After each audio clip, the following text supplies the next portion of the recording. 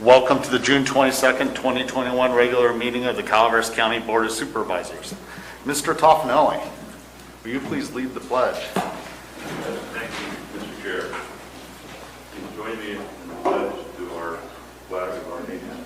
I pledge allegiance to the flag of the United States of America and to the republic for which it stands, one nation, under God, indivisible, with liberty and justice for all.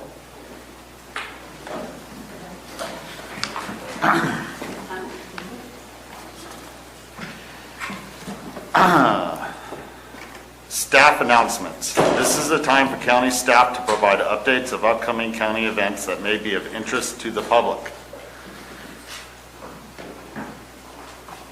Do we have staff announcements? Yes, good morning, Chair Stopper, respective board members, Deputy Clerk of the Board, and our Calaveras community. Lisa Medina, Environmental Management Agency.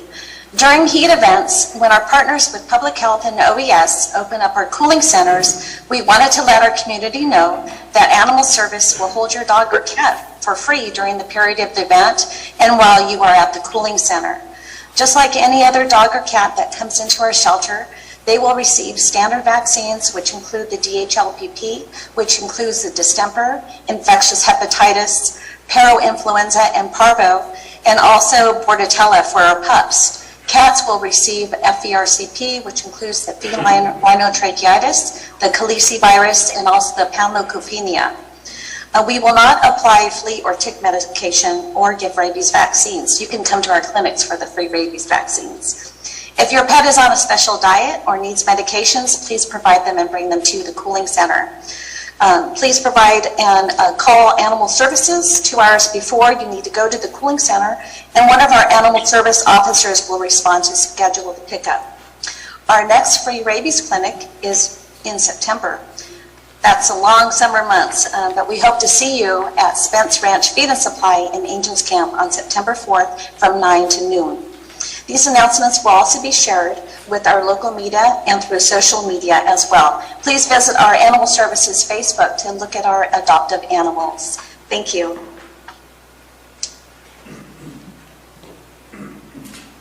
Further staff comments? I have an announcement this morning for the board. Good morning, board. I'm happy to see you, even though not in person. I just wanted to report to you about our summer programs here at the library and give you a report at the end of our first week. We are doing, as you know, lunch at the library again this summer, and in our 4 sites that we are distributing food, we've distributed 587 lunches last week to children and families who we hope we're helping in these difficult times. In addition, we've begun our summer reading takeaway packets. We did this again this year with packets for 5 different age groups, 0 to 2, ages 3 to 5, and then K through grade 2, and then grades 3, 4, and grades 5, 6, 7. Each packet has a book and activities for the children to be involved in. As you know, libraries try to bridge the reading gap that many children experience and the learning gaps, all of the learning gaps that they experience in the summer. And so we are trying to bridge this gap and help parents keep their children on track after a couple of difficult school years. So we ordered materials and we're ready for 461 children this summer, raising our numbers by almost 100 over last year. But as of yesterday, we have 523 children enrolled in our program. So we are really scrambling here at the library to put together more packets so that we can serve the needs of our community. But I believe that the library is helping our county this summer. Last Friday, we were a cooling site, a lunch site, a vaccination site, and we were also doing our summer reading.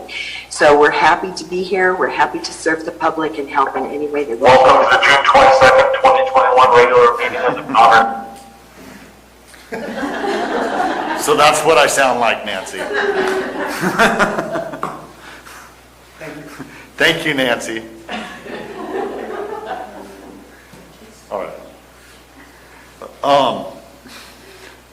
If there's no further staff announcements, we'll move on to the public health update.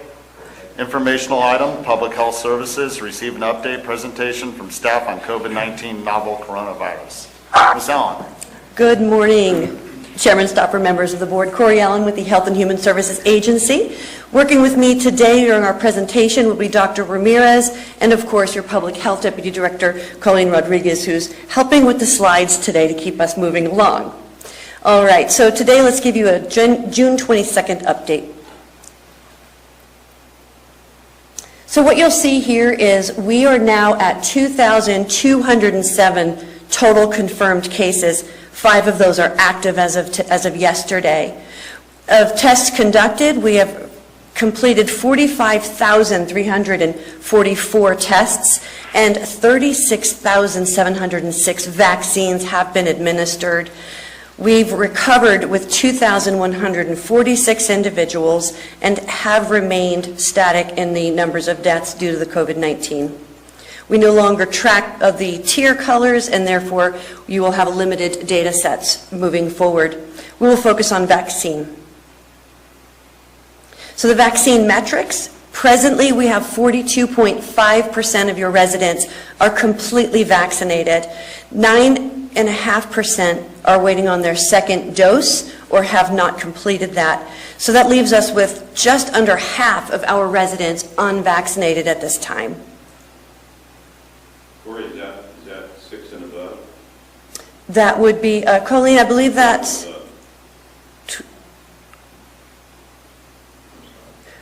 I have Colleen to respond. I thought that was to be 12 and above, but let me see. I'm sorry, I didn't hear the question. Can you repeat that? The population, is that 6 years old and older or a different age bracket? No, the population, the eligible population is 12 years old and over. Yes. Okay, thank you so much for that confirmation. Next slide. So what's really critical for us moving forward is continuing with those safety measures. With the new post-blueprint format, basically there's some general do's and don'ts. We do ask people wear a mask if they're unvaccinated, especially in crowded indoor spaces. Follow the safety rules if you attend a mega event. Test it if you feel sick. Wear a mask while on public transit, even if you're vaccinated. And of course, honor the mask and distancing rules in place that private businesses do put in place for us. We ask that we get tested if required by your workplace and wearing a mask when you travel. Things to remember not to do. Don't expect others to be ready for hugging and shaking hands just yet. Don't lose the proof of vaccination. Maybe even put it on your phone as a photo so you have that as backup. Don't think that you can't get the virus or pass it on just because you feel well, and don't assume everyone is vaccinated. We hope that you'll expect all COVID-19 rules everywhere. Don't expect them all to be lifted all at the same time, and please don't travel if you're feeling sick. Vaccine clinics that are coming up starting tomorrow will be in Murphy's at the Bryce Station. The address there is for you. That will be in the evening hours, 6:30 to 8:30. You can move into Murphy's June 24th at the Diggins Mobile Park, and that will be in the morning hours from 9 to 12. Angels Camp on the 25th, and McCollum Hill on June 26th. The 27th will be back in Murphy's at the library. All of this information can be found on the county website. And of course, remember, if you want to go ahead and get that vaccine, you can go to the myturn.ca.gov. Now, with us today, we do have Dr. Ramirez, our health officer, who may want to offer more information. Hey, good morning, Calaveras County. Just want to reiterate to everybody again the importance of vaccines. Vaccines save lives, and as we go forth in this year, and as I continue to work in the emergency department, the people that we're starting to see coming in are with COVID-like symptoms are majority, if not all, are all unvaccinated individuals. I've yet to see a vaccinated person for COVID come in for complications due to COVID. So vaccines work. Just think, when's the last time you've seen polio? When's the last time you've seen chickenpox? Vaccines work. Vaccines save lives. Please help us to save lives. Does anybody have any questions? Board members? Mr. Garamendi. Thank you, Corey. Thank you, Dr. Ramirez. When you, are there, 48% of our population is vaccinated roughly on the way. Are there pockets that we need to consider? I mean, I know you've been doing a lot of outreach to some of my rural areas that I represent. So there are opportunities, but is it concentrated or is it just across the board? There are, I mean, there's going to be a variety of individuals or pockets, but I don't have that data. What I do want to share with you is that there are pockets that are resistant to even allowing the mobile van to come into their sort of area. That's been a concern of ours. That mobile van, its intention was to deliver vaccine to those areas where it's maybe otherwise hard to access. We have asked and made requests to bring that mobile van to places and have been denied and declined access. So I think that is the greater concern, is just the general resistance to even bringing access. Interesting. Thank you. You're welcome. Further board questions? With that, we'll move to public comment. If there's nothing else, then Mr. Archer? Nothing to report? No. All right.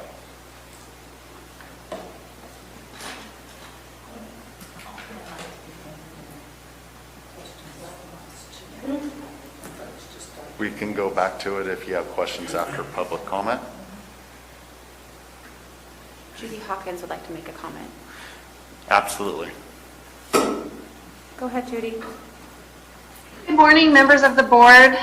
Mr. Chair, I do want to just go ahead and give you a quick update on the Cal OSHA changes and what we will be rolling, or what we are rolling out to our employees as far as the changes to the face covering mandates, the social distancing mandates, and then our obligation to document vaccinated employees. So, of course, on June 17th, Cal OSHA met and revised their emergency temporary standards, which we all lovingly know as our CPP, our Coronavirus Prevention Plan. And so the substantial changes to their regulations is we no longer, if you are fully vaccinated, you no longer have to wear a face covering in the workplace. And there are a couple, of course, exceptions to that rule. If you are in a healthcare setting, also if you are in a correctional facility, working in a correctional facility, and if you are working in an emergency or a shelter, such as our cooling center. And so under those situations, even if you're vaccinated, you'll be required to wear a face covering. Also, our social distancing, if you are, we are not required to mandate the social distancing, and we can take down partitions, but I do not recommend that at this time, because if we were to have an outbreak, then we would need to put some of those partitions back in place. One of the big pieces of this mandate is that we do have to have some type of documentation. We have an obligation under the Cal OSHA rules to have documentation on all of our employees regarding their vaccination status. We are going to allow for self-attestation. We do have a form for the employees to fill out. In fact, the board will receive that form for you to fill out. And then HR will keep this form on file. I would also like to point out, and County Council can back this up, vaccination status is not HIPAA protected information. And so asking employees to provide us with this information, we are not violating any HIPAA rules. This is not HIPAA protected information. We are keeping the information secure. along with all of the other protected files that we have, such as workers' comp, but it is not HIPAA protected information. If an employee refuses to fill out the self-attestation, then we treat them as unvaccinated. Are there any questions? No, thank you, Judy. All right, thank you. Any further public comment? I do have one on the line. Thank you. Carl, if you'd like to make your comment now, you may go ahead.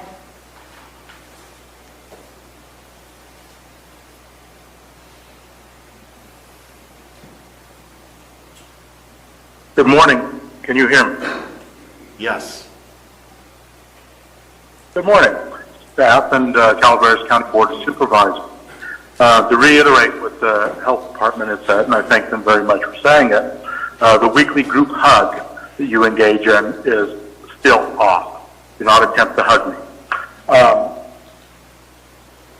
I would like to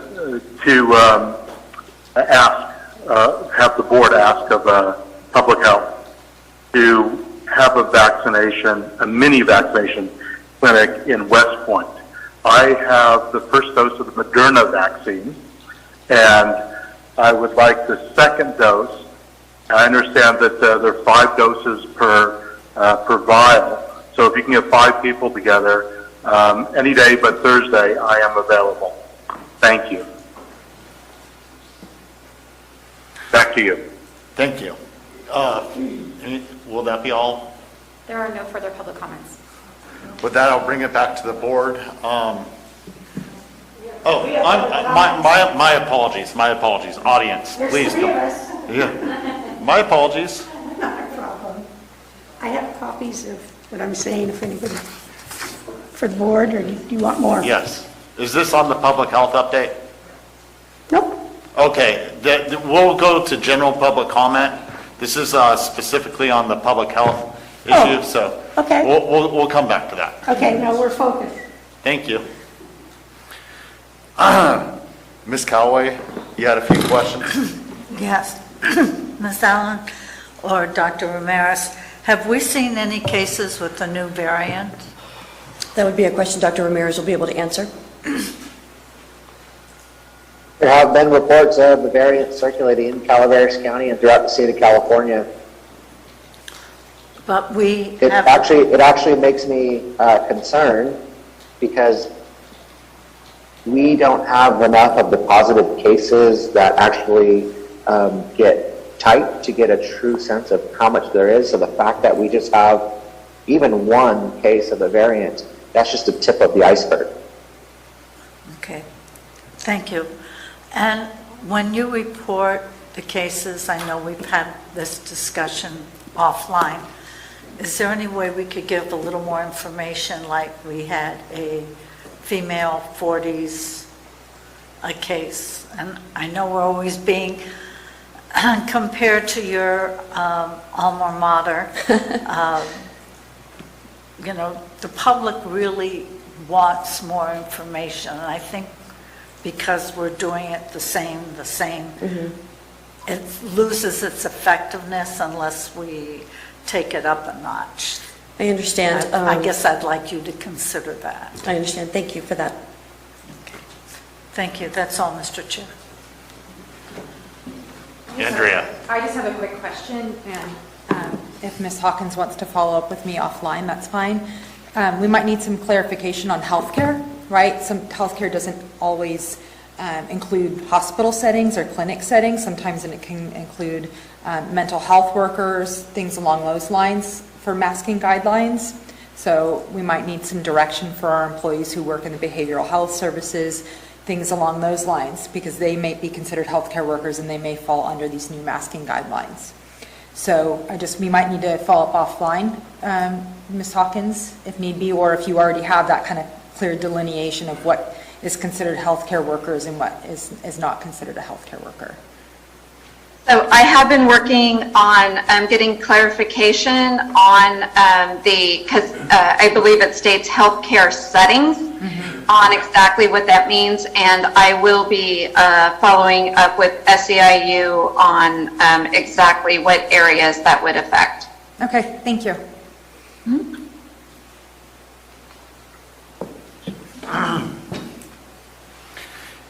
Any further comments by the board members?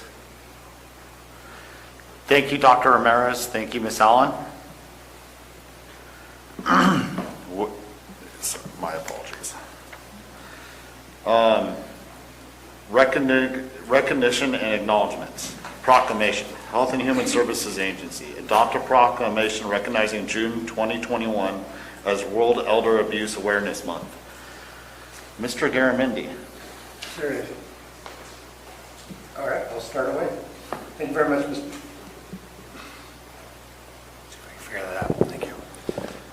Thank you very much. It's my honor to read the proclamation recognizing June 2021 as World Elder Abuse Awareness Month in Calaveras County. We stand against elder abuse. Whereas World Elder Abuse Awareness Day began on June 15, 2006 by the International Network for the Prevention of Elder Abuse and the World Health Organization at the United Nations. And whereas in California, Adult Protective Services receives as many as 10,000 reports of elder and dependent adult abuse per month, and reports are increasing. That is an estimated 120,000 cases of reported elder abuse and dependent adult abuse per year in California. Whereas Calaveras County includes a population of 28% of elders aged 65 and older who are our friends, neighbors, parents, and or grandparents. And whereas Calaveras County recognizes that older Americans have the right to be safe in their homes and communities. And whereas Calaveras County is committed to helping all individuals live longer and healthier lives. And whereas World Elder Abuse Awareness Month is an opportunity for Calaveras County to promote a better understanding of abuse and neglect of older persons by raising community awareness. Are there any public comments? Sorry. Hi, good morning. Good morning, Chairman Stopper and members of the board. My name is Susan Gleason, and I am the Supervisor of Adult Services here in Calaveras County. And I want to thank you for recognizing June as Elder Abuse Awareness Month. As stated in the proclamation, 28% of the population in Calaveras County is over the age of 65. And we investigate roughly 250 plus cases of elder abuse each year. That abuse consists of self-neglect, neglect by others, physical abuse, financial abuse, isolation, or some form of mental abuse. The goal of APS is to create a stable environment so that the individual can remain safely in their home. So, what does that look like? Oftentimes it includes providing resources for that individual or that family so that they can remain safely in their home with those resources. I really want to give a shout out to my staff for the amazing work that they do every single day, going out in the community, working with families, connecting them to resources. I could stand here probably all day and highlight the work that they do with connecting them to, Medi-Cal, getting them connected to in-home support services so that, they have a caregiver that can support them in the home so that they can remain safely in their home. But before I go, I just kind of want to highlight a particular case that we worked on recently within our community. We had an elder who she recently lost her husband, and so she was having some struggles. And the worker was very diligent and was working with her, getting her resources in the home. As we all know, COVID has been challenging. However, through those challenges, our community has many strengths. And so I want to kind of highlight a couple of strengths that we saw working with this family. One of the strengths is connecting to community resources. Everybody was able to pitch in and help, getting her connected to Medi-Cal to get some support in the home through, in-home support services, and grocery stores. Our local grocery stores were a great resource that we found during COVID. They were able to set up curbside pickup, home deliveries, and that's huge, especially for this particular case, because there are occasions where this individual was not able to drive. So having that resource and being able to put that into place between our agency working with her and then our local grocery stores working with her, it was kind of a very win-win situation for everybody. And I just kind of want to leave you with this. I'm a parent. I have 3 adult children, and I heard the phrase a lot when I was raising my children, it takes a village, and I feel like it takes a village working with our senior population, connecting them to resources, getting them the support they need. This individual, she finally opened up to us and allowed us to contact her family because she did not want to burden her family. She did not want them to know that she was having a struggle, and so we were able to convince her the benefit of having that support, because her family was willing to support her. But as we get older, we want to be independent. We don't want to rely on our children. We don't want to rely on families because we feel like we're a burden to them. And so we were able to actually bring her in and bring the family in and provide that support. And at the end of the day, this family was very thankful for the support and the guidance that was shown, and the client at the very end of the day was actually very supportive and happy that we were able to reconnect her with her family and get that support that she needed. So again, I just want to thank you for recognizing June as Elder Abuse Awareness Month, and that's it. Thank you, Ms. Gleason. Any further comments, board members, public? I may have one public comment on the line. Carl, you're unmuted if you'd like to make a comment.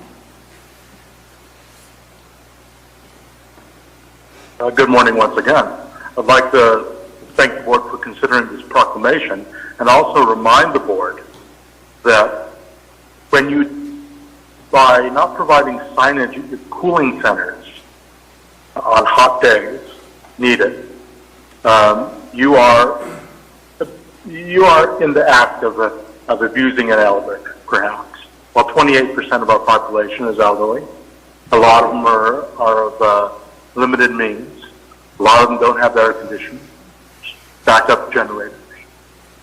It is necessary, absolutely necessary, that you make sure that you provide that opportunity. And you are not providing the opportunity when you do not provide adequate advertising for those cooling stations. Thank you. Back to you. Thank you, Mr. Stoughton. Any further comments? Public comments? No? I'll bring it back to the board. And Mr. Garamendi, you want to go for the motion? I'd love to make a motion, Mr. Chair. Do we have a second? Second. Thank you, Mr. Toffnelli. All those in favor? Aye. Those opposed? Passes on 5-0 vote of the board. Mr. Garamendi. Thank you very much, and thank you, Ms. Gleason, and all the team in HHS that works so hard to protect most vulnerable populations. Really appreciate it. We value our elders, so thank you. And therefore, be it resolved that the Board of Supervisors of the County of Calaveras proclaims June 2021 as World Elder Abuse Awareness Month in Calaveras County. Thank you all very much. Ms. Gleason. Thank you.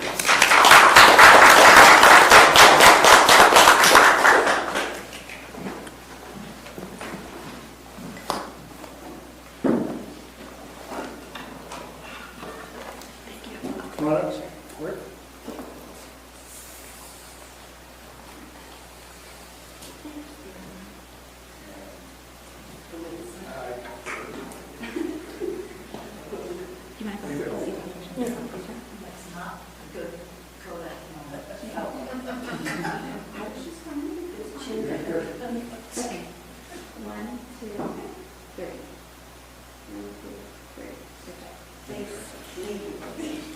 Either that or the other.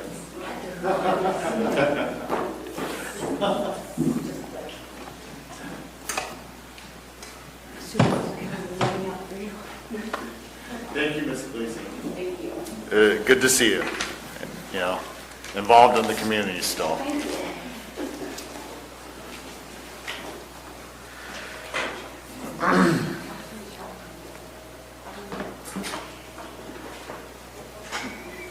General public comment.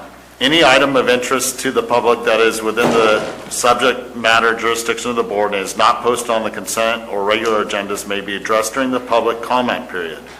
California law prohibits the board from taking action on any matter which is not posted on the agenda unless it is determined by it to be an emergency by the Board of Supervisors. If public comment is completed before the 30-minute allotted time period, the board may immediately move to the next order of business. If public comment is not completed during the allotted time period, it will be continued as the last item of business in order to provide an opportunity for the remainder of comments to be heard. Public comment. Sorry, pass this on. Good morning, board. Good morning. May I take this mask off? Okay. Hi, I'm Debbie Beaufort, McKellamey Hill, and I'm here for Friends of Calaveras Animal Services. A couple of months ago, Gina Gonzalez, who's the president of, excuse me, Calaveras Animal Disaster, which is CADS, it's their acronym, and I were summoned to a meeting with William Oglesby, who's the manager of Calaveras County Animal Services. William proposed a joint venture of the three groups to, quote, raise the barn. The idea is to get a permanent livestock area for animal services, including a barn. Most people think animal services only deals with dogs and cats, but that is a total misconception. In the many years I have volunteered, there have been horses, goats, sheep, pigs, emus, chickens, fighting cocks, rabbits, and some but not many reptiles.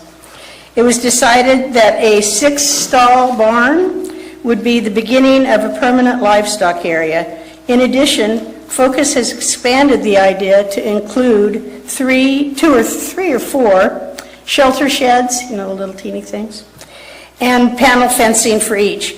CADS and Focus have pledged to work together and get this done.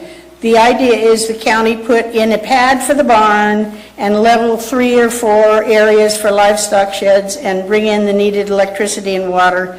And CADS and Focus raise the funds and erect the barn and the sheds. There is a but.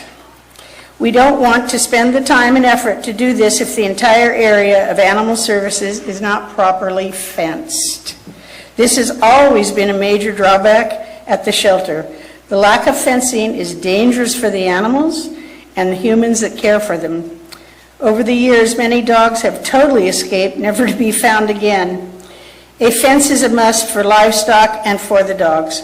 The question is the county willing to get the entire 6.9 acres properly fenced with locking gates at Jeff Tuttle Drive and Murray Creek Road, large enough to allow for vehicles to access the building of a new shelter and secure the entire area? Over the years, members of the public have easily accessed the area and retrieved their animals by stealing them back. Animals in custody are not presently, nor have they ever been, secure. Can we count on the county to do its part? If so, then I figure we have a great group to get all this done and secure all the stray, unwanted, and abused animals of the county. Focus has proven it can get the job done. We got the cat houses moved down from Hazel Fisher School, refurbished them from schoolrooms into the facility for housing for cats, including medical and intake, all done in 8 months. Thank you. Do you have someone you could pass that on to finish, or did you get it in its entirety? No, I have one sentence left. It just says, please commit to the total fencing, pad construction, and infrastructure, and we will get the buildings purchased and set up. Thanks for listening. Thank you.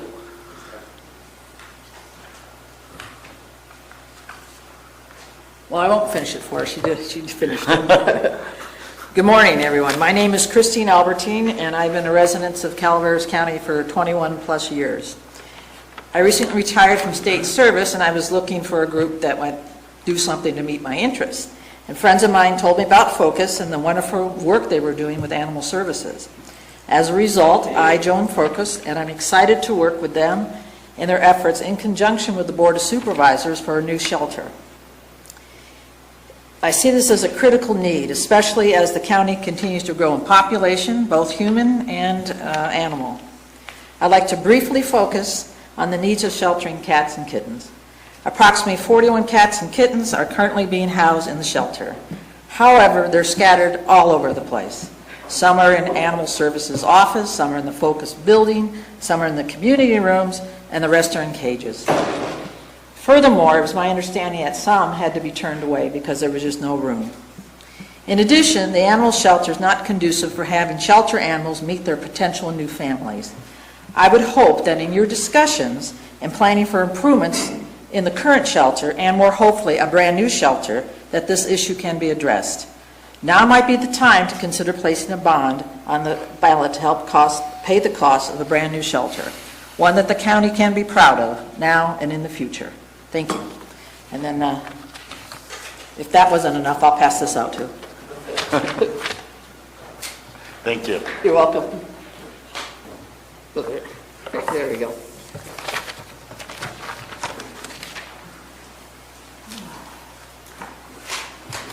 All right, I got copies too.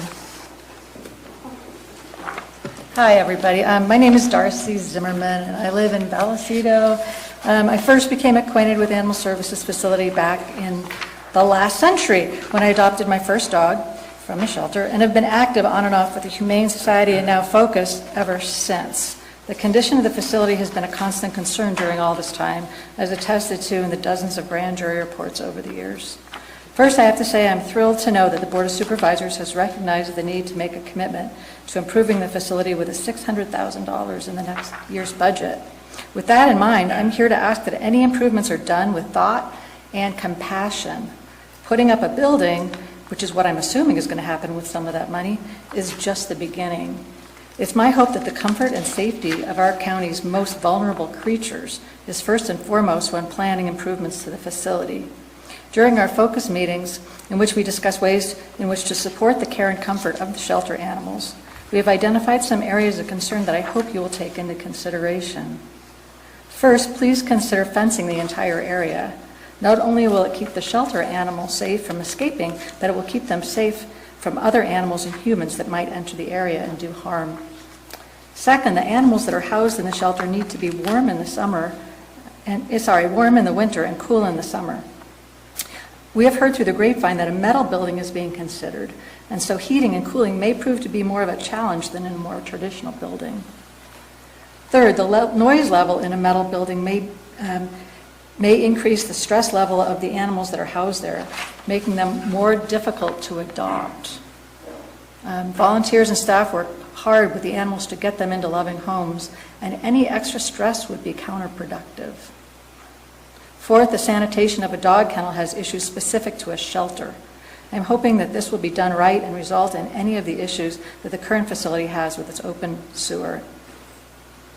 Hopefully there will be a place for puppies away from the general population, a quarantine area for sick dogs, and a special space for small dogs. These considerations would all be appropriately addressed were you to hire a shelter architect, a person specifically schooled in these areas, right off the bat, to help the implementation of an animal shelter that will stand the test of time. I know that there are lots of resources out there that can help in the planning of a new facility. You're so lucky to have a shelter manager right now who can direct you towards those resources. So that's it. Thanks. Thank you very much, Ms. Zimmerman. Ms. Callaway? Focus, I want to see you on July 3rd. Yes, ma'am. Thank you. We got balloons. Okay. Further comment? Quick question. Clarification first. I'm sorry I got here a couple minutes late. I'm not sure if we're speaking to the entire agenda or this item specific.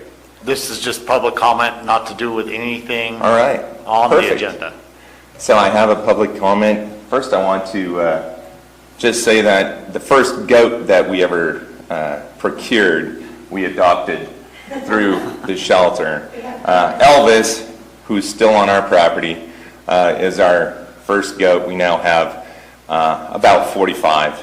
So, secondly, one of my, we always need more, but we're looking to get up to around 200, hopefully.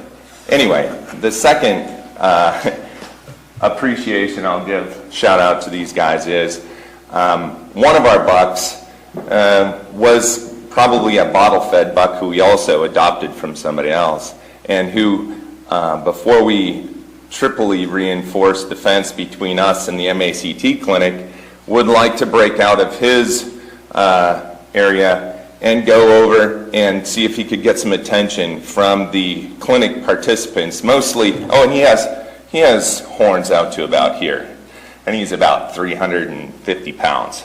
And he would look in people's car window as they pulled up, and they'd be like, I'm not getting out. And so I had to go over and retrieve him, as did these guys once when they didn't know who to call at first. So I had to retrieve him, and I did not break him out of jail. I paid his bail, and we got him out, and he's been a good boy mostly since then. Secondly, I just want to ask a quick question of everybody in here that semi-pertains to some agenda items. And just think about this. I read a story that people in Texas that want to buy a Tesla are going to have to wait on the current law until Tesla takes their vehicles from the plant in Texas, hauls them out of state, so that then a Texan can buy them in state. That's actually a law right now that they're looking at in Texas. Does that make sense to anybody? It doesn't make sense to me. My point to this is, you might have recognized me as somebody that has spoken about the cannabis ordinance that we have. And I just want you to think about the fact that we've already adopted the fact that agricultural cannabis is legal in this county, and it's happening. And we also have dispensary. But this whole concept from seed to sale in the laws also should apply to our industry. We should look at supporting the accessory industries and the jobs that they can bring to our county. I know. I'll speak later. We'll see you later then. It's good to see the public back in here. My turn? If you want, Andrea. Okay. I don't know if I can follow the story with the buck, but I'll try. Thanks for livening it up. Yes. Now I get to bring it back down. All right. Well, good morning. My name's Andrea Colavita Pinkham, and I am the field representative from SEIU 1021 for Calaveras County.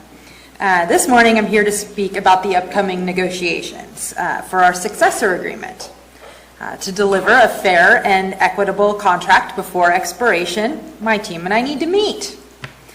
Unfortunately, the length of preparations will drag out the length of negotiations, and that will not serve the membership nor the community.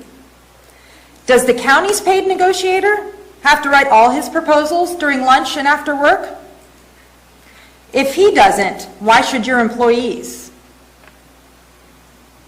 Current law supports that bargaining preparation is part of negotiations, and workers should be granted the same rights to participate as they do during regular negotiations. I'm not unreasonable, and I'm willing to work with HR and the department heads to schedule time in such a way to have the least possible impact on the affected departments. However, the work has to get done. Negotiations are serious. This team is taking the responsibility for this agreement seriously. It's time for the county to take this seriously. and not hold their employees to a different standard than one of their contract workers, which they're paying quite a bit of money for. We're not the enemy. We are your partners. Work with us to make this happen. Thank you. Thank you, Andrea. Further public comment? I have one online. Thank you. Mr. Stoughton, you may go ahead.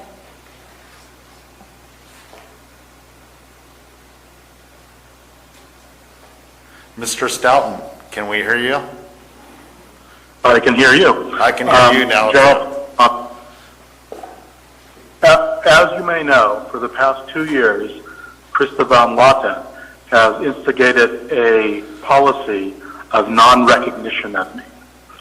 A basic human right to recognize me, even a minority, which I am, she has violated. Krista Van Lotte was hired under suspicious circumstances. I had questions for her, but this was railroaded through to hire her. She had made promises to department heads and to, assumably, you. I have some questions for Miss Van Lotte, the CAO of Calaveras County, that I would like to pose to you to ask of her and for her to directly email me. The only email I've received from Krista Van Lotte is an inappropriate emoji in the last 2 years. Here are the questions. Before I begin, I can only assume that Judy Hawkins loaded the CAO hiring process in Lotte's favor, since she never answered any of my questions during the hiring period. She, Hawkins, really should seek other employment. I have a number of grievances with the job she has done, not only related to hiring. Due to this, I can extend that assumption to include that Lotte will not be critical of Hawkins' performance, seeing as she basically is making Van Lotte the CAO. Questions for Van Lotte. 1. The CAO's position requires contact with the public, one-on-one, and also in group settings, i.e. district public meetings, projects, public meetings, and basic get-to-know-you head of county government events and interviews. It is well known that Van Lotte has poor people skills outside of the known and retiring individuals of the county, department heads in other words, and the supervisors. How does Lotte overcome this handicap, for lack of a better word, in order to serve the county and for the supervisors? Would she be open to tutoring or attending a class to help with this problem? You, Van Lotte, have worked under 2 CAOs and 1 short-term interim CAO, with the interim being the only competent and knowledgeable CAO of these.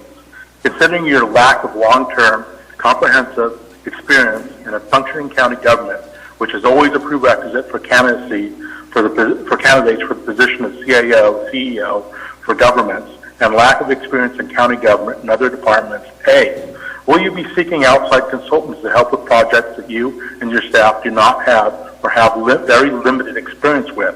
Or will you be, as you have been, a learn as you go, perhaps make mistakes, possibly late, and with limited results CAO?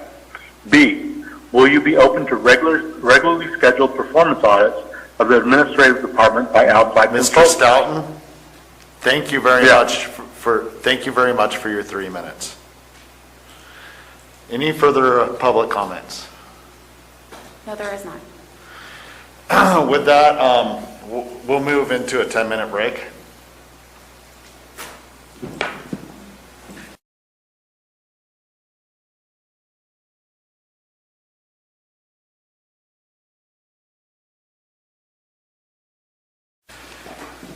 Welcome back. We'll be going on to the consent agenda. Consent agenda items are expected to be routine and non-controversial. They will be acted upon by the board at one time without discussion. Any board member, staff member, or interested party may request removal of an item from the consent agenda for later discussion. Any board members that would like to remove any items? Any staff members that would like to remove any items? Any members of the public? Carl, you're live if you'd like to make a comment on the consent agenda. I will be pulling for further discussion items 6, 7, 8, 9, 10, 11, 12, 13, 14, 15, 16, 17, 18, 19, 20, 21, 22, 23, 24, 25, 26, 27, 28, 29, 30, 31, 32, 33, 34, 35, 36, 37, and 38. Mr. Stoughton, you have legitimate comments to each and every one of those items? As I said in my email, yes, I do. With that, in the interest of those making presentations today, we're going to go ahead and move the consent agenda to after the regular meeting so we can stay to our schedule with regular meeting items. So, thank you.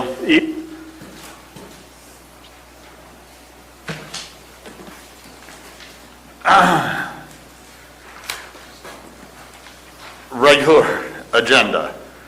Informational item. OES. Receive a tree mortality program implementation update from TSS Consultants. Mr. Osborne. Good morning, Mr. Chair and honorable board members. John Osborne, your Director of Emergency Services. Let me turn on my camera. I apologize, my camera's not working, but if I can screen share.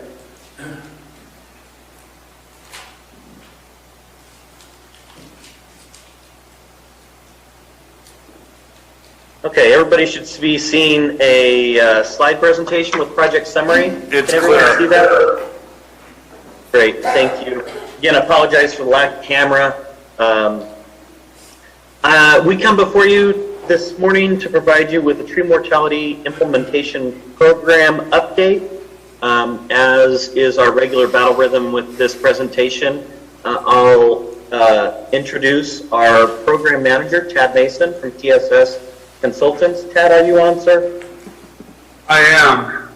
Can you hear me? Yes, I can hear you. Great. So, with that, I'll just launch into our short slide deck. We have 5 slides for this quarterly report. Of course, this project began October of 2017, and since that time, we have mitigated a little over 10,000 trees across 35 projects. We currently have 1 project in play at Big Trees Village. The slide here notes it'll be done in early June, actually due to an out-of-state death in the contractor's family. It's been slightly postponed, and the project will be completed early next week. At the close of that project, we will have completed 36 projects, all with minimal damage to private property, no damage to county roads or infrastructure, and very importantly, no worker injuries. Working around heavy equipment and chainsaws, etc., we're very pleased with our contractors and their safety record. With the completion of all 36 projects, we will have addressed tree mortality both east and west of Highway 49, all the way up to the county line. And we've done so, in some cases, with 4 separate surveys across the properties. Following completion of our projects, of course, we work closely with OES to submit reimbursement to Cal OES, and we'll look at a summary of those reimbursements on the last slide of this deck. Next slide, John. Unfortunately, and this isn't too surprising, I know for many of the folks sitting in on the meeting today, the drought conditions continue, and as foresters, we keep an eye on what's going on in the forest ecosystems around us, and we're seeing quite a few dead conifer trees, pines, Douglas fir, white fir, gray pine, oaks, some oaks, and cedars, but mostly it's the conifers that are taking the hit right now. And it's not surprising with the drought stress. Also, we are seeing additional beetle attack within these stands. As far as this tree removal process, while it's very helpful to remove these hazardous trees that may land on public roads and private properties, but we're also mitigating wildfire behavior. Of course, these road systems also serve as egress or ingress for residents leaving wildfire situations or suppression assets trying to access. So while tree mortality continues, we strongly recommend that the county continue supporting this program as we go forward. Next slide. These are some additional images of some of the fading that we're seeing in the pines and the conifers in general. Next slide. So we're recommending that later this summer, after we've seen some of the beetle flights emerge, some of the beetles emerge, if you will, we conduct another survey and consider another round of tree mitigation, tree removals. This would likely happen August, September, working closely with OES, of course. We'll time it appropriately. Lastly, as far as this slide goes, we have sent out over 3,000 right of entry forms. Of those, we've got pretty good response, a little over 60%. There are still 900 right of entry forms we have never received back signed. So with our next survey, we'll be reconnecting with many of these landowners depending on the fate, the current status, if you will, of their trees and the tree mortality. Last slide, John. I know this is a busy slide, but it really does summarize the financial outlay by the county and by the state, as well as CAL FIRE. Bottom line is the county expenditure project to date has been a little over $56,000. When you consider the slightly over 10,000 trees removed, the county is out about $6 per tree. Pretty good return on investment. And with that, John, I'll hand the microphone back to you. Thank you, Tad. Appreciate your insight there. One of the things that is not included in this last slide that you'll see is we did receive a pinch over $68,000 from CAL FIRE for their local assistance tree mortality second round. And that will further offset our per cost tree, which stands at about $5.56 right now per tree mitigated. We'll be requesting those funds in our next DSR to Cal OES once we finish up the last project next week that we have currently in play. And with that, I am happy to entertain any questions the board or the public may have. Thank you. Questions by board members?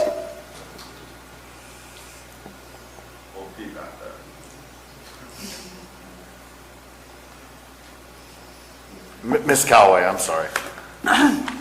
I thought I heard it was $6 per tree average, and yet in the attachment in the board packet, it said the average was $450 per tree. With the remainder of $56,184 left, the county's cost comes out to pretty much $5.61 for 10,000 trees. So there's a couple things at play, Madam Supervisor. First, I incorrectly attached the update from last summer, last June, to the board packet. You were provided the appropriate package this morning at your table. And the current cost per tree is $492.21. And most of that is reimbursed. Do some math here.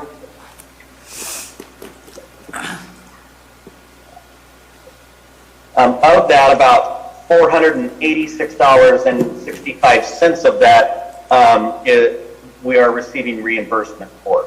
So the current average cost per tree for the 10,104 trees that we've removed is $5.56 a tree. Okay, but the cost to remove it is $492. Yes, ma'am. Okay. The other question is there a common denominator on why private property owners are not returning the forms or the right of access? Common denominators, the most common denominator is probably the late return.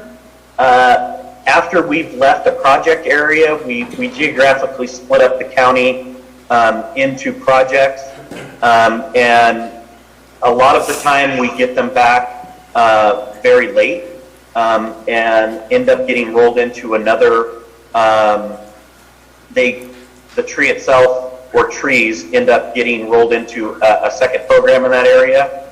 That's one of the common denominators. And another common denominator is just non-return of those forms. Without the return of that right of entry form, we can't go in and mitigate the tree without the property owner's permission. Pat, do you have anything to add to that? Yes, John. John, you have a good description of the interface that we have with these private landowners. One other issue is code compliance. There are some property owners that are concerned about code compliance and really aren't interested in having county representation come onto their property. Even though we're just the foresters marking trees, there's still this perception that we represent the government. Got it. Thank you. You're welcome. Mr. Garamendi. Thank you very much, Ted and John. Thank you for this report, and that is a great return on investment for our county, to say the least. Is there discussions with Cal OES and Cal Fire in particular about continuing this? We had a little bit of a break because of the water rains we had in the last couple of years, but obviously it's coming back. What are they talking about in Sacramento as far as continuing this? The informal conversations that I've been able to have with Cal OES is that they have not heard or seen the ending of this program, especially in the next fiscal year at the state level. And Supervisor Garamendi, you're exactly right. I fully expect that with this very mild winter that we had last year, or last winter, save Snowmageddon, that we will start to experience and see more beetle attack and drought stress in these trees, and that trees that were maybe attacked by beetles or were stressed by the prior drought, that were maybe only stressed, may succumb to that at this point and become dead, and that equates into it just being more fuel in our forests for forest fires and threats to our infrastructure if they were to fall across our ingress and egress routes. Pat, did that cover that? Excellent presentation there. John, good work. Thank you. I think we got a good system that seems to be smooth. So if they want to keep going, we obviously know how to do this now. Thank you both. Further board comments? Public comment? Yes, I do have one online public comment. You can go ahead with your comment now.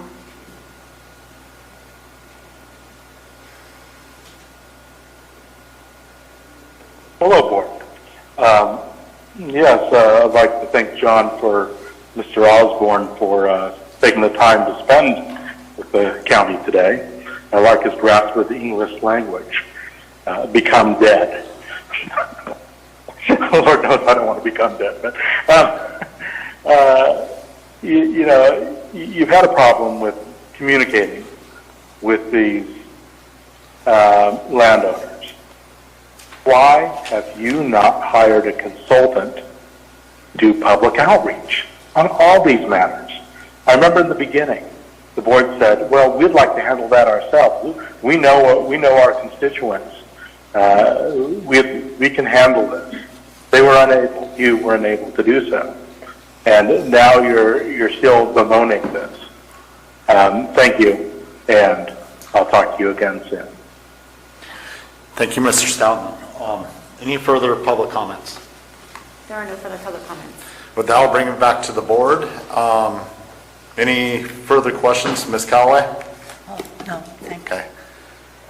Thank you, Mr. Osborne. Thank you, everyone, for the numbers and everything. We're pretty much moving right on to you again.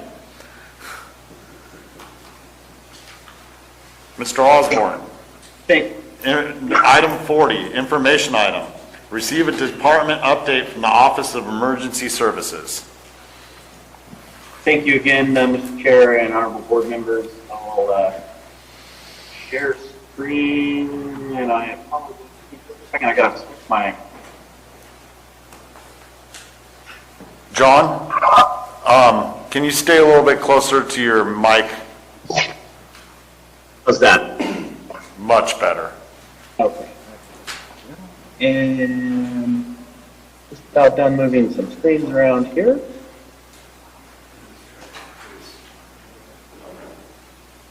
And then I can share.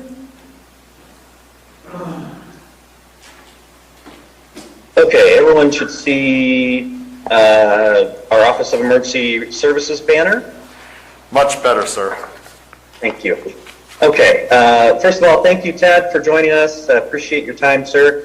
Moving on to an update regarding the OAS department. It's been a while. We regularly update you guys on what's happening as far as like emergencies, but I thought I'd give you just an overview of some of the other non-emergency things that we take care of every day. So these are our core functions: create and maintain the county-wide emergency operations plan, including emergency support function annexes. The board last adopted an emergency operations plan in June of 19. Maintain county multi-hazard mitigation plan collaboratively with the City of Angels Camp and other community stakeholders. We actually just finished this project and sent it to not only Calaveras but FEMA for approval. We just received that approval back from FEMA, and you folks as a board will be seeing that come forward to you in the next month for adoption. Emergency preparedness and response training, as well as exercise for county employees and the operational area partners. We host training and host exercises on a regular basis. Sometimes we partner with our stakeholders, such as PG&E, to participate in their functional exercises. Recently, we conducted NIMS and SIMS, that's the National Incident Management System and the State Emergency Management System training that we hosted for Public Works and IWM. Those are ongoing programs, and we have made great strides in partnership with Ms. Judy Hawkins' shop to begin that training for our county level employees. We also operate the State Homeland Security Grant Program. We manage it and deliver those projects. That is a program that is controlled by 5 representative stakeholders who select programs on an annual basis and use that grant money to increase our homeland security readiness and opportunities to improve our response. We also manage and deliver the Emergency Management Performance Grant program. That is also a federal program that's brought to us annually. We use that to offset some salary and then to enhance our emergency management program here at the county level. We've also, in the last few years, received Community Power Resiliency Grant Program funds, lovingly known as PSPS grant. This grant assists us by providing funding to make the county more resilient against power outages. Of course, the tree mortality program that we just discussed in the last budget item. We also manage the cost recovery efforts for the FEMA disaster reports. I'll get into that in just a second. We also develop and implement a multi-year training and exercise plan that's required as a part of the Emergency Management Performance Grant. And that training plan mirrors some training required by the grant, as well as some training such as the NIMS and SIMS training that I mentioned earlier. Lastly, and probably most importantly, is foster relationships with our OA partners and stakeholders that promote increased preparedness, response, and recovery capacity. One of the benefits, if you will, of our COVID experience over the last 15 or 16 months is that we've had the opportunity to work and build relationships with a wide cross-section of stakeholders across the county, from our local fire departments to our state fire entities, our law enforcement partners, and our education partners, just to name a few, along with our internal partners such as Public Works, HHSA, and the DA's office, and etc. Moving to the next slide.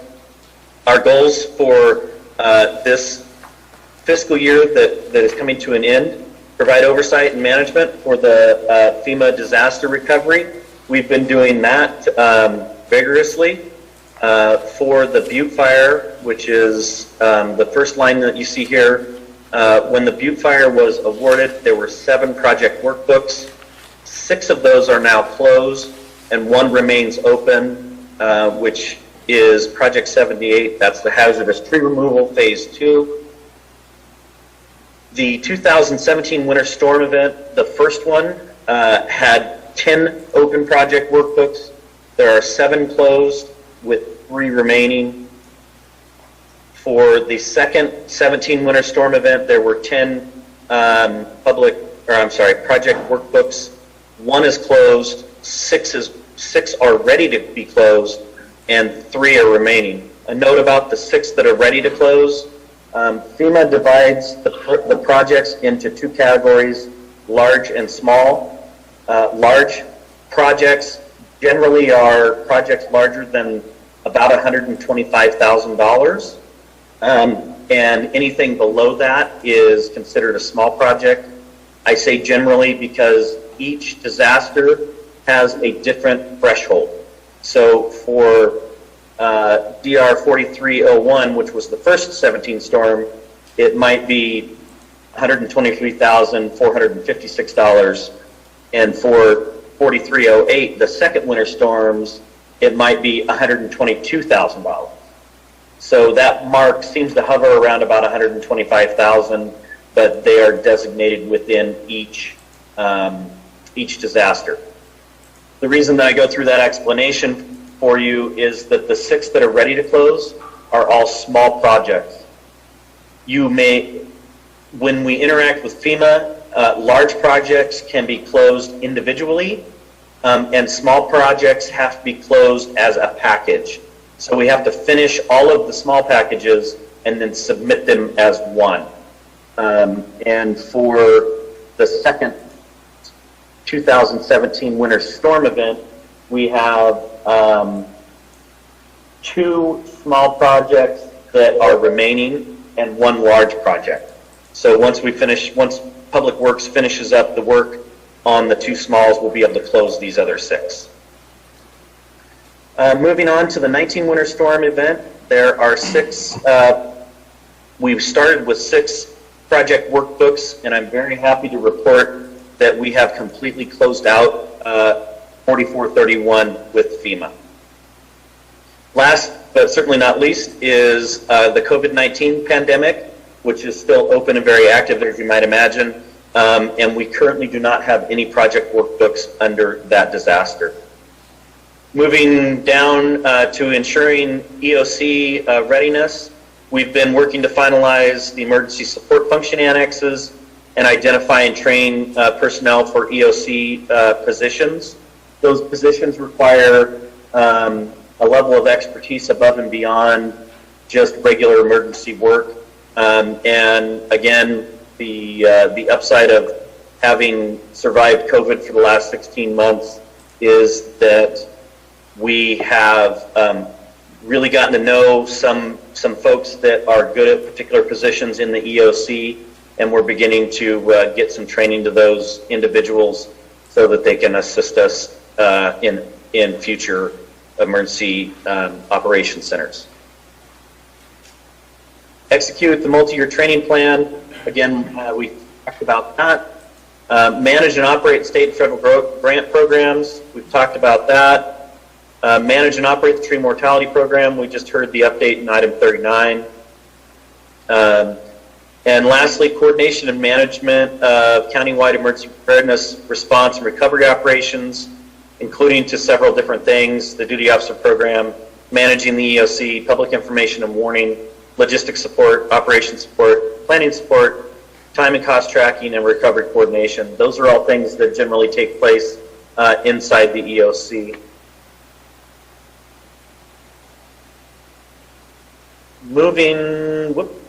Apologize for that. Moving right along to what we've been up to so far in 2021. We kicked off the year with what we lovingly call Snowmageddon. The one good storm that we had last winter was in late January, and we supported Ebbets Pass Fire Protection District, Public Works, and Public Health with the operation of a district operations center at Ebbets Pass Fire, as well as supporting public health during in opening several warming centers in the higher country where we experienced an awful lot of snow. We supported our environmental management agency with a hazmat spill. A truck overturned as it came across the bridge on Lake Tulloch and was carrying what is considered hazardous materials. You see that in the lower left-hand corner picture there, that truck on its side.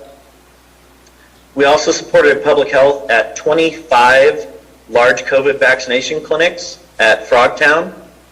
These were some of our partners: Calaveras Connect, the Sheriff's Volunteers, and our Community CERT program members all came together to support public health at these 25 large clinics.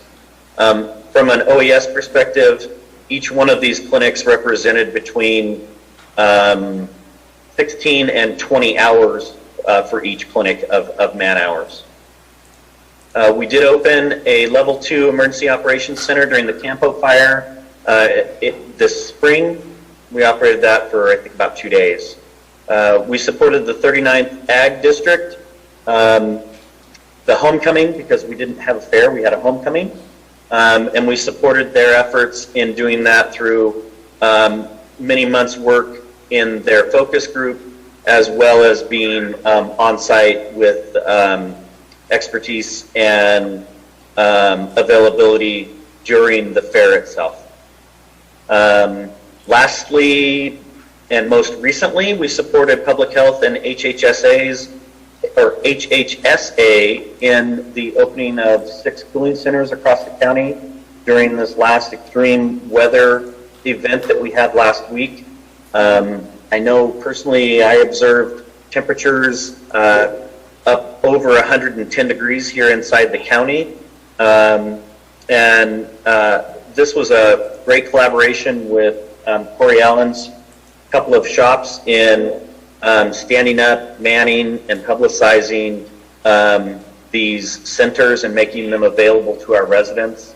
We have the centers strategically placed throughout the county so that Calaveras Connect, who provided free rides to them, that they were basically within 10 to 15 miles of a cooling center at any given time. Moving to the next slide. To our preparedness end, some of the things that we've done for preparedness is we have a collaborative effort with the Public Works Department, and we routinely provide materials for sandbag deployment at 10 sites throughout the county when we have rain, and when we have enough rain that we may have flooding. We also conducted extensive winter storm preparedness information campaigns, not only through just weather updates so that people knew when the weather was expected, but also what they needed to have with them and be prepared for. We conducted, again in conjunction with HHSA and Public Health, the warming centers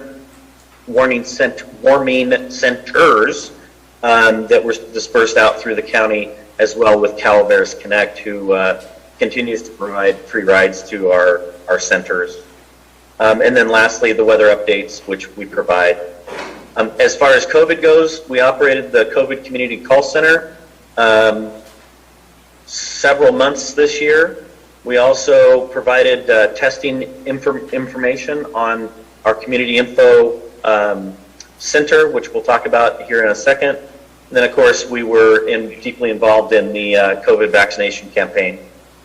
As far as wildfire, we have distributed and make available home hardening information, debris burning safety tips, fire weather information, as well as wildfire readiness information. Moving to our existing program enhancements, these are some of the things that I'm most proud of that we've been able to do this winter. The first is Calaveras Alert. We've opted into a portion of Calaveras Alert where if you have a Calaveras Alert account, you can log into that account and select when and what weather warnings you would like to receive right on your phone or via email. They come directly from the National Weather Service through Calaveras Alert and straight to our residents. There's 80-something different weather events that you can select to be notified against or notified of, and that allows each of our contacts or our residents to select the type and seriousness of the weather alert that they would like to receive. To date, we have 18,697 contacts, public contacts in our Calaveras Alert system, which represents, not quite half of our 47,000 residents. Another great program that we rolled out this winter is the red flag banners. See them down in the lower left-hand corner of this slide. We designed and purchased these large banners and distributed them to all of the paid fire department stations throughout the county. The one you see here is obviously our TCU headquarters right down the street. And so when there is an actual red flag warning here in the county, the firefighters will display this flag in front of their station in hopes that it raises awareness about the potential for extreme fire weather and the fire behavior that weather causes. In addition to that, we rolled out evacuation tags.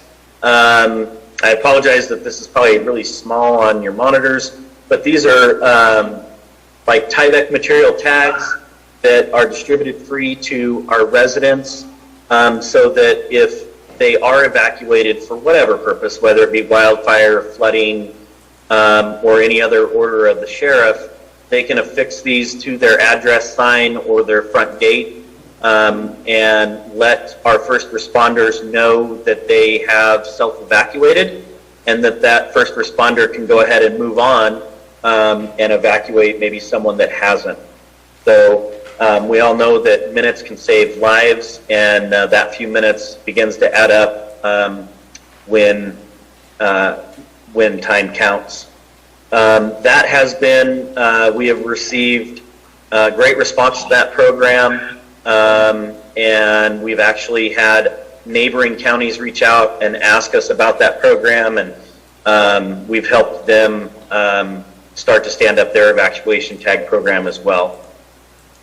The multi-hazard plan we talked about, that plan will be before you guys in the next month. Lastly, the Community Information Center. And this is a creation that we partnered with our friends at IT. And as soon as it pops up here, because I'm going to show it to you live, I'll move it over here into the screen. This is a Community Information Center where you can go 24 hours a day, 7 days a week, and get valuable information that affects emergencies. This is our COVID-19 dashboard. You can click right here to the PG&E outage tab and see future PSPS outages as well as current outages. You'll notice that there's no PSPSs planned right now, and then across the state they have a few outages. Looks like only a couple that go up to 500. Next to that, you'll see our evacuation application. This was a collaborative effort with CAL FIRE, the Sheriff's Office, and IT. And so we can evacuate folks or notify folks in these 2x2 mile squares. That's a program that you've heard about before, but now it's here right at your fingertips and easy to find. The Cal OES webcams, these are the fire cams and traffic cams. So if there is a fire in the area or you do see smoke, you can actually click on a camera and see what this camera sees. That's the Sierra Vista site that's managed by CAL FIRE right there. Moving along, if you need information about current fire events across the state and within the county, they're finger touch away right here.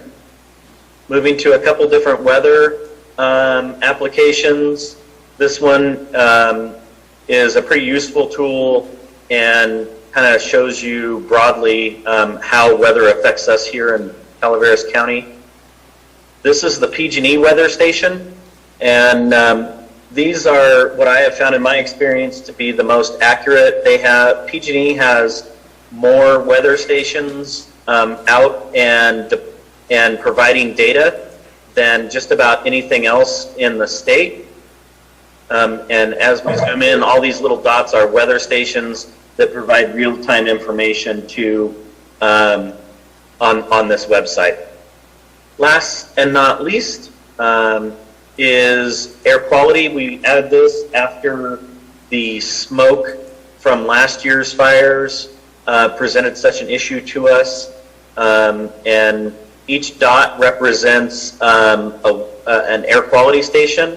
And if I remember correctly, we have one, and I believe we're getting ready to add a second here in the county through Environmental Management Agency. So that's always available to our residents and a great place for information.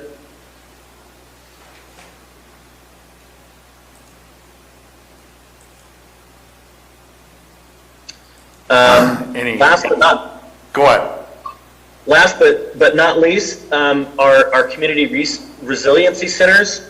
As a part of the first round of PSPS grant funding, we purchased 5 of these generators that you see on the far left, and we have since then been identifying and preparing sites throughout the county that we can back one of these generators up and run this cord right here into a particular center, and we can energize that center, whether it be during a PSPS, during excessive heat with no power, or in the wintertime, maybe during a snowstorm when we need to heat a particular site for a warming center. 2 slides left, and this is the second to the last one. Happy to entertain any questions that the board or public may have.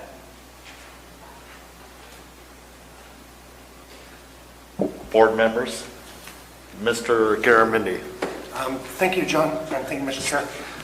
That was exciting to see that as we close on 7 years, 7 winters up to Butte Fire, we're one project away from being, we'll finish the roads this summer, we'll finish the trees, and we'll close out PW 78. Those trees have been sitting up there for a long time and need to come down, so I'm glad that we're almost there and hope we could get it across the line and scratch that one off the list. That'd be a good feeling for all of us. Thank you. Ms. Callaway.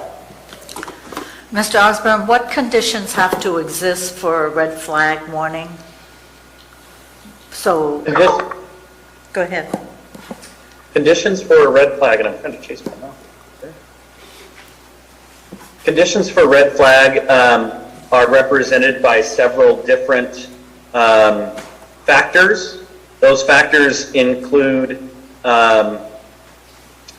weather events that result in extreme fire behavior that occur within 24 hours. So from the time that they call a red flag warning, they believe that there will be extreme fire weather behavior. By that, high winds, low humidity, and high temperatures within 24 hours. The next step down from that is a fire weather watch, and that's when the National Weather Service believes that those weather conditions could exist between 12 and 72 hours within that time frame. So generally it starts out with a fire weather watch, and then it gets upgraded as the forecasts become more reliable to a red flag warning. Would that be geographically different, and could that be geographically different in different parts of the county? Yes, it could be. Okay, and I have one more question. Did we learn anything from the snowstorm of January, February that hit Ebbets Pass, or maybe other parts of the county too, that we might do differently should we get another one, which we will? Absolutely, Madam Supervisor, we did. Part of that is operational lessons, things that we could do differently that will improve our response. And some things are lessons that you just don't think about it until they happen. And while we spend a lot of time trying to anticipate what Mother Nature may throw at us, sometimes the best teacher is in fact experience. As a regular part of our emergency operations centers, we conduct after action reports and what we call a hot wash, and that's where we get the stakeholders into a room to just talk about the big issues that we faced and how we could overcome them next time. So that is a routine part of not only our winter storm response, but our response period is both the after action and the incident hot wash. Thank you. Further board questions or comments? With that, to public comment? I do have one public comment. Please proceed. You're allowed to make your public comment now. Can you hear me? Yes. You can hear me. Very good. I haven't become dead. I am here. It seems to me that OES, it makes itself available, but it does not often accomplish the last mile of that work, and that is the public outreach aspect of it. Recently, we had a heat event, and it was, let's just say, poorly attended. I go out and I do public canvassing door to door, if need be myself, and if I can recruit other people, they do it as well. And there was a very I don't want to be hard on you folks. Since the last event, we may have an event next week. What changes will OES be making? I'd like the board to ask this of Mr. John Osborne, the director of the department. Thank you. Further public comment.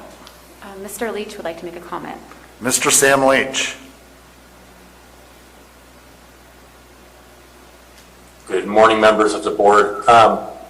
You guys know the history, so I just want to take a moment and once again thank John Osborne and Cameron Bardwell, because when we were doing the Frogtown clinics, we just couldn't have done it without them. And it just reminded me, seeing this pop up, 25 events.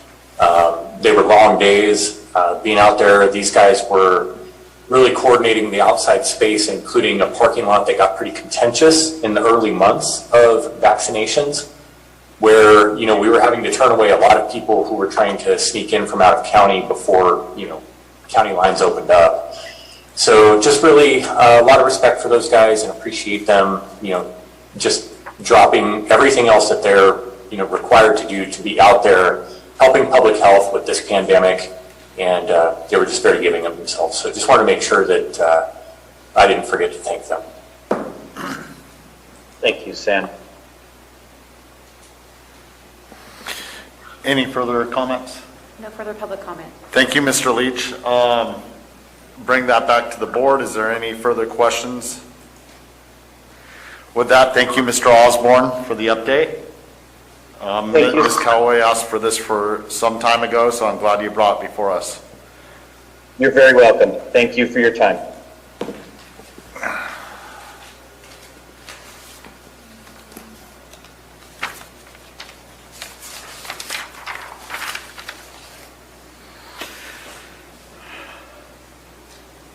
Item 41, informational item, probation. Receive an update presentation from the probation department on SB 823.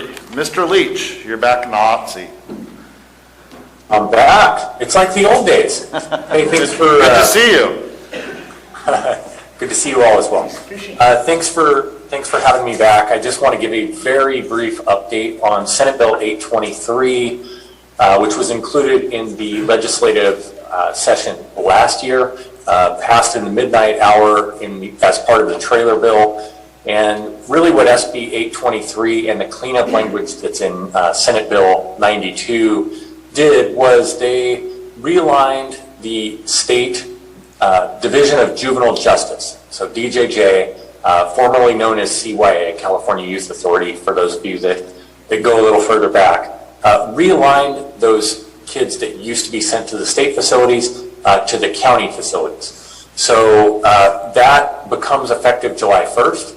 And the reason that I'm presenting today is because we have been working ongoing, developing a plan for local kids.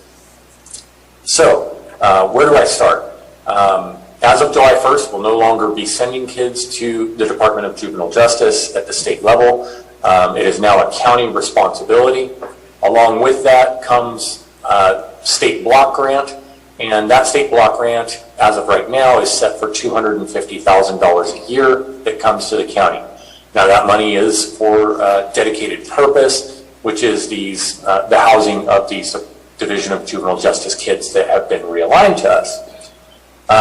We needed to put a plan together pretty quickly. What happened when they passed this trailer bill language last year, which frankly CPOC, the Chief Probation Officers Association, opposed this, but it was pushed through, and 1 year frankly is not very much time to plan to replace the state DJJ system. So juvenile halls were not built for this purpose. When you say, okay, we're now going to take kids from age 18 to 25 and put them in your county juvenile halls with your other kids, Well, there's a lot of legal and mechanical and logistical issues that go along with that. So this is really more of a 2 to 3 year planning process. Fortunately for us, we have one kid who is being housed at the Division of Juvenile Justice now. That kid will remain there because the facility is not closing for a few more years. So that kid will remain there. We won't have to bring that kid back, fortunately. And really, we've placed one kid in the past 15 years. So we're incredibly low utilizers of the Division of Juvenile Justice to begin with. As you know, we do not have our own juvenile hall. So this becomes pretty complicated for us because ultimately we're still going to be dependent on sending our kids out of the county, but now it's going to be to other counties instead of the state. So, you know, given the very short runway we've had with this, what we're waiting on is for other counties to build programs. And that sometimes includes changing the actual physical structures that they have at their juvenile halls so that they can build separate wings or so that they can build new facilities. Most of it is renovation of existing facilities and trying to do their best to separate kids who would be in this new program versus the kids who are just in their normal juvenile hall operations. There's a lot of information here, so hopefully that makes sense. Right now, all we really needed to do was put a very bare bones plan in place before July 1st in the very unlikely event that we have a kid who ends up in our court system who would have been committed to DJJ between now and the end of this calendar year. That's very unlikely because normally when we have a kid who commits a crime that would warrant DJJ, and we're talking, you know, murder, carjacking, torture, like some of the most serious offenses that you would see. It's very rare that we would send a kid here. But if we did have one, normally, you know, it can take a year or sometimes multiple years for the court process to play out for a kid to even be committed anyway. But in the unlikely event that a kid would be committed between July 1st and December 31st of 2021, we would need to at least have a bare bones plan in place to be able to receive the money and then adjust the plan so that we could spend that money. Assuming that doesn't happen, well, really, either way, we'll be coming back before December 31st with a more formalized, more detailed plan. But what I'm waiting on is for the other counties to build those programs. Because right now, I can't really go investigate programs and try to see which ones we can contract with until they're built. And those counties have not had time, some of them, to even make the decision if they're going to build one. But the ones that have don't really have formalized processes in place. They're still working on things like cost sharing, how to do this. So once some of that works out over the next few months, then I'll be coming back pretty close toward the end of the year with a formalized plan. Now, the plan that I bring is not just my plan. This is a plan that's developed, and this is a codified part of the trailer language in 823 as well as 92. The plan has to go to our Juvenile Justice Coordinating Council, which is an existing body. Supervisor Tuffanelli serves on the Juvenile Justice Coordinating Council. I know Supervisor Callaway mentioned that she had served on it years ago, so hopefully most of you are familiar with that. But it approves our other block grants. So we have a JJCPA and YOBG block grant, which funds a lot of our juvenile services, including our short-term juvenile hall commitments, and all the services that go along with that, and some of our supervision services. So this has now been added to the Juvenile Justice Coordinating Council. However, it's been added as part of a newly required subcommittee. Now that subcommittee is still being formed. We've had a meeting with that subcommittee. We did get a couple of people from the community. We're required to have 3 community members attending that. So I'm still planning to broaden that out before we have an actual actionable plan. So that'll happen over the coming months. But we had to whip this together pretty quick to make sure that we can receive the funds, have them being banked up in the event that we get a case. these cases will be incredibly expensive if and when we get them. So we need to, over the next couple of years, really just be banking money, hoping we don't get a commitment. And that's oversimplifying it, but that's really what we need to do.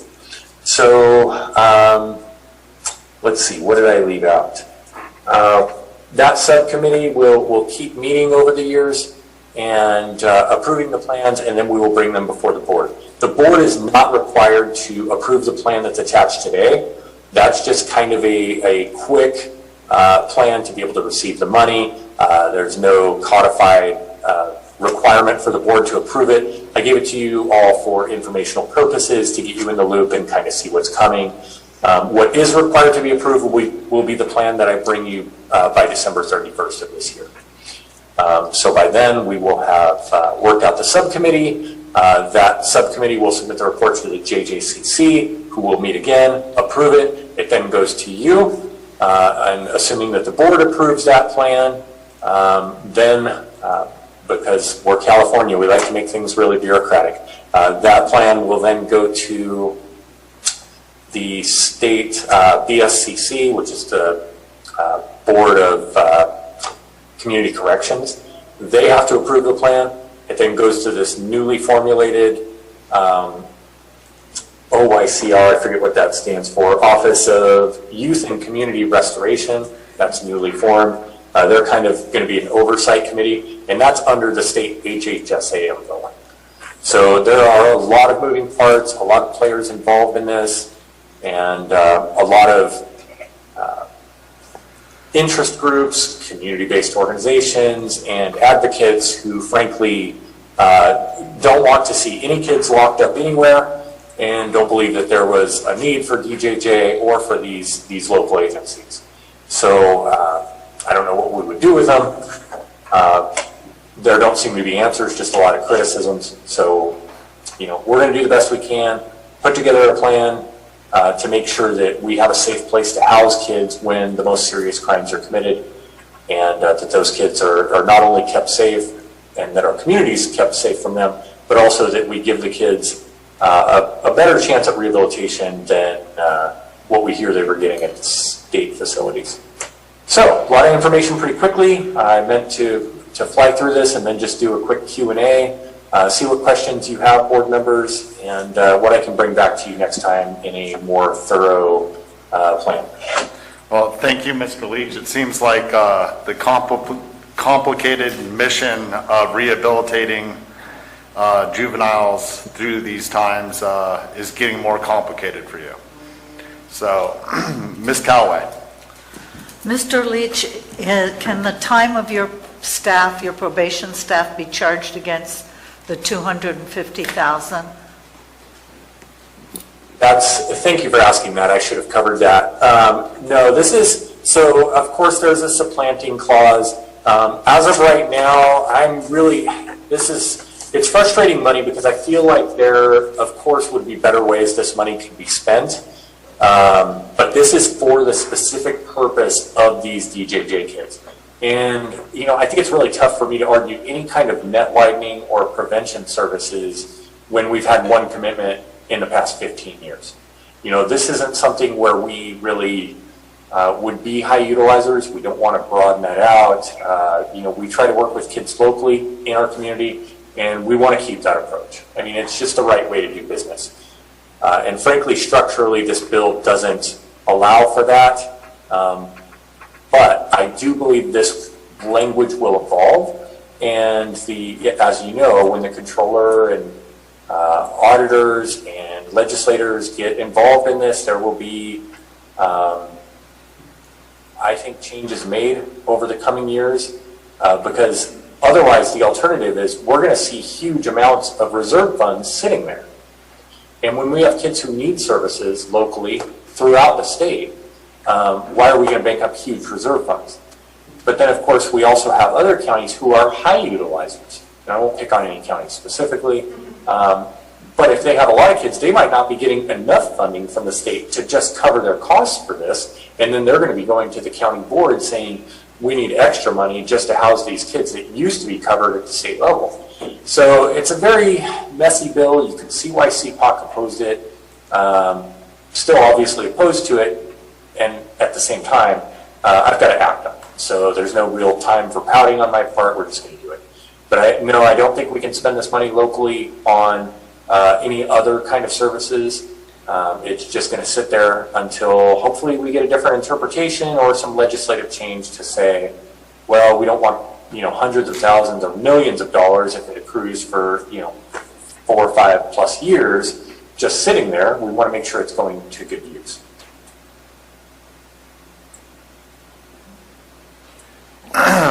Any further board questions? Public comment? Yes, I have one public comment. Online, you can go ahead and make your comment now.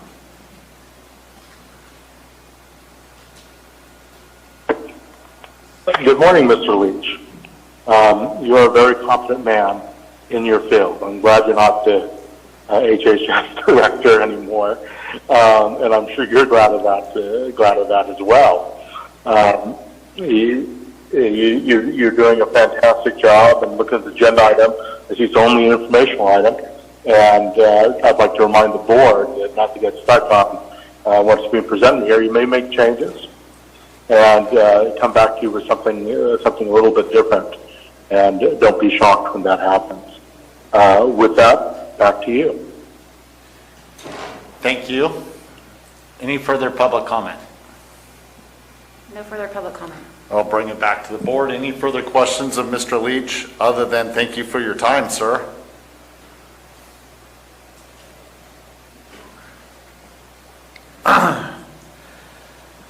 We'll move to item 42, action item, economic and community development. Authorize the board chair to sign a letter of response to the Calaveras Unified School District regarding surplus of the former Railroad Flat Elementary School, and direct staff to enter into negotiations to acquire the property. Good morning, Chair Stopper, Honorable Board. Kathy Galino, your Economic and Community Development Director.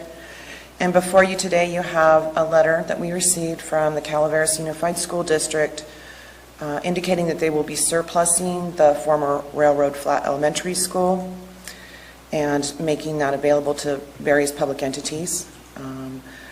I put together a letter of response indicating that we received the letter and that we would potentially be interested in entering negotiations. At this point, there is no commitment to do so other than support from the board for us to enter those negotiations in closed session at some point in the future. It's pretty simple. Thank you, Ms. Galino. Any board questions? Are we going to be putting in the letter that so-and-so is going to be contacting you, or you're going to be the one? I mean, who's the lead liaison in this? You can help determine that if you'd like. I am working on some of the Prop 68 per capita funding that this Railroad Flat School is considering looking at for acquisition. So if you would like me to be your point person, I can. I mean, all we're saying is we look forward to talking to you, Ben.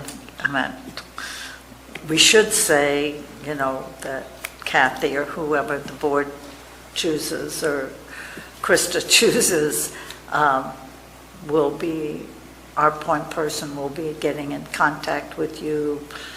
I mean, we just say, I think there should be something in there about that. And I'm sorry. No, I just want to, I was trying to understand fully what you're asking. So to the point of directing specific staff to enter into negotiations to acquire the properties, your point, or? Well, first of all, let me back up a step. I don't believe we should resend the enclosures to them that they sent to us. I don't think that we need to do that. Okay. We're here, receipt of your letter, request for proposal, resolution, et cetera, period. Do not send back to them what they just sent to us. The county is interested, so forth, we look, and then whomever, period. Kathy G. is our lead. Okay. I mean, we can definitely do that. We can amend the letter right now. Or John or Krista. I mean, we just leave it hanging. And I feel we should say something. Absolutely. We can amend the letter right now. Do you want to do that right now? It's my thought. Does the rest of the board have the appetite to amend the letter right now? Mr. Toffanelli? Sure. Ms. Callaway's a yes? Yeah. Mr. Garamendi? I might make an amendment to the suggestion that we say our CAO, Ms. Vanlata, or her designee will be in contact with you. That way, we'll let you manage the executive functions. Ms. Follendorf? Yes, especially since the letter from the school district goes to the planning department. It kind of conflicts, and I don't think it would be in our best interest if they're sending stuff to planning and not to admin. Very good. It sounds like we have a consensus on the, the CAO or, designee. So we'll amend it to that point. We don't need to necessarily write it in full right now, do we, Ms. Callaway? We can let them amend that post-meeting for signature to send out. Yes. All right. Omitting Is it the clear enclosures, please. Is it clear what we're asking for here? Yes. Yes? Yes. Okay. Is there any other questions or by board members? None at this time. We'll go to public comment. Unless, Krista, you... No. Okay. No, I think that's a clear direction. Okay. I do have one public comment. You can make your public comment now.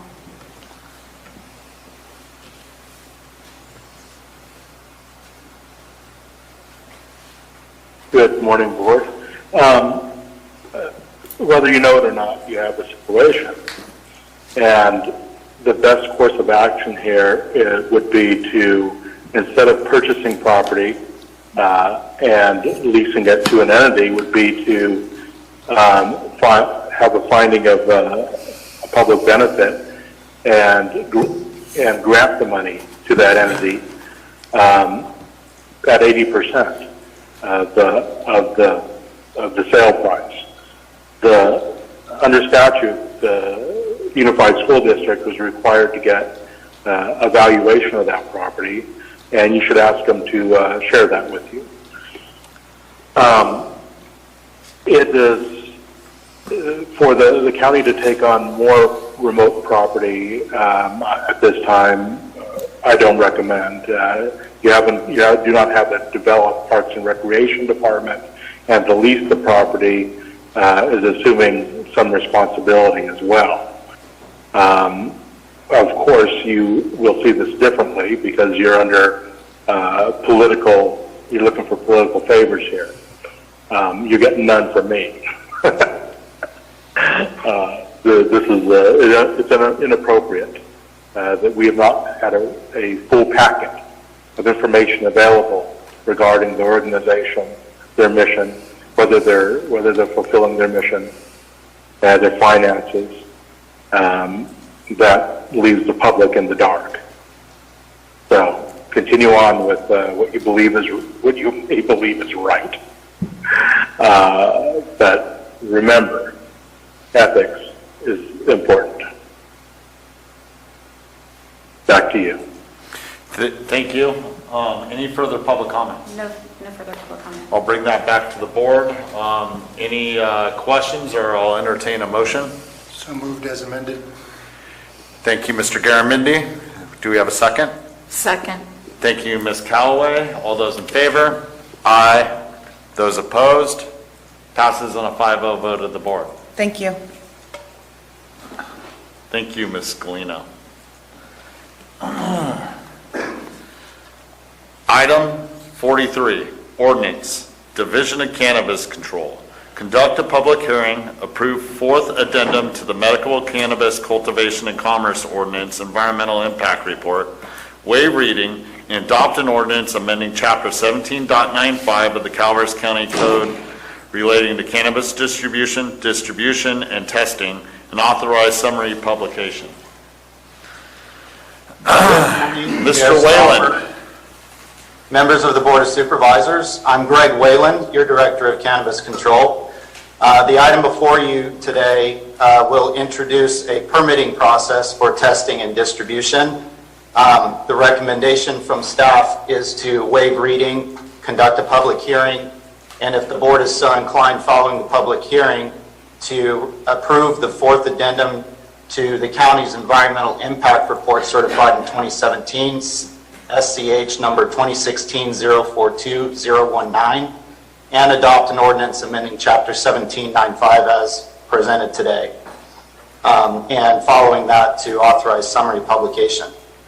The Division of Cannabis Control prepared a presentation to walk through some of the changes, some of the important aspects of what we're asking for today. So if there aren't any questions, I'd like to go ahead and get started with that. I'm opening the public hearing so we can start with that, Mr. Whalen. Yes, sir. Go ahead.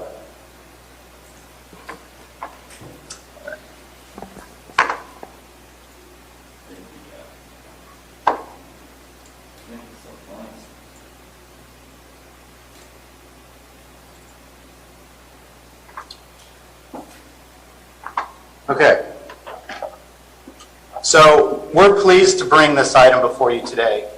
We believe that the proposed amendments will reflect a fitting solution for Calaveras County as to the local cannabis industry's reliance on out-of-county distributors that would remedy that situation and also address the absence of testing facilities locally. We also believe that this is an important step towards retaining revenue from this industry locally in Calaveras County.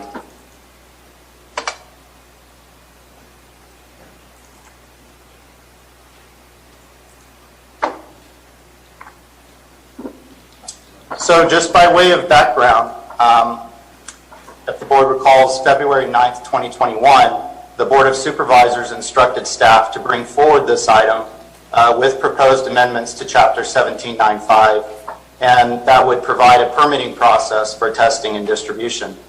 The direction included taking the draft straight to the Planning Commission for proper vetting and public hearings. Those public hearings took place on April 8th, May 13th, and May 27th. And ultimately, the Planning Commission recommended the current draft, Chapter 1795, and the addendum by a 4-1 vote. The final Planning Commission meeting was also in person.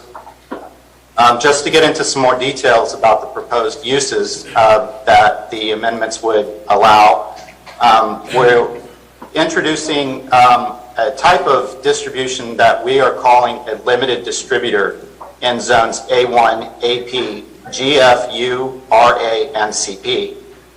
There would be a general distributor type 11 in zone C2, M1, M2, and M4, as well as distribution type 13, which is a transport-only distribution in zone C2, M1, M2, and M4. And following this PowerPoint presentation, I also have a depiction of where those zones are in the county with some detail on the number of parcels and acres that they cover. The proposed amendments would also provide a permitting process for testing in zone C2, M1, M2, and M4.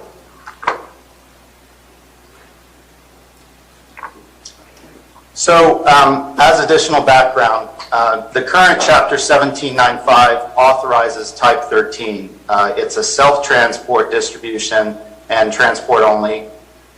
We allow processor license types in A1, AP, GF, U, and RA, as well as type 11 out-of-county distribution. So those would be general distributors who come into the ag zones and service the cultivation industry, as well as the cultivation licenses in A1, AP, GF, U, and RA. The aggregate of these uses is important to outline because ultimately what we intend to present on is to show that the limited distributor that I'll describe is essentially an aggregate of these uses. So you can see in the text box on the bottom right-hand corner of this slide, these are state regulations that describe what type of activities are authorized by each of these license types.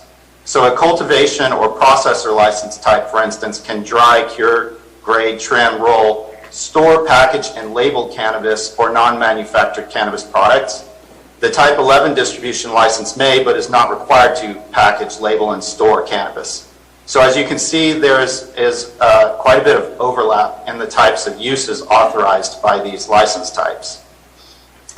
And I also would like to note that in the process of developing these proposed changes to 1795, I did ask enforcement agencies at the county generally the following questions. Have you received any complaints regarding odor from a permitted indoor cultivation site? And the same question regarding odor from any licensed vehicle transporting cannabis. And the answer that I received was no. So as additional description of what a distributor does, they have several different types of roles, much of which is administrative and record keeping, but also transportation and delivery of the product to different licensees. So they are kind of a network or commerce type activity where they transport the product, but they also conduct administrative roles such as entering data into track and trace that shows shipping manifests, details what they're transporting, what it is, who it's from, collecting taxes, and several other important administrative roles. Another important fact is that approximately 5% of our cultivation permittees have a self-transport addendum. So that's the Type 13 self-transport that you see in the upper left-hand corner. And as a consequence, most of our cultivators rely on out-of-county licensees to distribute their product. And just to give you an example of what that looks like, so in one example that I studied, I discussed with one of our cannabis licensees what their process is right now for distribution. This one happened to be an indoor cultivator who also has a retail premises. So in this case, the licensee is required to reach out to distributors in different counties. The one that I learned of was Shasta County, Lake Shasta to be specific, and the approximate round trip would involve transporting the cannabis from Calaveras County, 262.4 miles to Shasta, having it tested, and driving it back 262.4 miles. If there were a solution that provided for distribution locally, it's possible and appears likely that these trips would be entirely eliminated in this specific situation. But in studying this, I also noticed that you'll see similar effects of possibly limiting traffic in this industry if local distribution and testing were allowed. So it appears likely that this would be a mitigation or amelioratory effect.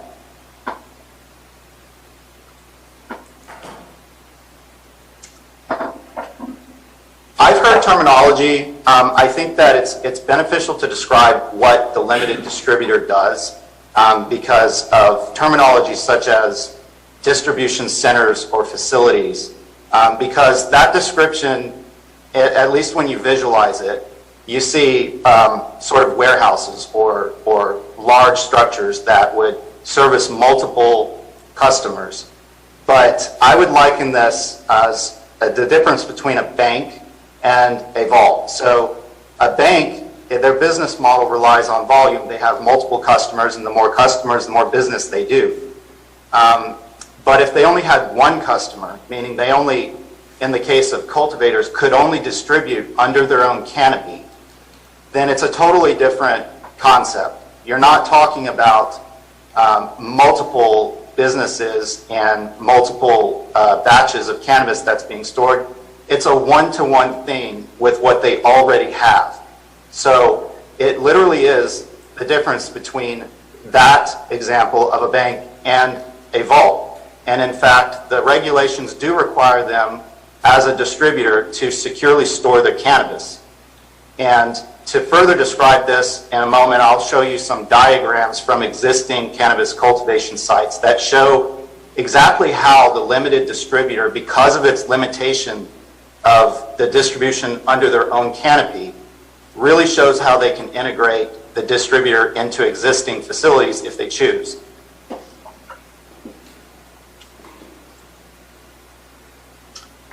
And I just cut and paste the regulation here from 1795, 050F8. This is the proposed limitation. This is what would require a limited distributor in the ag zones to only distribute under their own canopy. So as you can see, they have to have a commercial cannabis cultivation permit already issued and validated on the same parcel for which the limited distributor permit has been made. Distribution is limited to the cannabis cultivated on the same parcel or an adjacent parcel or parcels by the same permittee who has applied for the limited distributor permit. The limited distributor premises also has to meet the setback requirements, essentially that cultivation already has to do in the ag zones. Mr. Whalen, can you go back to the last slide? Yes. B, distribution is limited to cannabis cultivated on the same parcel or on an adjacent parcel or parcels by the same permittee who has applied for the distributor permit. The limited distribution premises shall meet this, or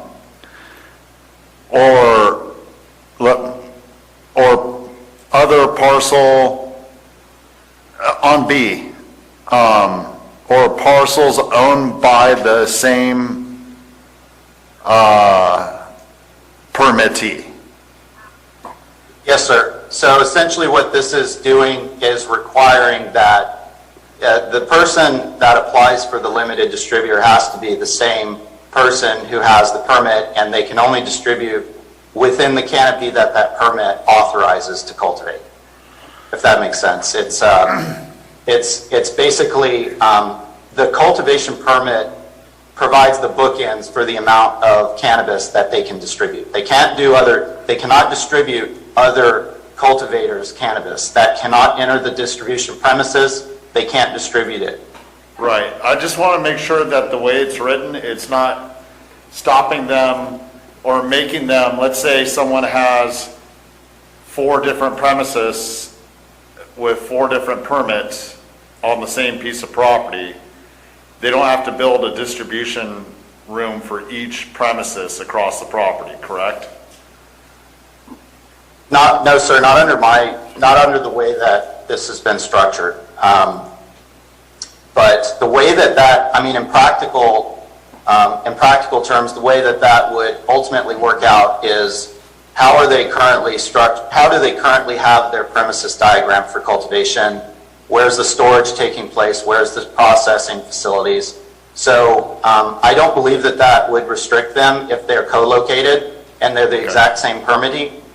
But it's going to depend on how they have their premises set up. Right. Another question would be, what if a single permittee owned one piece of property and then owned another piece of property some distance away?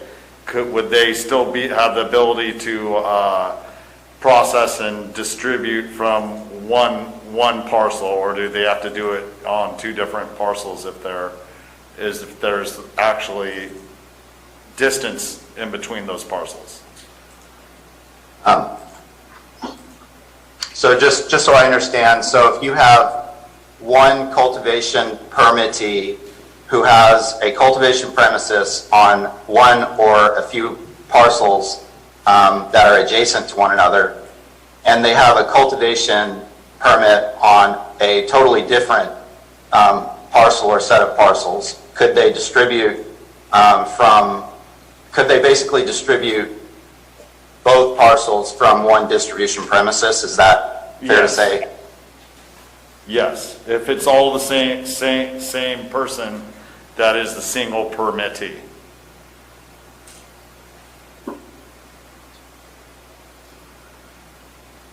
So the way that this is structured right now is that because the distribution is limited to the cannabis cultivated on the same parcel or on adjacent parcels by the same permittee, my reading of this, the way that this is structured, is that they would be limited to the parcel or parcels that the distribution premises is on. So they would not be able to distribute from separate premises.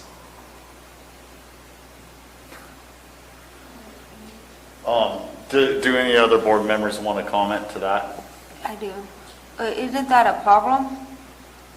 I mean, when you look at the program overall, there's there's shared permit or multiple permits by one owner in different locations. So then that permit holder is going to have how many distribution permits now, rather than consolidated, knowing that the one umbrella? I don't know if I'm making sense, but... No, you are. Supervisor Follendorf, Supervisor Follendorf, I understand that concern. If that shared distribution were allowed, if it were the same exact permittee, they had separate premises, that may boil down to a policy decision by the board. But the real answer to how that would look in practical terms is kind of complicated, because they may be able to, if they have a distribution premise on one parcel, transport still. They could still transport. But I think that that's a policy decision, and I'm open to discussing if the board would like to see any particular amendment on that issue. I would see if the board has appetite to amend that issue, so that for strictly a policy call, that if multiple parcels and different premises are owned by the same permittee, that they may consolidate theirs to one single property when it comes to the distribution permit and have one license. I think it seems overly redundant to do multiple licenses for a single person for multiple premises. I'd like to at least use some common sense. I mean, this just seems more paperwork if they've got to apply for more permits.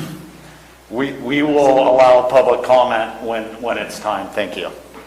Supervisor Stopper, if I could just get a little bit of clarification on what you're asking. You're suggesting that somebody with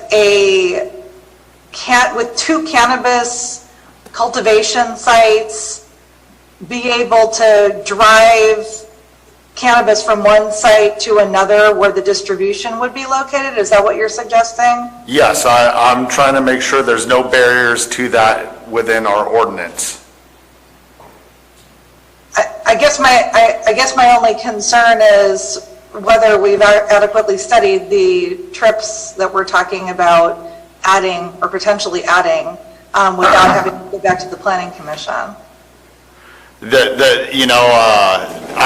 I think it's going the opposite way with the A1, as opposed to someone coming from out of the county right now that's collecting that cannabis and saying, and with a legitimate distribution permit. I mean, at no point can you say that there's more traffic moving around substantially more than there was in the past with just the transport.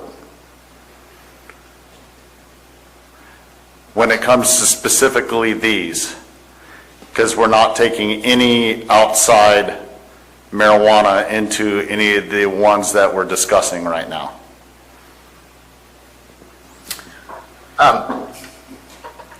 Chair Stopper, I think it may be helpful if, because the way that limited distributors can integrate into existing cultivation sites is, it's pretty feasible for them.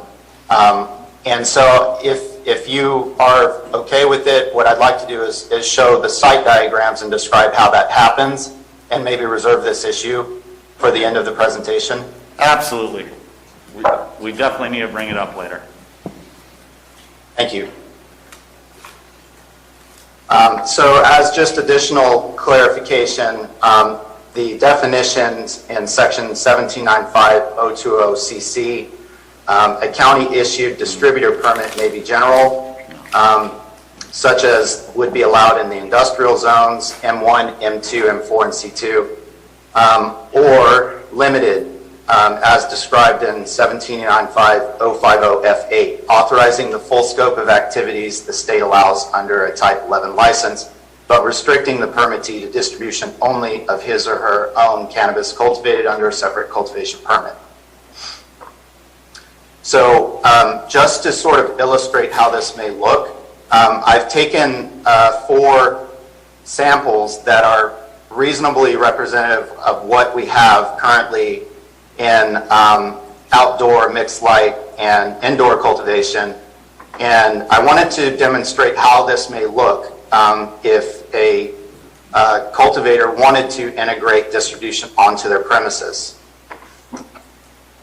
So in diagram 1, this site illustration shows, and I know that it may be a little hard to see, it's sort of stretched a little bit. The building marked as number 7, it's toward the top left-hand corner, is a structure that has been designated for drying, processing, and packaging.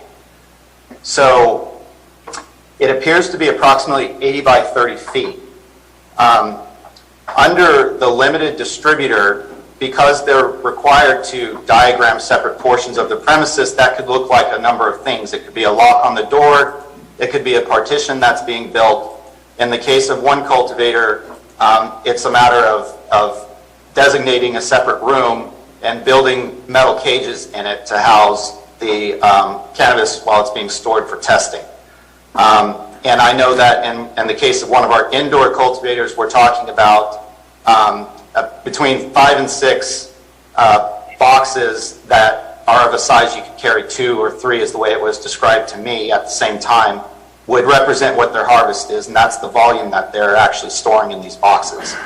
So it's easy to see that a premises like what you have here under note 7 could be adequate for that.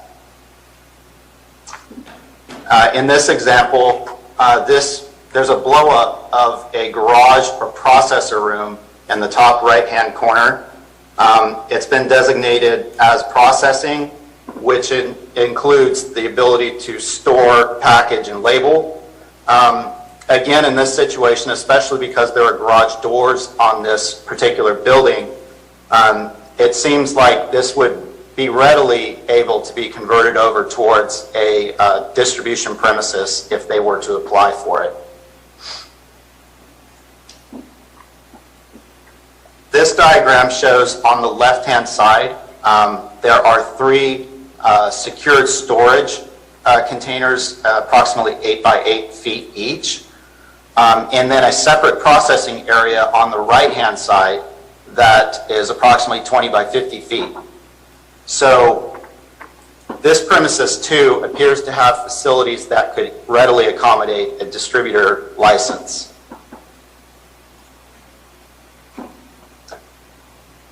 And then this one, almost dead center, slightly to the top left, you'll see 100 by 50 foot processing and drying structure. Likewise, you can also see infrastructure for traveling on this property and an entrance and exit. So these are all examples of what we currently have on our cultivation premises, and based upon just reviewing these diagrams, which again are fairly typical of what we see in the cultivation industry, existing facilities appear to be adequate in many of these properties to accommodate what the limited distributor would do. Again, because it's limited to their own canopy, there's no extra need for storage. So it's a one-to-one with what they currently have. The difference would be that if you have a limited distributor coming from an outside county servicing this area, it would just be our own local permittee who is the one driving the truck, and subject to our regulations, including background checks, preparing manifests, and other things that I'll get into in just a moment. So by way of operating restrictions, as I said, all owners and workers are required to have a cannabis background clearance badge. They'll go through our vetting process under Chapter 9.22 of the county code. In the state regulations, distributors are already required to develop manifests and keep records of exactly what they have and are transporting, which we've also required them to maintain a physical copy of that shipping manifest at all times during transportation. The shipping manifest must be sufficient and detailed enough to include all the information required by 16 CCR 5314, which has a number of different identifying requirements that they have to meet, such as what they're transporting, who it's from, where it's going to. This is an A to B process for them. They can't detour. They have to go straight to where they're going. There's a number of state regulations that already sit on top of what we have that govern this, and our ordinance includes that our permit holders must comply with state regulations, and that's in the proposed 1795-080B and 1795-090B. So in addition to that, they are required to maintain appropriate records of transactions and those shipping manifests, should we ever ask. The driver of the vehicle shall be the permittee themselves or directly employed by the distributor pursuant to 16 CCR 5313. So that's already a state requirement. And in practical terms, it's likely that it's in many cases going to be the owner themselves that would be driving these vehicles, but it's of course up to them, but it has to at least be an employee, and they would have to hold a CVCV. There's an entire section of the state regulations that provide for security plans that apply to the different types of cannabis businesses, and those are procedures that they have to adopt. And the security measures include things like limited access areas, locks, video surveillance, fencing, and alarm systems. They would be required to submit a copy of their security plan that they give to the state to the sheriff.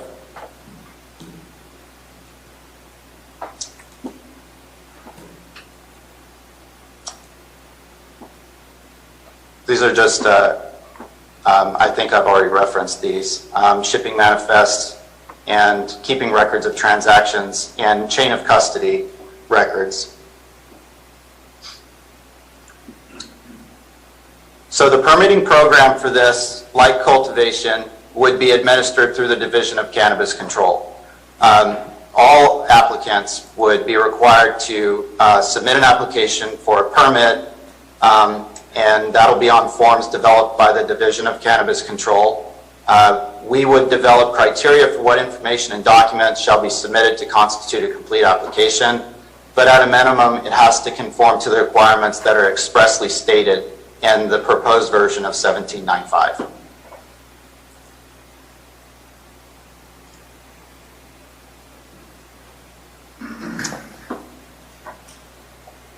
Distribution and testing would be subject to Measure G that was enacted by the voters on November 3rd and became operative on January 1st.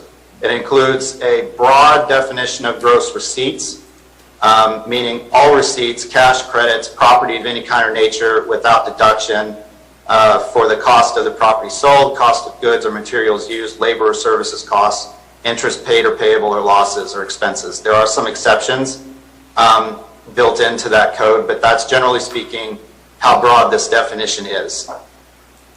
And that would apply to both distribution and testing.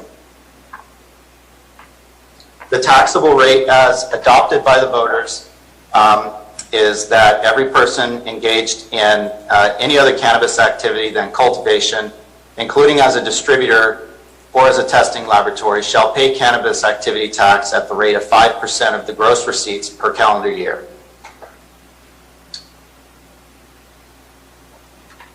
I think it's important to note also that Chapter 3.56 is, it provides that all of this tax revenue, as under cultivation, is general fund revenue. It's to be used for general governmental purposes, and that's under 356.020.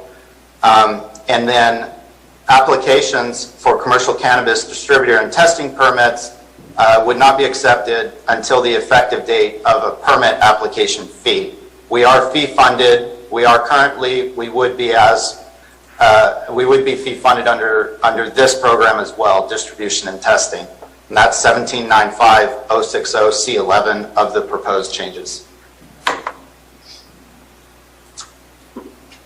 So briefly, I've also obtained a copy or a map of the county that shows what where our industrial areas are and gives an example of some of the details on the acreage and parcel sizes involved. So this diagram, you can see from the general map where these locations are. There's a lot west of San Andreas. And then in the legend down on the bottom right-hand corner, you see the C2, M1, M2, and M4 zones with a combined acreage of 10,264.8 on 935 parcels. This is further broken down by supervisorial district below that. And so this helps give a big picture of where our industrial zones for the general unrestricted type 11 and testing facilities would be located. And just by way of additional background on testing facilities, these tend to be smaller office type facilities, probably indistinguishable from what's around them. When they take a sample for testing, they go to the distribution premises and they meet with the distributor or an employee of the distributor who, together with them, actually videotapes taking a sample, which is 0.13% of the batch being tested, which cannot exceed 50 pounds. And they basically create a chain of custody document that shows exactly when this was done. They describe the batch, which plants they're testing, etc. And they keep these records while the sample is taken to the lab to be tested and the results being reported back. So this map shows you where possible available premises might be for these. Thank you, Mr. Whalen. I asked you to put this map together so the board could visualize this. Can I actually, the C2, which is in orange, majority of those strips go through towns, right? One of the ones over the left, just under Burson, is actually La Quintana. Am I correct? And then the one through San Andreas is downtown San Andreas, the main strip road going down it? It appears to be because of, Gary would know how better. complicated it would be to add the roads to this map. They weren't added, but that appears to be correct. So I'll bring that up later when we go over everything else. I just wanted the board members to note that a majority of those C2 areas are within towns. Okay, so the last thing that I wanted to address, it's kind of a housekeeping issue. I've got, when we were drafting this and restructuring it to accommodate the new permit types, there are two clerical errors that I missed. The first one is in 1795-140.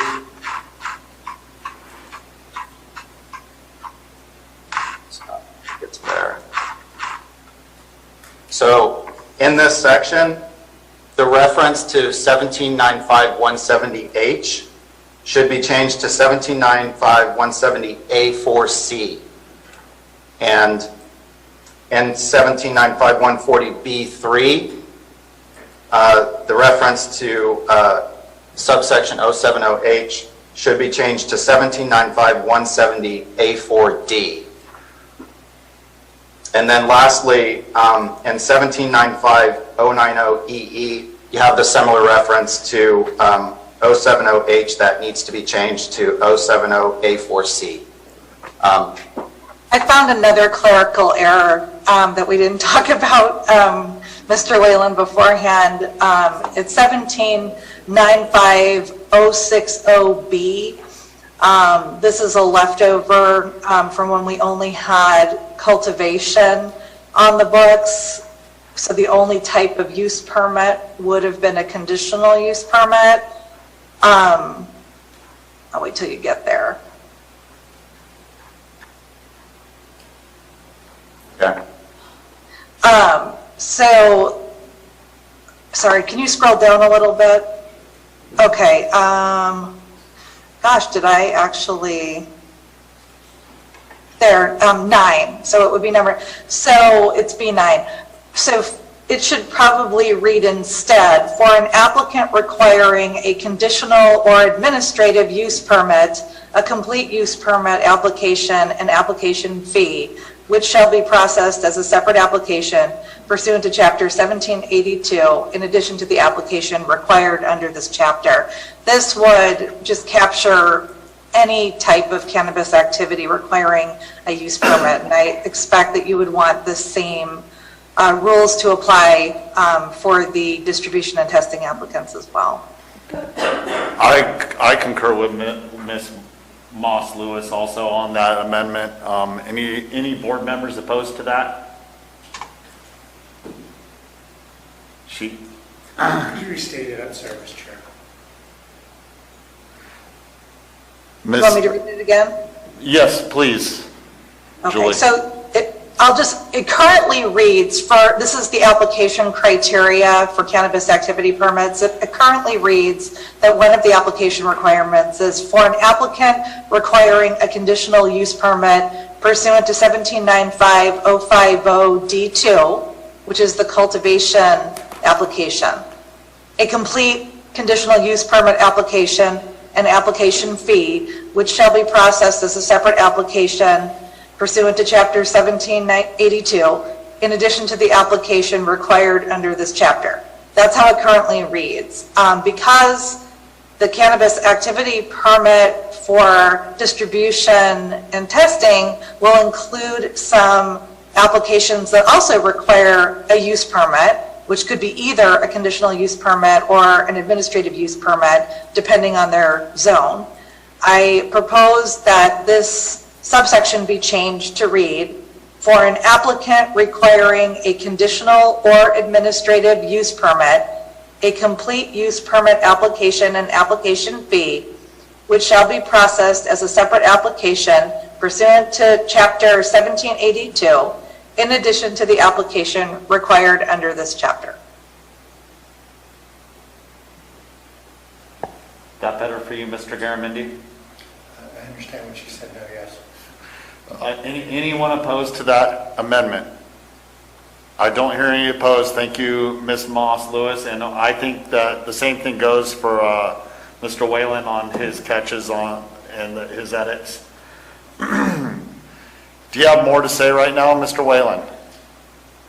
No, sir. If you're amenable to it, I think turning it over for any questions you might have would be great.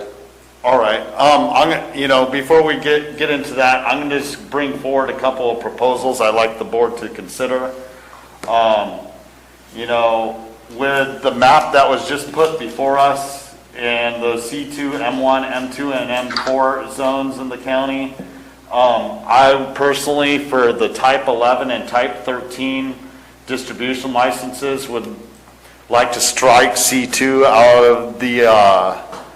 out of the areas that those type of licensees could be in that type of zoning. For the very reason that most of those lie in towns, there's more impact to the community in those areas. And I just don't see major distribution hub fitting into our major epicenters of our communities. Mr. Like that. Can I just make a quick You statement? did make a public comment when the timing's right. I understand what you're saying. But I'm not, no, you're out of line at the time, Right. just patience. You can address each one of the things you want to address during your allotted time period. I don't have that, I just wanted to make a state law statement that they would already be illegal. Based on state law, you can't put a distribution center within 1,000 feet of a school. Oh, right, yeah, no, but that's not always the case in the C2, but thank you. Yeah. that would help mitigate, as was just stating with our schools, and a lot of our other uses that I forget the word, types of uses with schools and preschools and everything else. But sensitive use is what I'm looking for. So also,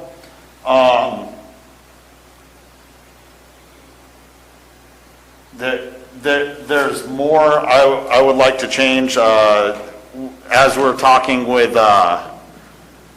Mr. Whalen earlier and Ms. Moss Lewis. I have it right here. Proposed edit that I would like to insert on when it comes to the single owner of all those different permits. We could add a D, notwithstanding subsections A and B, if limited distributor has permits for additional cannabis cultivation sites in the county, the limited distributor may engage in limited distribution activities between all of his or her sites under a single limited distribution permit.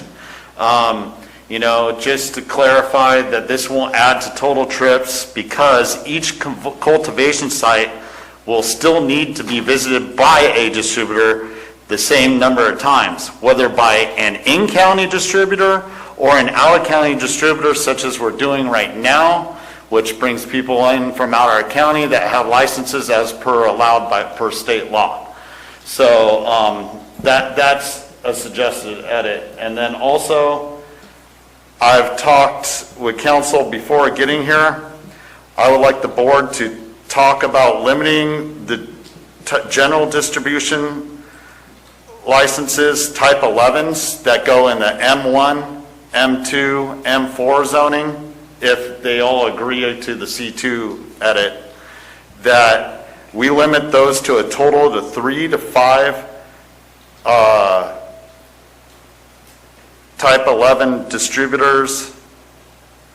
Do I have that right, type 11? Yes, sir.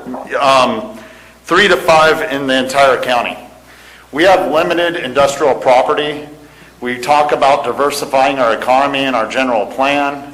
We also have agreed to diversify our economy just past marijuana, and we have limited industrial properties in our county. I think that, ultimately, most of those aren't for sale regardless, but if we limit a big general distribution site to 3 to 5 permits in the county, we can do that legitimately based on, diversifying, I already said it 3 times, diversifying our economy. And those are my proposals, and I'll let the rest of the board bring up what they would like. Ms. Callaway. Mr. Whalen, on a type 13, is that just driving? Is that just pickup going?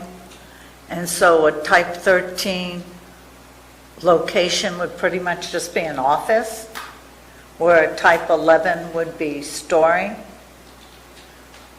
Correct. So the type 13 is called a transport only. They can transport between licensees, except for retailer. They cannot transport cannabis to a retailer. But essentially, it is a transport-only license. So they're not storing anything, it's just an office building that they might have? Yeah, and a place to park their vehicle, yeah. But they're not going to be storing any cannabis in those locations under a type 13 if it was in a zone C2? No, ma'am. So I couldn't support getting rid of a C2 for a type 13 because we have commercial centers in C2 locations. So if you're a type 13, you're going to maybe want an office somewhere. So why would you just limit it to a M1, 2 or 4 when they could be in a C2 because there's no product. It's just office. And the type 11, your comment about limiting it to just 3 or 5, I don't support that. I mean, if you want somebody to have a business, then let them, I mean, I would consider omitting where there'd be storing from a C2, but not limiting the number of customers they would have to 3 to 5. Because this is a business, and we're talking about developing a business, and Shasta, whatever, distributor, is not limited to just having 3 to 5 customers. So why would we want to limit a type 11 to just 3 to 5 customers? I don't see what the advantage is to that, I'll tell because you- they're not sitting on the product for a long time. All right, two legitimate questions. I'll tell you with the type 13, why would someone need an office in town when they already have a permitted grow site they could do their type 13 from and build their office on their own property? That's a type 11, not a 13. I mean type 11, my apologies. Okay, so with that, and there is, with transport, there is product involved. The product isn't, always not stopped by the office or the holding area in the entire trip, So with the type 13, I would say that, limiting it to 3 to 5 is not limiting it to 3 to 5 customers. What it is really limiting it to 3 to 5 people that could have an exponential number of customers, which would create which reduces the impact to our community. That's okay. I'm not clear. Well, I agree with Supervisor Carroll. I'm a little bit hesitant about limiting the permit because then it becomes more of a monopoly. And I understand why we need to have that conversation so we can keep them to those cultivators, but I don't want to limit other individuals from being able to be those type 11s if they choose in the future not to.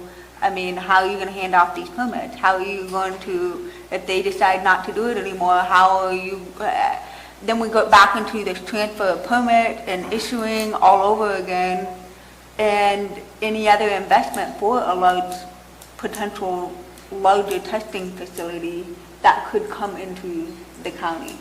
I don't know, I'm hesitant. I see both sides, but I don't want to shoot ourselves in the foot either. I hear you on some of your notes with the testing facility and not proposing any of these constraints when it comes to a testing facility. So that's a little bit different, but I understand total amount of product to be able to sustain a testing facility is where you're going with that. The rest would be based on a first come, first serve format with people, basically with your application requirements with a first come, first serve with a cap on it, so that Mr. Whalen could put that forward separate from the ordinance, but it would still follow things. You either have your written lease from the person on the industrial property, or you own the industrial property at the time you put in the application. First come, first serve. That's as simple as it gets. Mr. Garamendi. Thank you. This question for Mr. Whalen, why is C2 in there? Was there a specific reason that the Planning Commission wanted that in there? Because I'm leaning towards what Supervisor Stopper suggested, and not having C2 in there, because if there's one lesson we learned in 2016, is we don't want to jam this in people's faces. And being downtown is going to have an impact. So I want to know what the logic was to include it. The logic would have been consistency and suitability of use for that zone. That was something that's been in there since this was first drafted and proposed. But there's no specific advantage or anything particular that it has that the M1, 2, and 4 zones don't. Thank you. And this final question is, well, actually, it's just a statement. So I agree with Supervisor Stopper on the C2. I understand the concerns of not wanting to limit business, and I'm for business. But I also learned in 2016 it's good to go slow on some of the big changes like this. So I would support a cap, however we come up with that. On the type 1 general distribution, the bigger distribution centers, I'd want to see how that worked out, because we do have a limited amount of industrial zone, and as we all look at the map, we know a lot of that's just not available. So that's where I'm at, Mr. Supervisor. Thank you, Mr. Garmany. Ms. Callaway? The other reason I don't support putting a cap on the distribution type 11 is allowing then limited type for the cultivators. We already have, if I understand Mr. Whalen, we already have a few who would distribute their own, or none at this point? Well, we have 3 self-transport licenses. Okay. That because of the limitations on that license, it's only 3, so it's about 5% of our permits. So do you anticipate, which I would, that a cultivator would want to be their own distributor, because that cuts out the middle person for them? So why would they want to pay somebody to do it when they can do it themselves and save a substantial amount of money? So given that more cultivators will probably do the limited type, then we're not going to see a market for distribution type 11, because it isn't there. I mean, we're not close to Highway 99, we're not close to Highway 5, we're not close to 101. So I don't see that there being a huge, oh my God, I think I'll become a distributor and relocate in Calaveras County. The market isn't going to be there for Calaveras. And we're not close to, which is why you see your huge transportation hubs along your major interstate. So I'm not seeing I don't see that we're going to have a whole bunch of people wanting to be type 11 distributors in M1, 2, or 4. So why cap it now? Thank you. I agree, except for that's the reason we can cap it. Just to show that, we're willing to move slowly. But any comments, Mr. Toffanelli? If we're going to put a cap on it, you're going to cap it, and you're going to limit the numbers, and we're going to do that. Why don't we limit that and cap it completely out of District 1? It can be in 2, 3, 4, and 5, but we just if we're going to do that, let's get it out of District 1. If you could see the number of parcels, you can see where this is all going to go. If you look at the map, and I'm not for it. I do have a question, Greg, on your power slide, where you're showing that they travel 262.4 miles from here to Shasta, California, Shasta County. Where are they transporting it to in Shasta County? I believe it's Lake Shasta, so they would be transporting it to a distribution facility in that county and arranging for testing.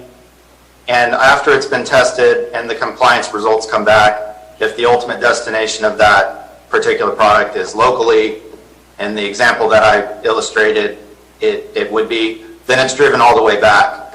So it leaves the local premises, goes out for distribution to their facility, is tested, and then comes all the way back. So you're telling us that the only testing facility between here and Shasta County is Shasta County. There's no, everybody from Sacramento and everywhere else transports all the way to Shasta to one testing facility. There's none closer. No, sir. No, there are testing and distribution facilities in several other counties that are, reasonably close. So, that's just the particular example that that it was described to me. No, there are other testing and distribution facilities too outside of our county. That's not the only one.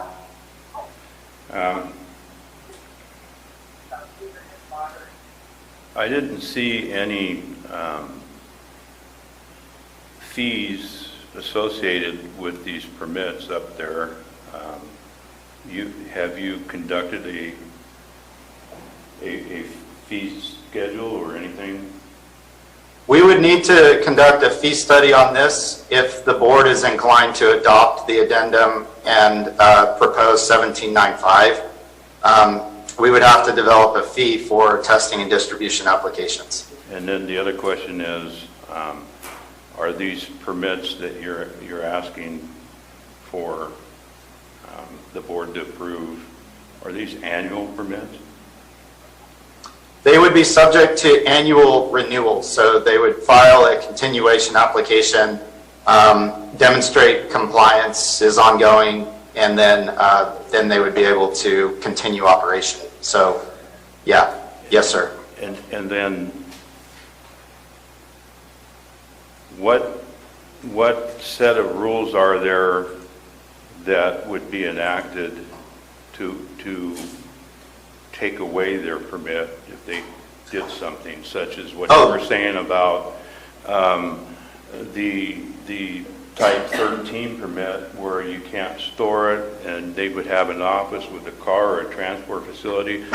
You're saying they can't store it, so what happens if it's late at night and they decide they can't take it to where they need to take it, so they take it to their office that you're talking about in a C2 and it's stored in a van, or decide, well, it's not safe there, I'm going to put it in the office here until I have a chance to transport it. That's not what you're talking about. They're actually storing it at that point, and that could happen.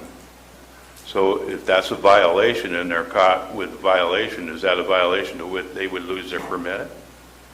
So any and all operating restrictions that we impose are conditions for that permit. So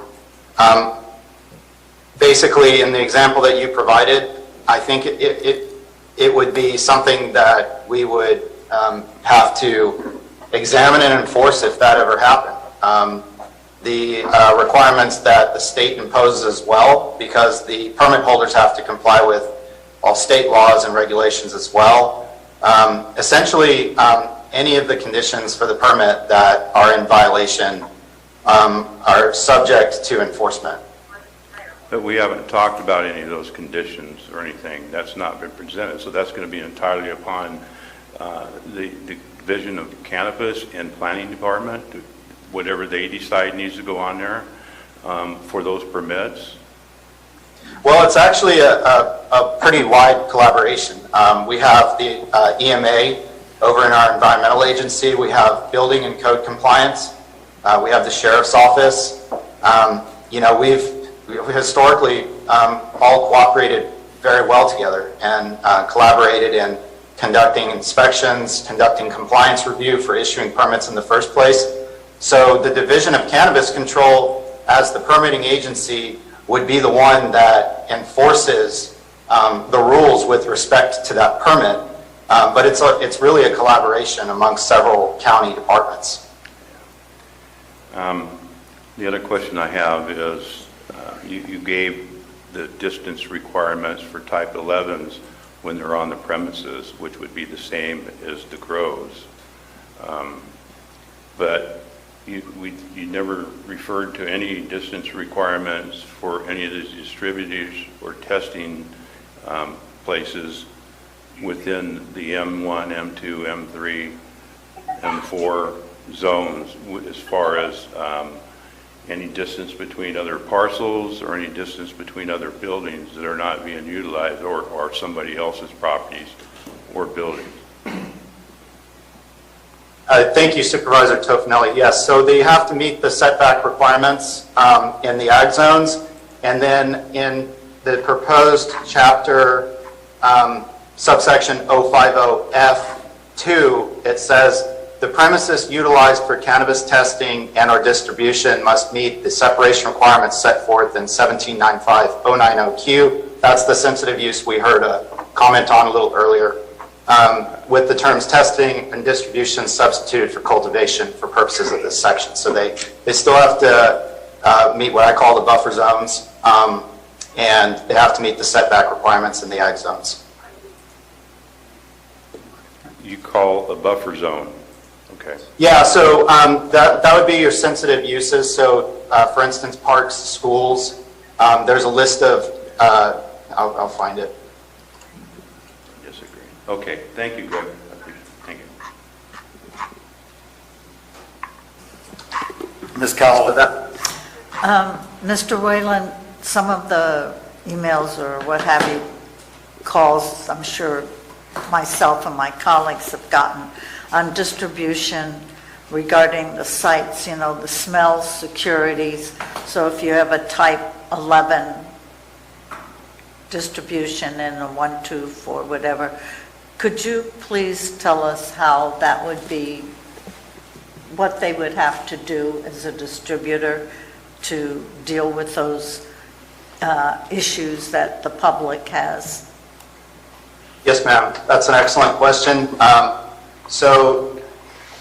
Generally speaking, the provision on that in the industrial zones presumes the end result. So they have to maintain carbon filtration, negative ion generation, and or odor control mechanisms that are demonstrated to be effective in reducing cannabis odors. And it specifies that it must be maintained so that cannabis odors cannot be detected by a person of average sensitivity outside of the structure in which cannabis is cultivated. That was a big issue that was discussed at the Planning Commission. And what's important about that, again, is that the provision assumes the end result. So this is something that they have to accomplish. It's not so much focused on the means, whether they use negative ion generation or carbon filtration. What the point is that it has to eliminate cannabis odors such that a person of ordinary sensitivity cannot sense it outside of the structure. And myself, I can say that I have inspected an indoor premises in the county, and I could not sense the odor outside of it. I've also, in the Planning Commission meetings, the chief building official was good enough to present and speak to this issue. His experience is also that it's not something that you can readily sense outside of these premises. So what they're doing is effective, and that's one of the conditions that they would have to meet in the M1, M2, 4, and C2 zones. And then also the study of odors that I referred to earlier, just sort of my own investigation. While we were going through the process of public hearings before the Planning Commission, I did ask code compliance staff, I asked the Sheriff's Office about this issue with respect to odors from an indoor premises or a transport vehicle, and it's a negative. There were no complaints to my recollection on those two issues.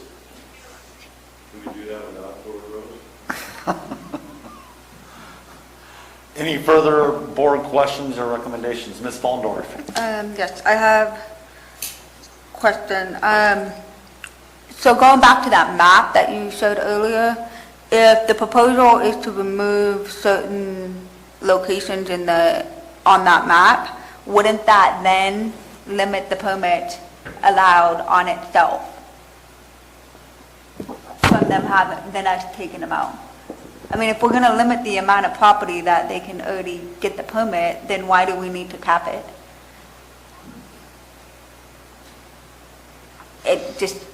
It seems, going back to just common sense, it just seems, again, redundant, and I'm still worried about the monopoly of it, if we cap it, rather than just utilize what's on the map. And then just clarifying too, with these permits, or at least, especially the 11, they will also have to get approval from the state, just to clarify with the public, right? It's not just us that's going to be given a stamp of approval. It's going to be, they've got us and then apply to the state and have both permits to be able to open this, or have that on the premises, correct? Yes, ma'am, that's correct. Okay. They would have to both have a state license and a local permit for those I just want to make premises. sure that's clear with the public, that it's not just us, it's a two-step process. Yeah, Okay. we're asking, if you read the ordinance, we're asking for all the information that's provided to the state at the same time to us for weights and measures. John? Yeah, I'm hearing what you're talking about, Amanda. I still would like to go at the limit, but I want to make it clear that I'm open to more. If, hey, we get 5 great testing facilities or facilities coming in and they're setting up, we could bring it back to this board and we could add in more. What I don't want to have is a free-for-all. Are we talking testing or distribution? I'm talking about distribution, I'm sorry, did I say testing? The general one is The general one, okay. not the limited, because I'm Type fine of with that. 11. But the general type 11. I'd be happy to come back and take a look at that in the future. You know, a lot, is there more that you would like to talk about in the ordinance before I'm going to adjourn for lunch and then we can come back to public comment?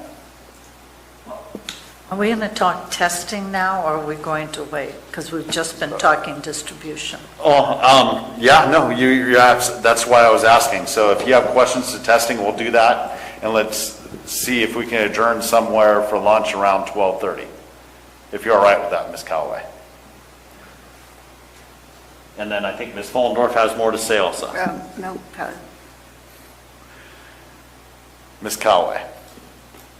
No, I mean, I'll support on the distribution 11, dropping the C2. I don't want to put limits on them. One, because I don't think it's going to be necessary.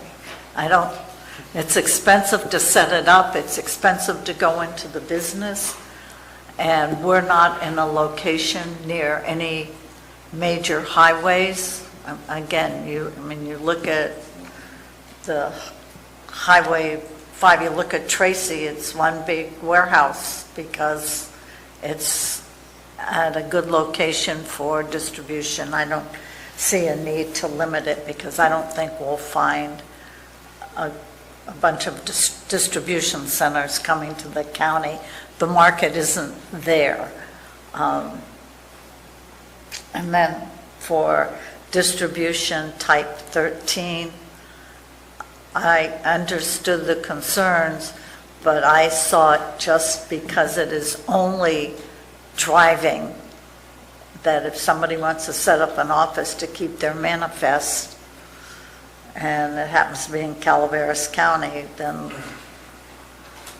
the rules could be set, such as you can't leave your truck with cannabis or your van with cannabis in it.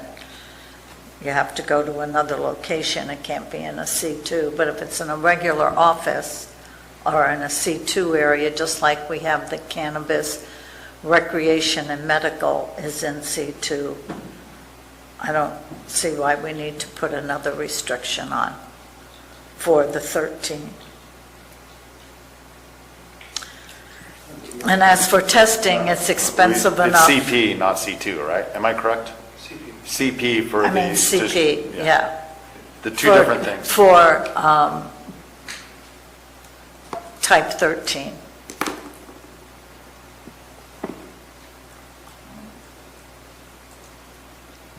I just want to clarify that they allow those in CP, and I'm discussing On that C2. Yeah, thank you. No Thank worries. you. My Sorry, I apologies, made a Marita, I wasn't mistake. trying to interrupt.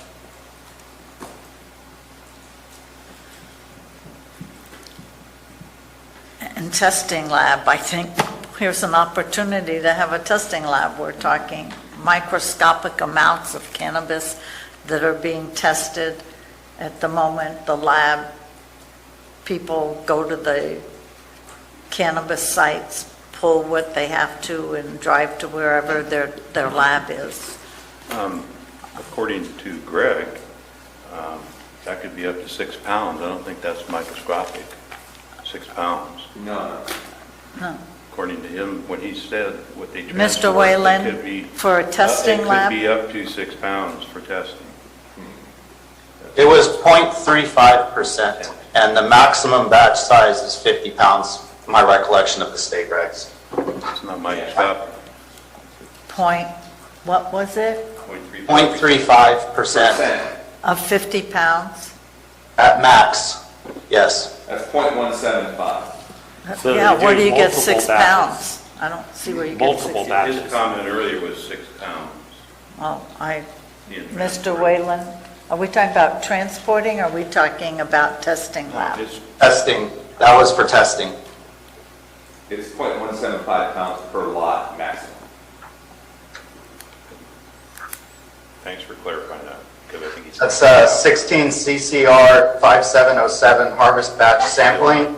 The representative sample must weigh 0.35%, so just over 1/3%. Of the total harvest batch.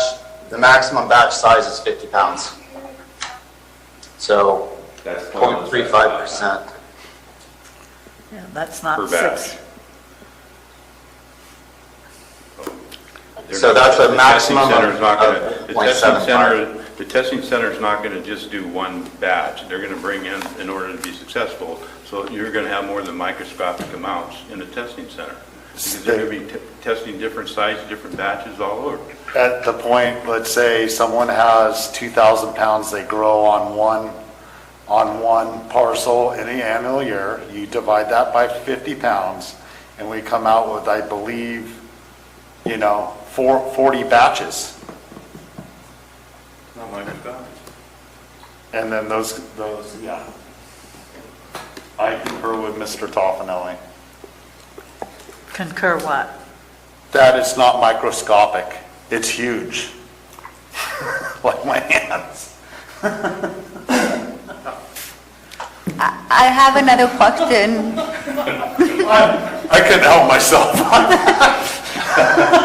Sorry. Sorry.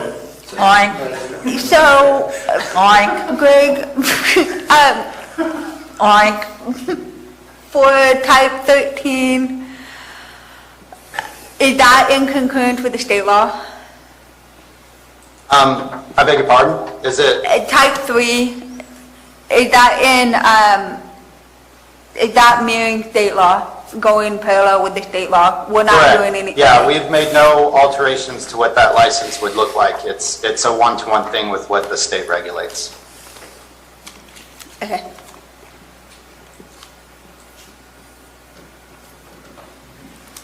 Ms. Callaway. Thank you for having your light on, because mine wasn't. So, lot to consider there. I'm making a list of everything everyone brought up, so then I can pull the board at the end of the meeting after public comment. At this time, I'm going to recess for lunch, and we'll be back at 1:30.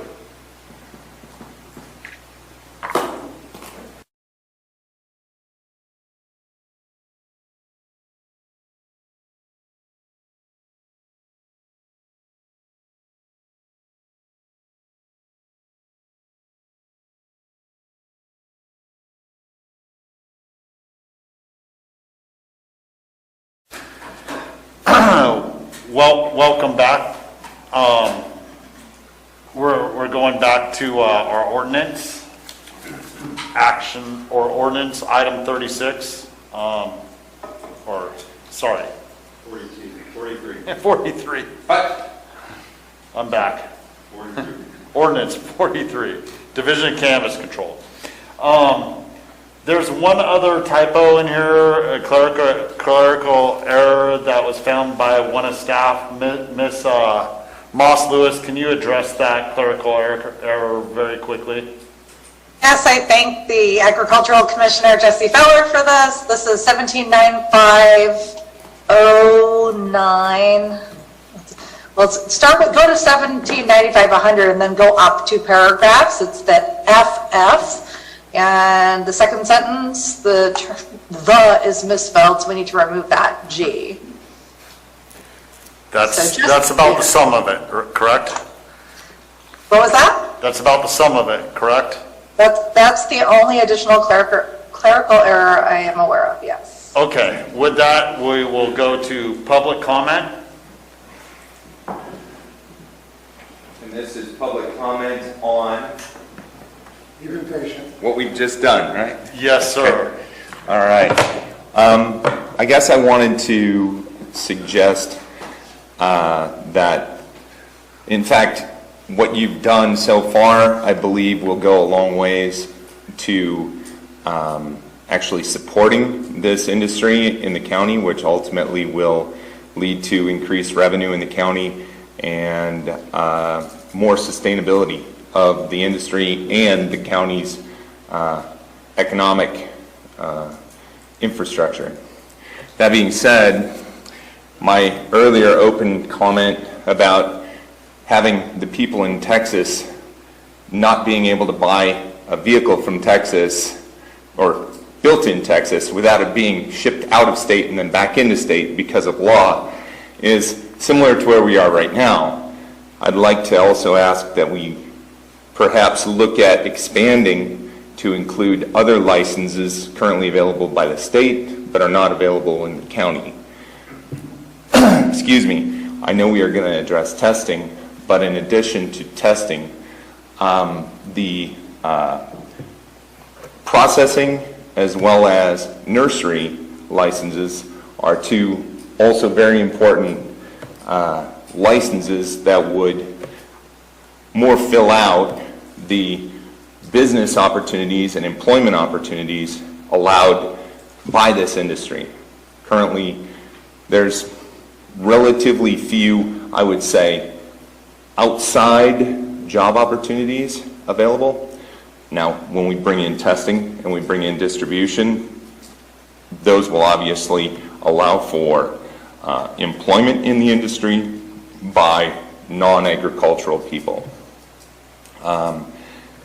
In addition, nursery is something, if you know, in any agricultural business, you have to buy grapevines to grow grapes, et cetera, et cetera. And right now, the commercial growers are going outside of our county to buy their plants from a nursery and then having to ship them all in. If there was that industry here, that would be another available opportunity for both business and economic growth and employment, as well as processing is obvious. But I noticed the key exemption would be a nursery license. Thank you. Thank you. Currently, just so you know, processing and nursery license are allowed from our prior ordinance and would continue with this ordinance. They are currently? Yes. Okay. Further public comment? So I have 2 public comments online. If you'd like to make your public comment, please do so now.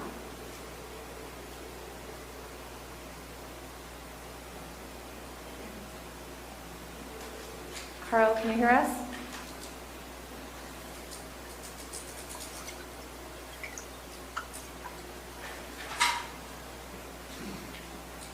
Possibly we could go for the second raised hand until we can iron out the issue with the first. Vicki, if you'd like to make your comment, go ahead. Yes, hi. We can hear you.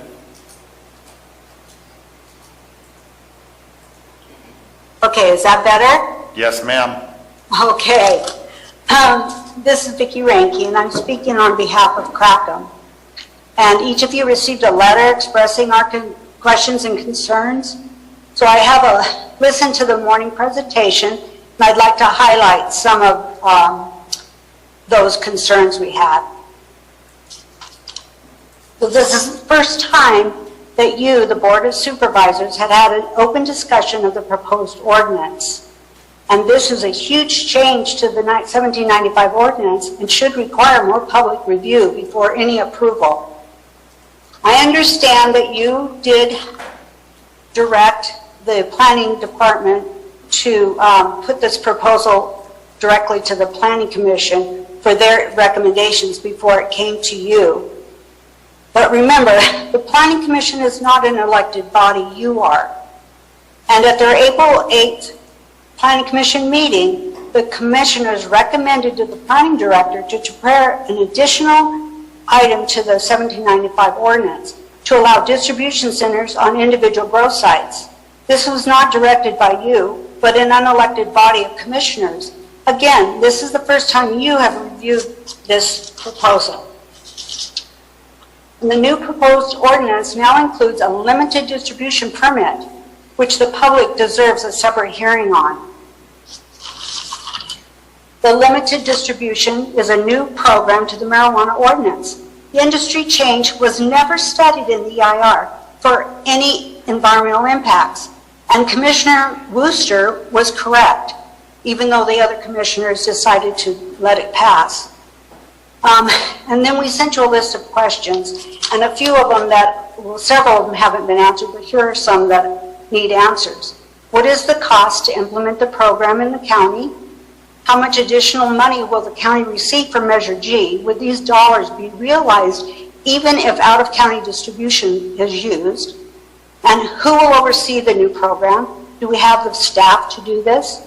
And what county resources are needed to regulate limited distribution and testing? And will this bring more crime since the marijuana will be stored and distributed on site? You know, distribution centers were designed by the Cal Cannabis program under track and trace system, which we should be using here in Calaveras County, but I never hear that term. So make sure they did it to make sure that marijuana grown was distributed to licensed retailers and to keep it out of the illegal markets. So I'm not sure if anybody's overlooking to see that that's happening. So we do encourage you to not approve this today, but to bring this back for further review and hopefully a study session. This is too big of a change to just pass it through. And I'm sure the reason is, from what I understood in the Planning Commission, is that they want to rush it through to satisfy the marijuana growers, who are a small percentage of our Thank residents. you, Ms. Renke. Thank you. I appreciate your time. Jennifer, if you'd like to make your comment now, you may do so. Good afternoon. This is Jennifer Smith. I've been following along. I'm really, I think the changes proposed are in line with the goals and the intention of maintaining and sustaining a cannabis industry.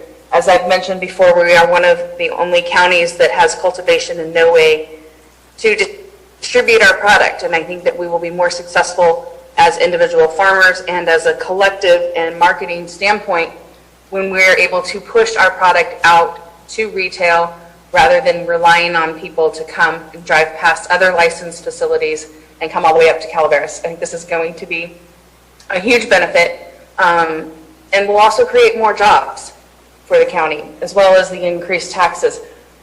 I'm concerned with the M1, M2, M4 zoning simply because it's so limited, and that does limit the other industries that can come in. But at the same time, I understand and can appreciate dropping the C2. I do think that if we could keep the C2 in transport only, that would be a benefit. Again, these are licenses that are not holding or storing product. They are simply transporting it. Therefore, it's of minimal risk. I'd like to also talk about 8B, the same owner, different parcels, being able to utilize one distribution license on one of their parcels. This is actually something that does affect me. I have farms in 2 different locations, in 2 different districts, and I would prefer to distribute my product from one of my locations rather than both. And as far as an impact to the roads or environmental impacts, it would be the same impacts regardless. I'm driving between the farms every day as it is, so it would make sense that I could also transport and deliver all of my product to one central location for distribution. So I would appreciate some additional conversation and input and consideration on that concern. Other than that, I think this is a positive direction for the county and will help all of us in terms of creating that sustainable industry we all strive for. Thanks. Thank you, Ms. Smith. Further public comment? The caller that was on there is no longer there, so there's no further comment. Okay, no further comment at this time. Bring it back. Oh, here we go. Mr. Stoughton? I'm gone there for a minute, folks. Okay. Technology. Well, we can hear you now. You guys have a problem with technology. Okay, here we go. What I'd like to comment is on this agenda item as it was set up and as it was presented.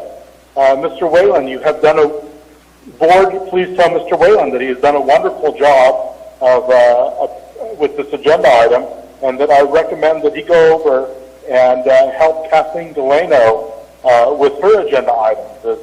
His is complete, and she needs to see what a complete agenda item looks like. Thank you. Thank you. Back.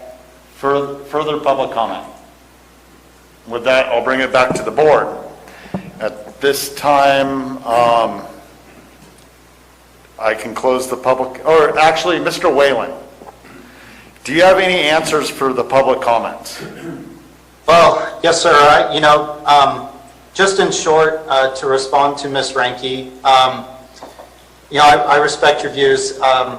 There is a couple of issues. I guess it may be more of a wording type issue, but with distribution centers, I made some slides and I took some effort to explain, what the limited distributor would do is essentially be a very limited type 11.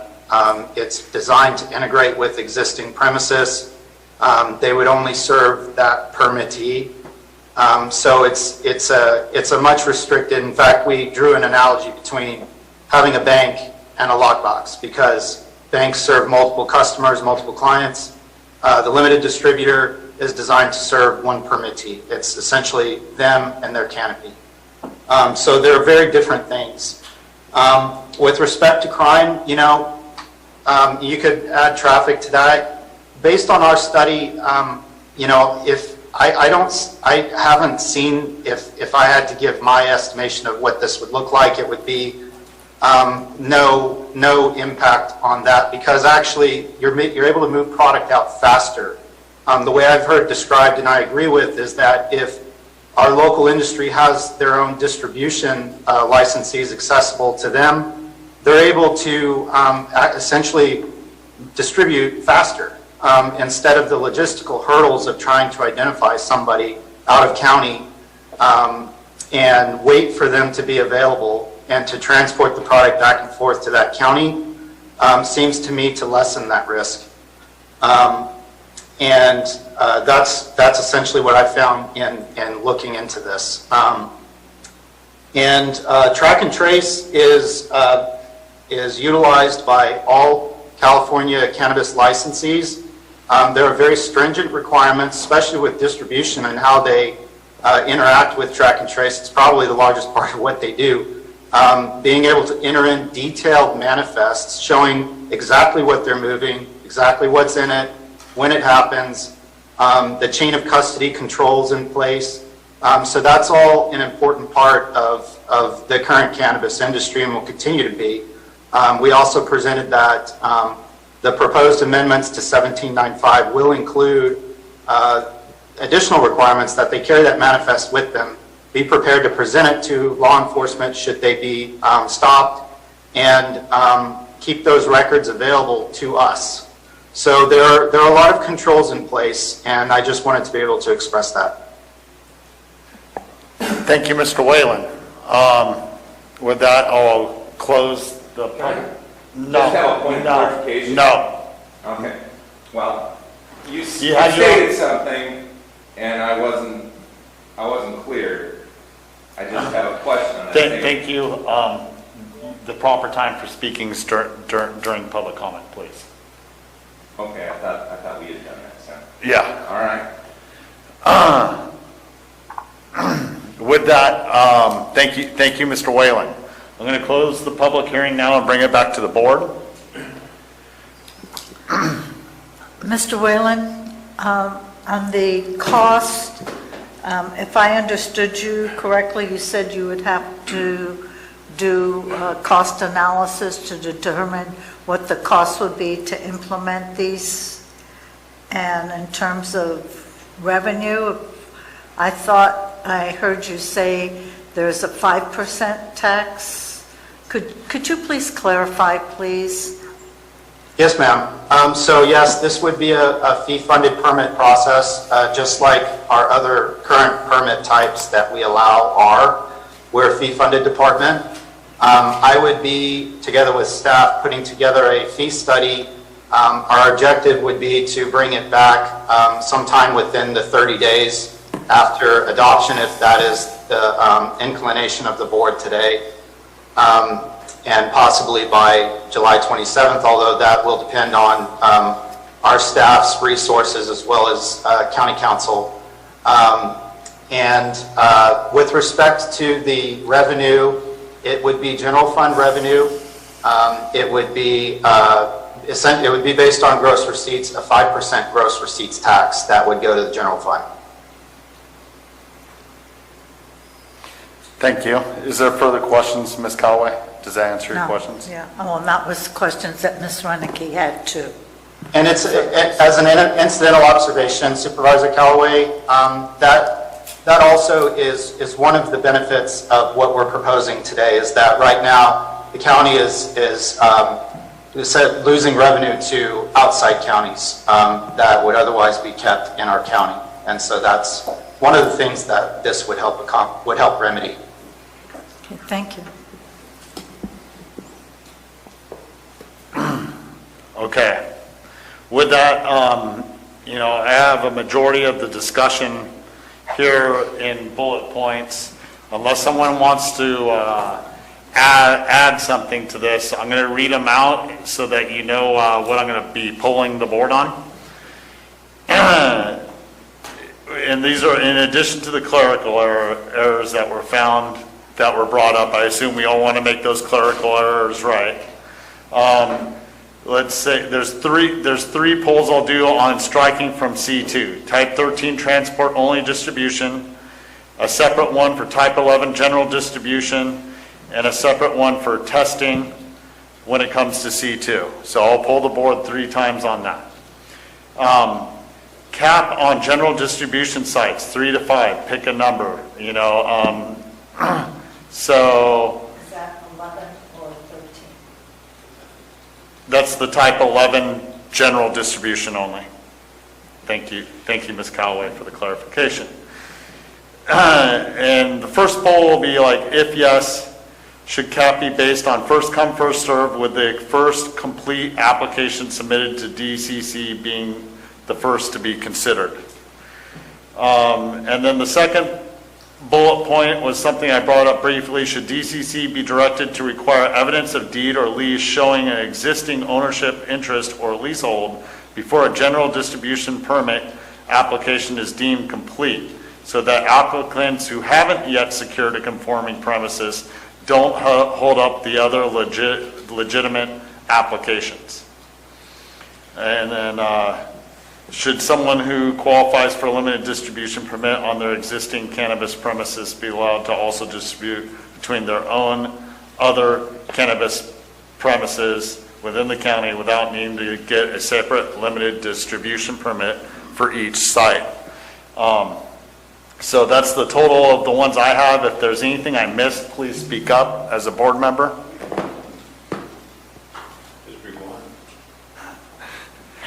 Mr. Toffenelli, I could pull the board on that, but I don't think there's a legitimate, clear way to just separate it by district that I know of. Can you explain one to me? I represent District 1. I'm requesting the board. To pull on District 1? Yeah. I can still pull the board on that.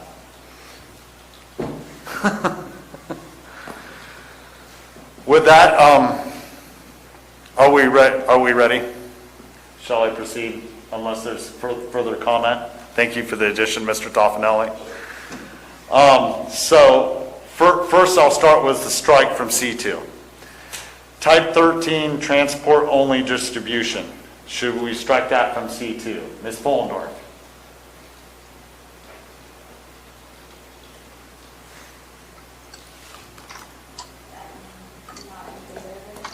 So you're not in favor of striking it, is what you say? Yeah. Okay. Mr. Garamendi. Strike everything from Can you C2. please? Strike everything from C2. All three? Yeah. I am also all three.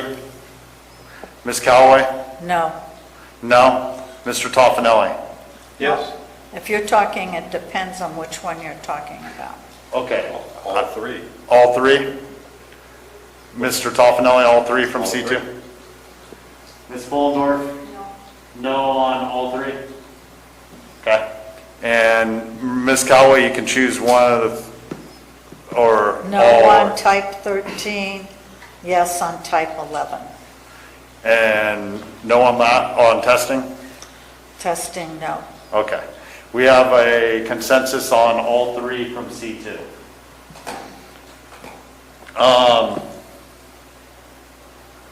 Sure.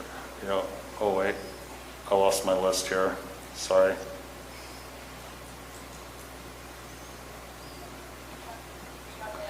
So all three from C2. Cap on general distribution sites of 3 to 5. I'm going to pick a number of 5 and we'll start on that. Ms. Fullendorf. No. Mr. Garamendi. 5. Ben Stopper's a 5. Ms. Callaway. No restriction. Mr. Toffenelli. 5. 5. So we have a cap of 5. So with this, yes, first serve with the first complete application submitted to DCC being the first to be considered. Ms. Fullendorf. No. All right. I just want to clarify. Can you turn here? Yes, sir. I just want to clarify, so a complete application, meaning they've got the dirt, they've got everything in line. Right. Just because we don't want to. Yeah, that's what I say. I don't want people putting a tag on. I would put this whole thing in here, should DCC be directed to require evidence of deed or lease. You know, I'm going to put that in just the whole thing right now. And then, general distribution permit application is deemed complete.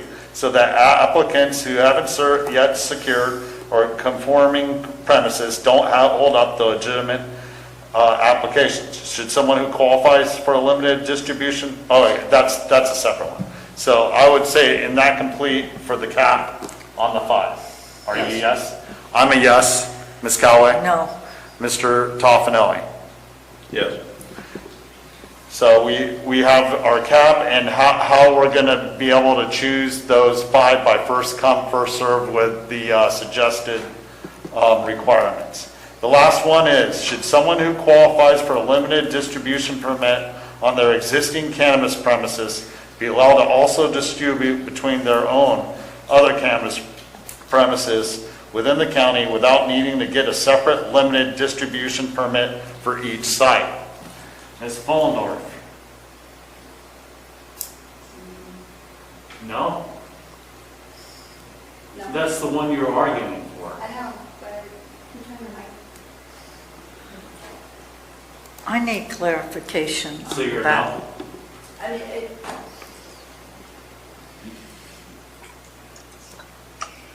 That's the one, Ms. Callaway, where we are allowing one site to be able to move all the same person's distribution product So from is it multiple by, sites. is it by site or is it by owner? It's by ownership. That's what I said when I read the thing out inside. The same owner or applicant. So yes, it is by the same applicant or owner. So, like Ms. Smith talked about, she has sites in 2 or 3 with locations. She can be a distributor to all 3 locations. For all 3, excuse me, a distributor. But what she also said is that she wanted to be able to move the product from site 2 to site 1 and site 3 to site 1. Yes. That is what we're asking about right now. To allow that. So full endorsement now? I guess it goes back to, is that going to limit the permit applications? No. You just capped it at 5. No, This that's is not, for that's limited. We're talking general type 11 as opposed to limited type 11. Two different conversations. Limited is off-site, they can go to a building, M1, M4. No, No, that's no, general. that's not Okay. limited, That's that's Then- general. That's and- general. General, I'm sorry to interrupt. Supervisor Tuffanelli, could you turn your mic on? And could everyone who speaks turn their mics on? Yeah, We're having sorry, a I little bit of forgot trouble. earlier. Yes, if it's going to be between sites, but my concern still remains the same, is that locations like that are going to dictate the permit. I still am not, I don't know. It just still isn't, but that's fine. Yeah, you can change it to that language. I'll support that. Is there a specific question you would like answered from before you make your vote? Nope. Okay. Mr. Garamendi? Yes. I'm a yes. Ms. Callaway? Yes. Mr. Toffenelli? no. Okay. So that's a yes. Is there other changes other than what I have just brought up that, oh yeah, Mr. Toffenelli did ask for me to pull the board on, how should we put it, Mr. Toffenelli? None go in District 1? Yep. Ms. Mullendorf?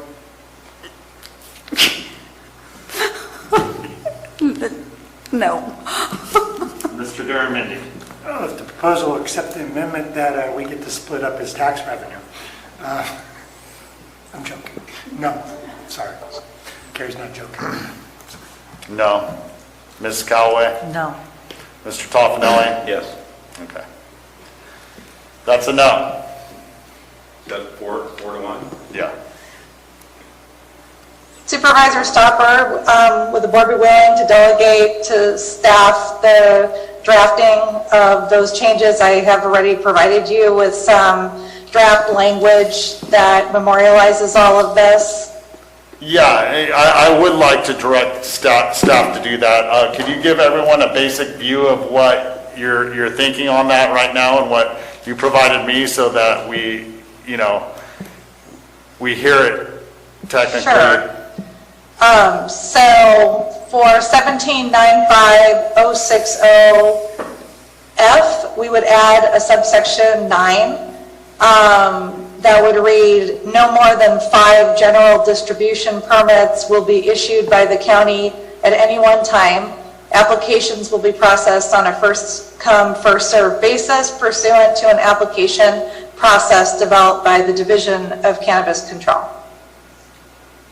Sounds good to me. And you had already directed Cannabis Control to make sure that the application is complete, so I don't think we need to actually put that in the ordinance. I agree. It And was then in the ordinance. The chart would, on, what, Mr. Whalen, do you remember what section of 1795 has the chart for the distribution and testing?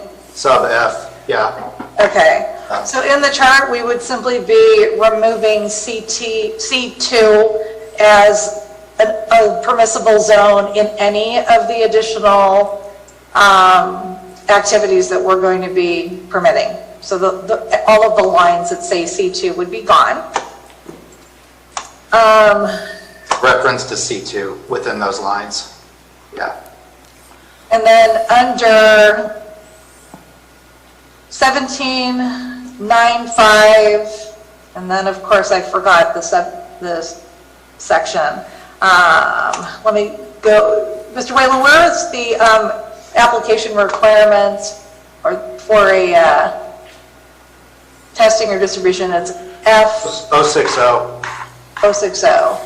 Okay, so in there, I was going to add, I'm losing track of my documents, hold on one second.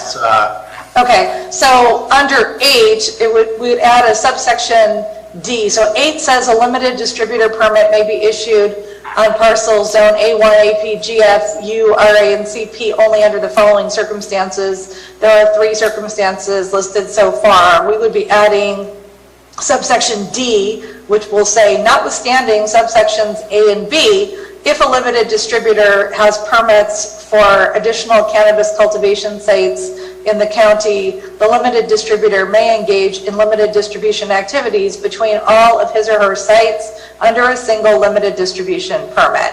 And just to clarify, for Supervisor Follendorf, what this would mean is that in the cultivation zones, a grower would be able to have a distribution premises on one of their grow sites. They don't have to have the premises on all of their grow sites, and they can conduct their limited distribution activities on one of their grow sites for all of the grow sites they have a permit for in the county. So it just consolidates those activities on a single site so that they don't have to have 2 additional unnecessary permits.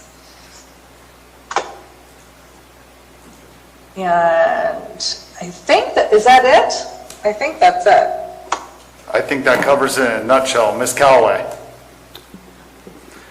Are any board members opposed to that general change in language?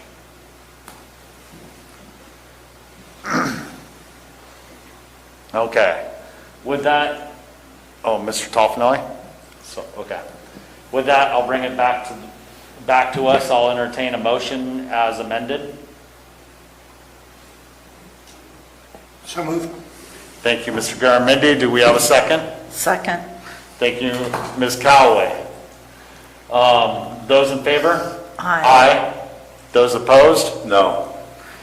Passes on a 4-1 vote of the board.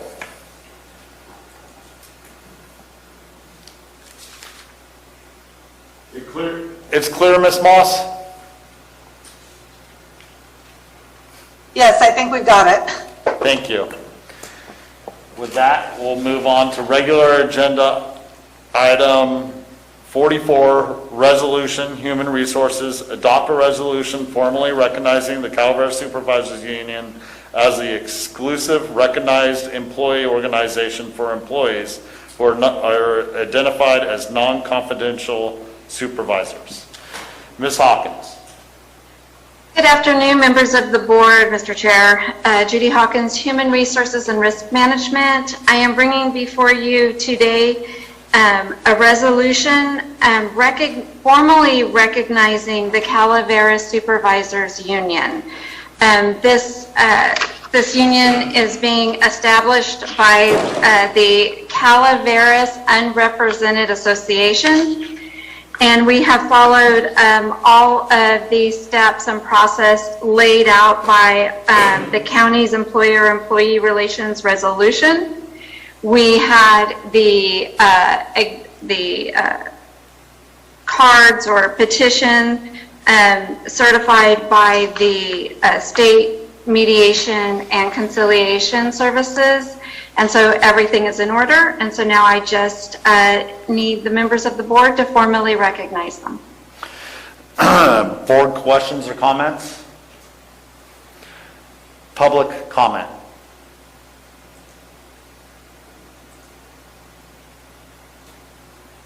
Yes, I do have one public comment. Carl, if you'd like to make your comment now, go ahead. Hello? Can you hear me? Yes, sir. Okay, very good. I support all unions, or most unions, I should say. And this is no exception. The right to organize is very important in our country. I think Clarence Darrow defended unions to a great extent, and what his philosophy was on this is the working man does not have an equal say as to their conditions and their lot in life, as opposed to the management or those that hold power. So I wholeheartedly support this. Thank you. We have an additional public comment as well. Thank you. Yes, a follow-up comment, please. You can go ahead and make your public comment now. Hi, this is Elena Belli. I'm a manager with Health and Human Services. I'm calling in for item number 44 and number 45. I'm the interim treasurer for the Calaveras Unrepresented Management. And we just want to say thank you for recognizing this union group that hasn't been recognized before. And we look forward to working with the Board of Supervisors and HR and the county. Thank you.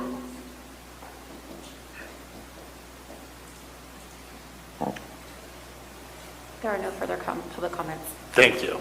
Bring that back to the board. I'll entertain a motion.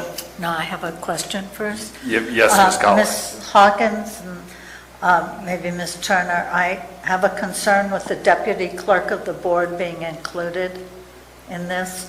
The clerk of the board is not considered a confidential position, and now we have the deputy clerk who isn't. So on the clerk, so are they or aren't they? And so the clerk of the board is an appointed position, and so she is not included in the union because it is an appointed position. We're talking about Rebecca Turner, right? Yes. The deputy clerk of the board, this was considered in the supervisory group and is not a confidential position, and so is a part of the union. And I do want to make sure that when we talk about confidential positions, it's not a case of they have paperwork that has to be confidential, can't be shared. It's that they can have information or be involved in union negotiations. And so such positions in admin and county council and human resources, those are confidential positions where this position is not considered confidential. I disagree. I think it should be, but that's my 2 cents.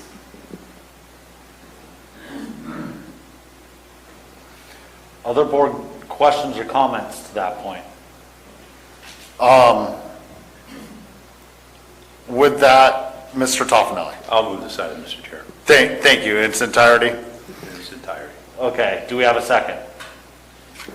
Or second.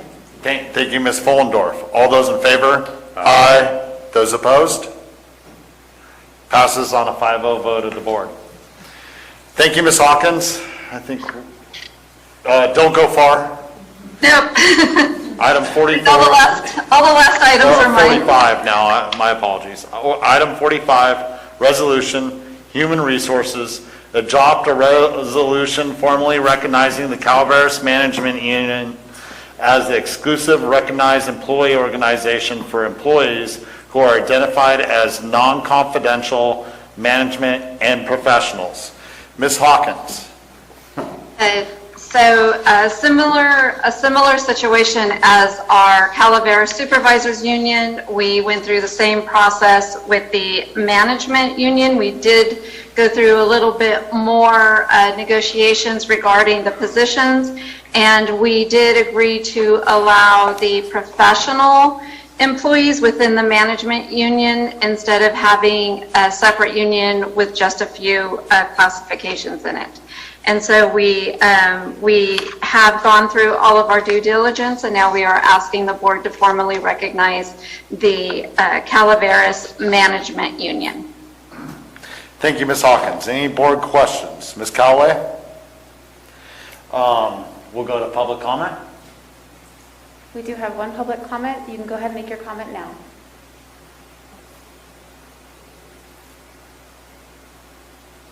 Here we are again.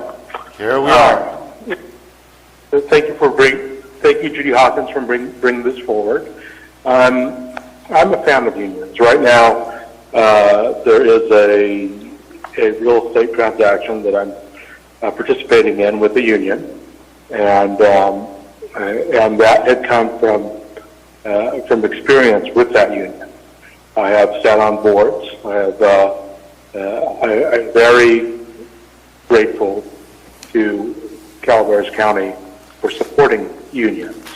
With that, thank you, and turn it back to you. Thank you. Any further public comment? No further public comment. With that, I'll bring it back to the board. Providing there are no questions, I'll entertain a motion. I'll move this item, Mr. Chair. Thank you, Mr. Toffenelli. Do we have a second? Second. Thank you, Ms. Fullendorf. All those in favor? Aye. Those opposed? Passes on a 5-0 vote of the board.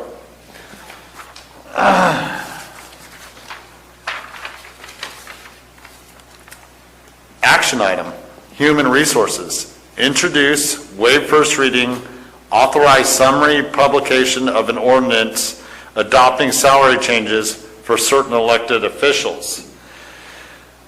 Ms. Hawkins.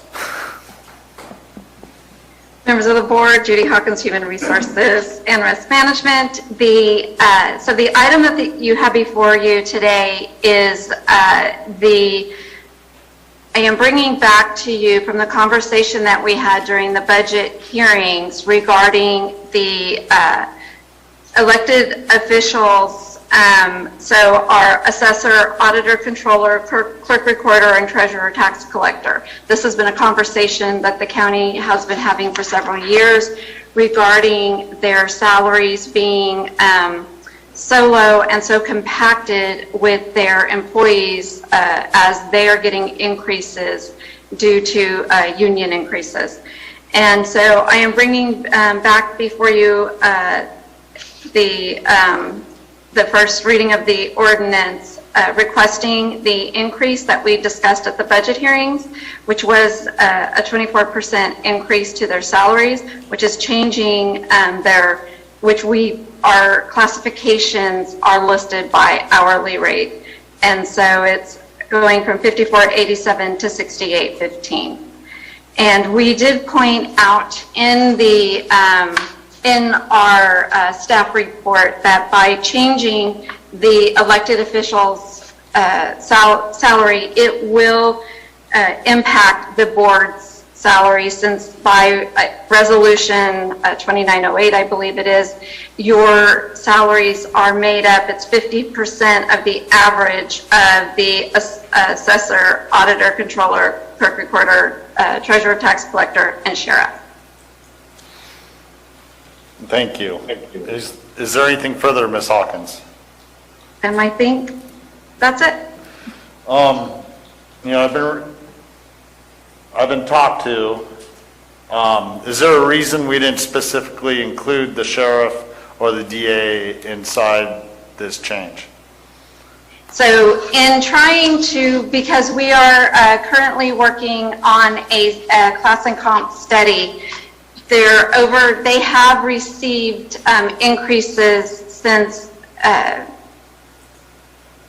these four electeds, and their salary is not out of line as much as these four. I'm not saying that their salaries don't need to be adjusted, but I do think we need to look at the class and comp study and then adjust it as a whole. These four officials, we have been having these conversations for years, and with the upcoming elections, there are some big impacts if we do not make these changes. Okay. Further board questions? I have a comment. Judy is correct, and the ordinance is ordinance 2908,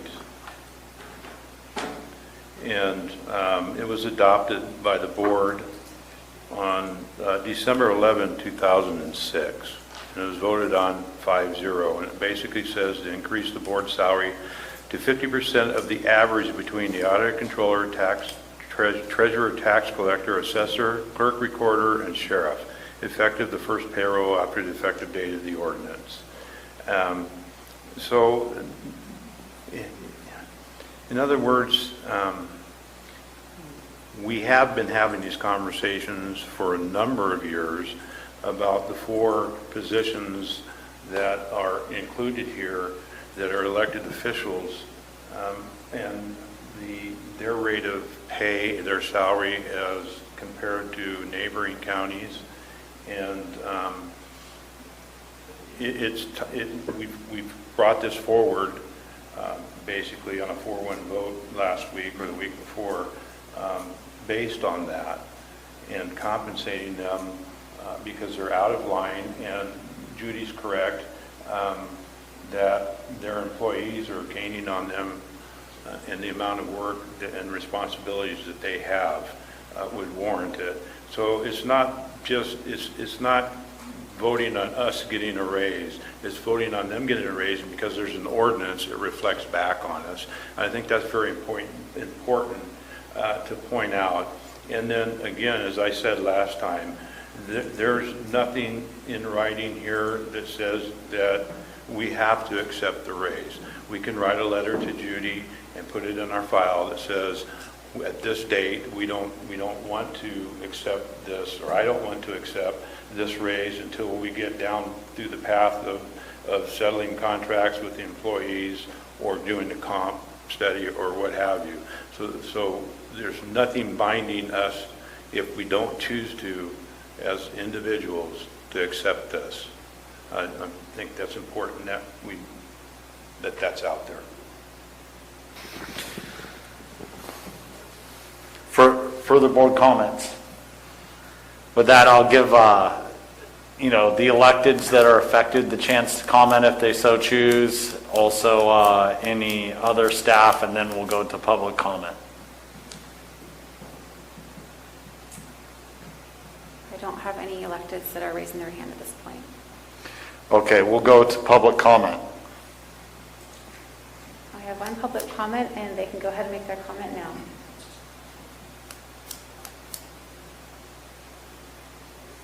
Okay, prima donnas, here we go. If you look at the number of votes cast for these elected officials, it's far fewer than Board of Supervisors, far fewer than the governor's race in the county, far fewer than any other races. And that's because these people no longer possess a loyal following, a base. They no longer comment on issues that are not directly related to their departments. It's basically obsolete positions. They should be brought in to a county administrative office that it's a finance office. It's not. With only offices that are required by statute remaining. You're living in 1879. You're not living in 2021 when it comes to this. And on the subject of these raises as well, God forbid that your employees catch up with you when it comes to pay. You're in Calaveras County. Nobody makes a lot of money in Calaveras County. So, and as far as the board getting raises, I don't really, that's only for Mr. John Garamendi. He's the only one without a second income here, or adequate second income here. He's the only one that doesn't buy lunch for the other supervisors when he goes out to lunch with them. He's the only one begging for it here. I suggest that we not raise anybody's pay at this time. It reflects badly, and it's not necessary, and it just shows an antiquated thought. Thank you. Further public comment? There is no further public comment at this time. Thank you, Robin. With that, does staff have any answers for the comments made by public? If not, I'll move on. I'll entertain a motion. I'll introduce and waive first reading and authorize publication of the ordinance with the salary changes for certain elected officials. Do we have a second?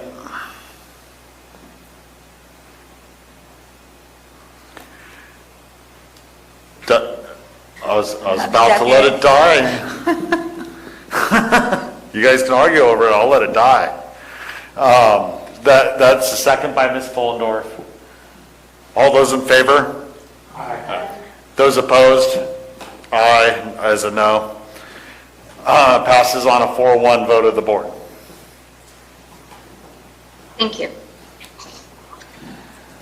Item 47, resolution, human resources.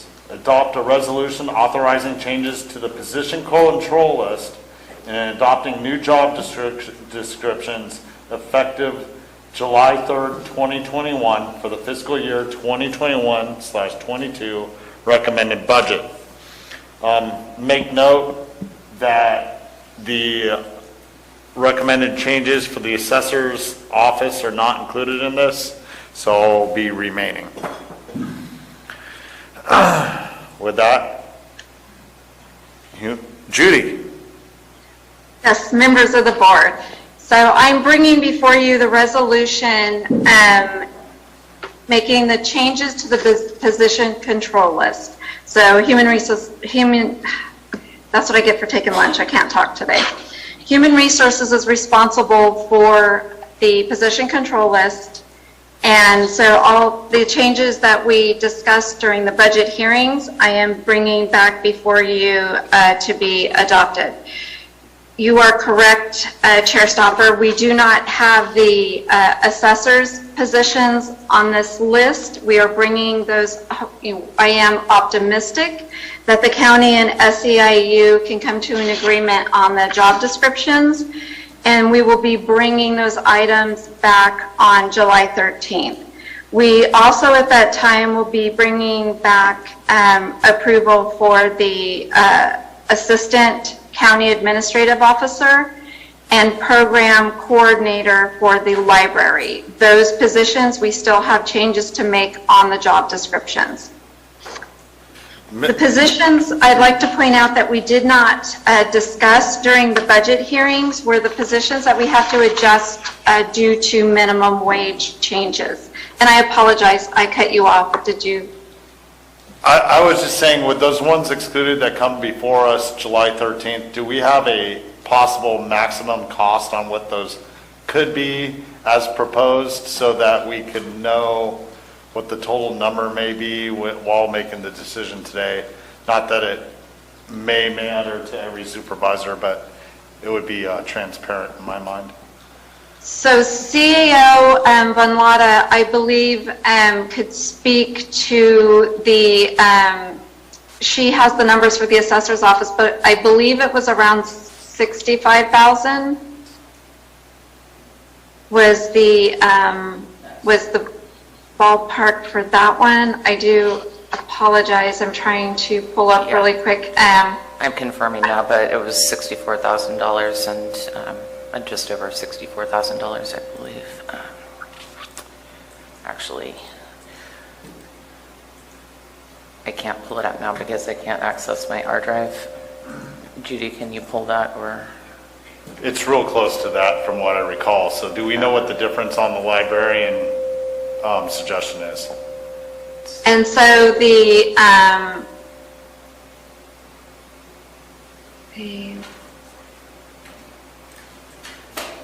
second, I'm trying, and the difference for the library is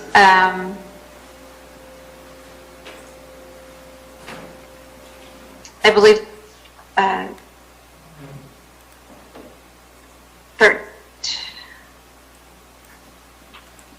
13,000.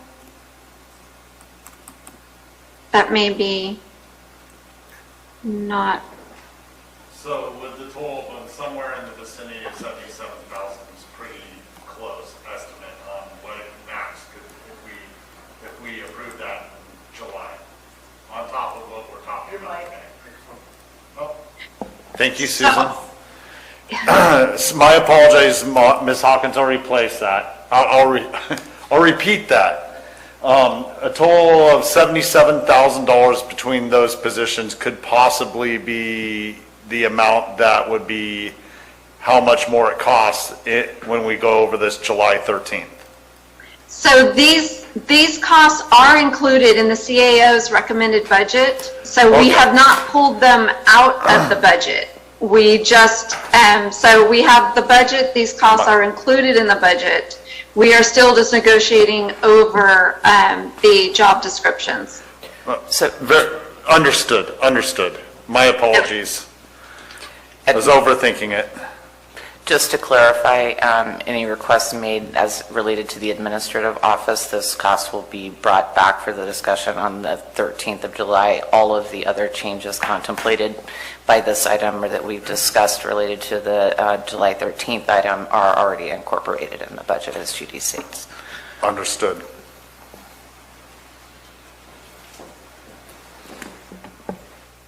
Any board questions or comments?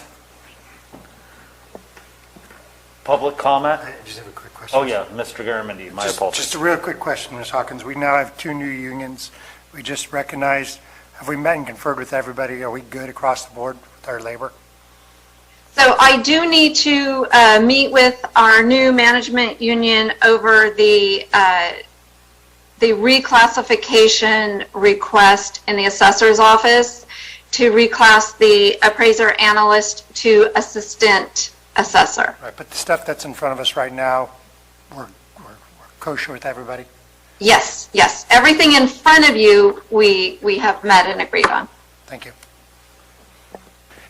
Further board questions? Public comment? We do have one public comment, and they may make their comment now.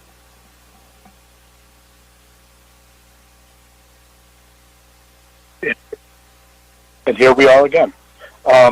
Somewhere in this, I remember there was an assistant county administrative officer. Am I correct in that? So that job description, we will be bringing that job description back. It was attached in error. Miss Hawkins, we will wait till the public comment's finished and then we'll reply to the questions in total, please. that way you can be full-time, Mr. Stout. A little Bennett flexing his muscle here. Come on, boys. Here we go.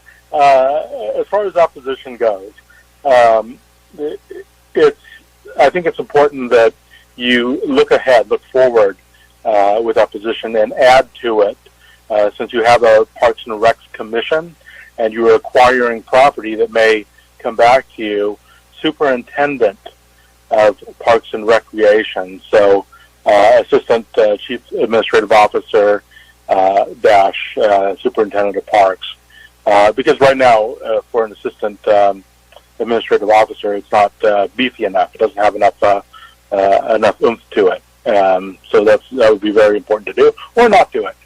I don't care. It's just the future of the county at stake. And let's face it, boards come and go. I'm always here. Thank you. Thank you. There's no further public comment. Thank you. Ms. Hawkins, my apologies for interrupting you. Please. Oh, no, sorry, I jumped the gun there. So we had attached the job descriptions before we had worked everything out, and that one did not get deleted in time. And so we will be bringing the final assistant CAO job description before the board when we request the position on July 13th. Thank you. So if there's no further questions by the board, I'll entertain a motion. I move that we adopt the resolution making changes to the position control list and adopting the job descriptions effective July 3. Do we have a second?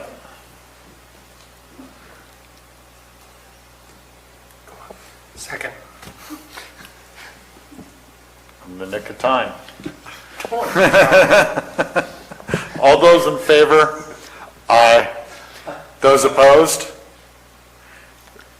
Sounds like it passes on a 5-0 vote of the board. Was there something else you want to say, Ms. Callaway? No, okay. Just want to make sure. I don't want to miss out on that. This concludes the regular agenda, which will be back to the consent agenda here momentarily. I'm going to take a 10-minute break before we get back to the consent agenda. Thank you.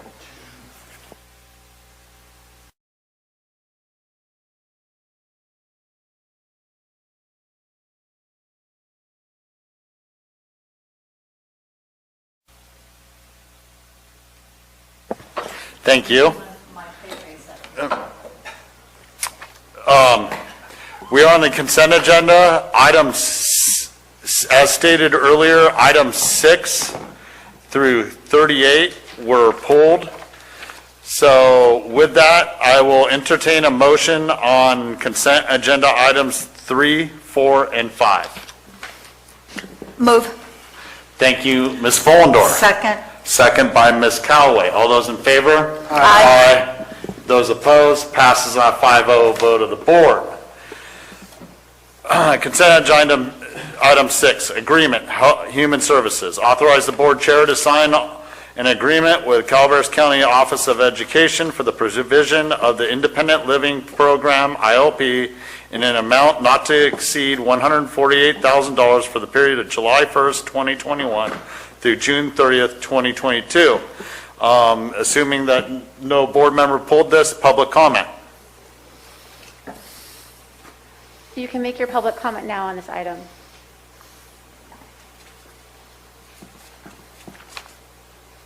Can you hear me? Yes. Very good. I did pull items, you're going to have to go back and look at the recording of the meeting because I did pull items 3, 4, and 5 as well. But here we go on item number 6. Authorize the board chair to, we should have the clerk read the item, which is common, but I will read the item for you. Agreement, Human Services, ID number 6149, authorize the board chair to sign an agreement with Calaveras County Office of Education for the provision of the Independent Living Program, LP, in an amount not to exceed $148,000 for the period of July 1st, 2021 through June 30th, 2022. I'd like to remind the board that we are a county that is impacted in certain ways and that this might not be enough money. Through 2022, that's short compared to some of the other agreements that you are signing in this consent agenda. Please take that into consideration. Shall we move to item 7? Would you please call that, Chair? Chair. Actually, the board needs to obviously vote on that item before moving on. Yeah, we won't be moving to item 7 until we're done with 6.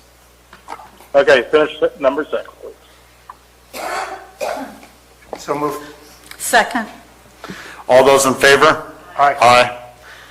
Item 7, agreement, behavioral health services, mental health program, ID number 6093. Authorize the board chair to execute an agreement, Calaveras County Board of Office of Education.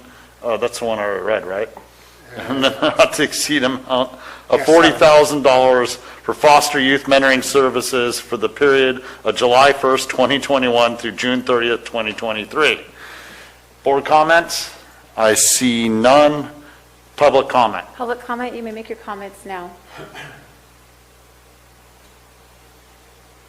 Yeah. I have to unmute between items, it seems. So we'll go for this now. $40,000 for this item might not be enough. As you know, the youth are our future, and some of them are in need, especially the foster care system.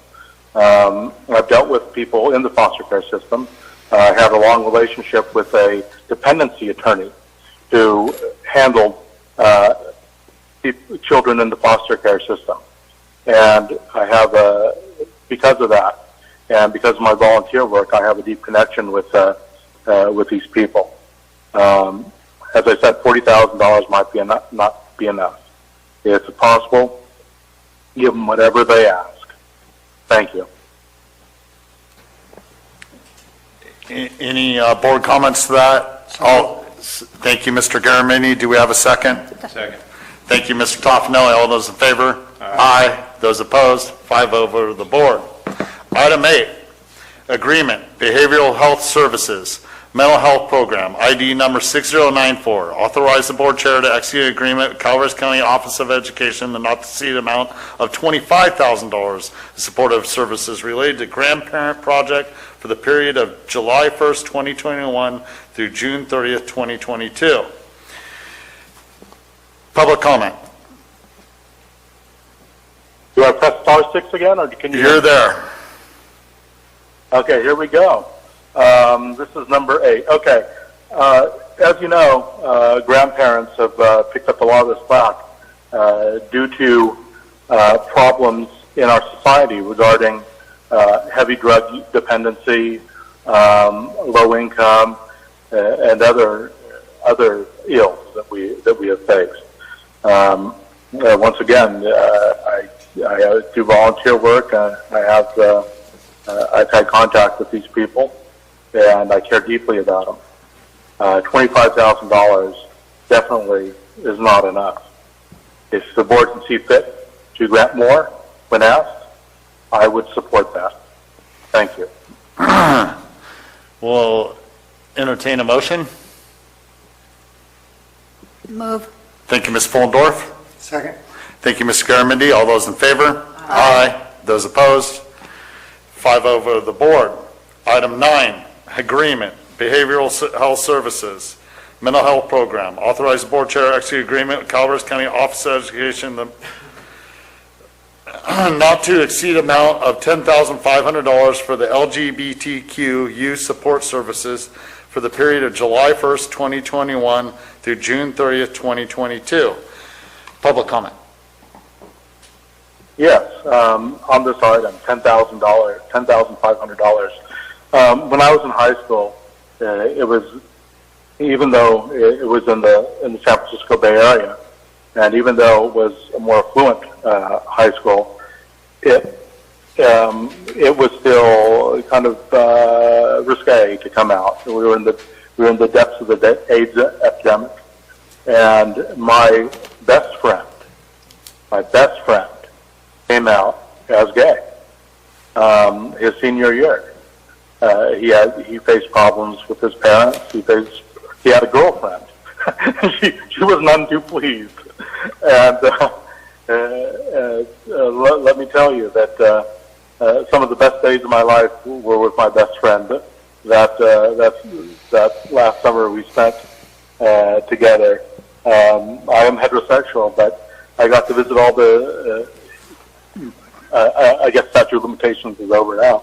I got to visit all the gay clubs in San Francisco, and one of the little scams we would pull is that we'd get guys to buy us drinks and then disappear out the back door. It was wonderful fun, and still I have a great many friends in the lesbian gay community, transgender, everything else, and I value their friendship. This might not be enough money, $10,500. Whatever you can give them is much appreciated. And if they ask, give them more. Thank you. I'll entertain a motion. So moved. Second. Moved by Mr. Garamendi, seconded by Ms. Fullendorf. All those in favor? Aye. Those opposed? Passes on 5-0 vote of the board. Agreement, behavioral health services, mental health program. Authorize the board chair to execute an agreement, Calaveras County Office of Education, and not to exceed amount of $50,000 for Calaveras Care Team, CCT, Navigator Services for the period of July 1st, 2021 through June 30th, 2022. Public comment. As as some of you might know, my grandmother's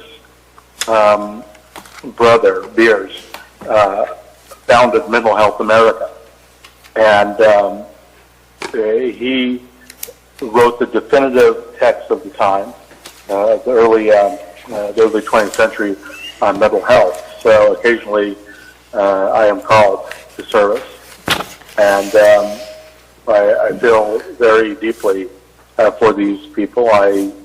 Through the years, I've been exposed to a lot of people having mental health. $50,000, mere drop in the bucket. If you're called on to, if they ask for more and you're called on, please give more. Thank you. Do we have a motion? Move. Second. Motion by Ms. Follendorf, a second by Ms. Callaway. All those in favor? Aye. Those opposed? Passes a 5-0 vote of the board.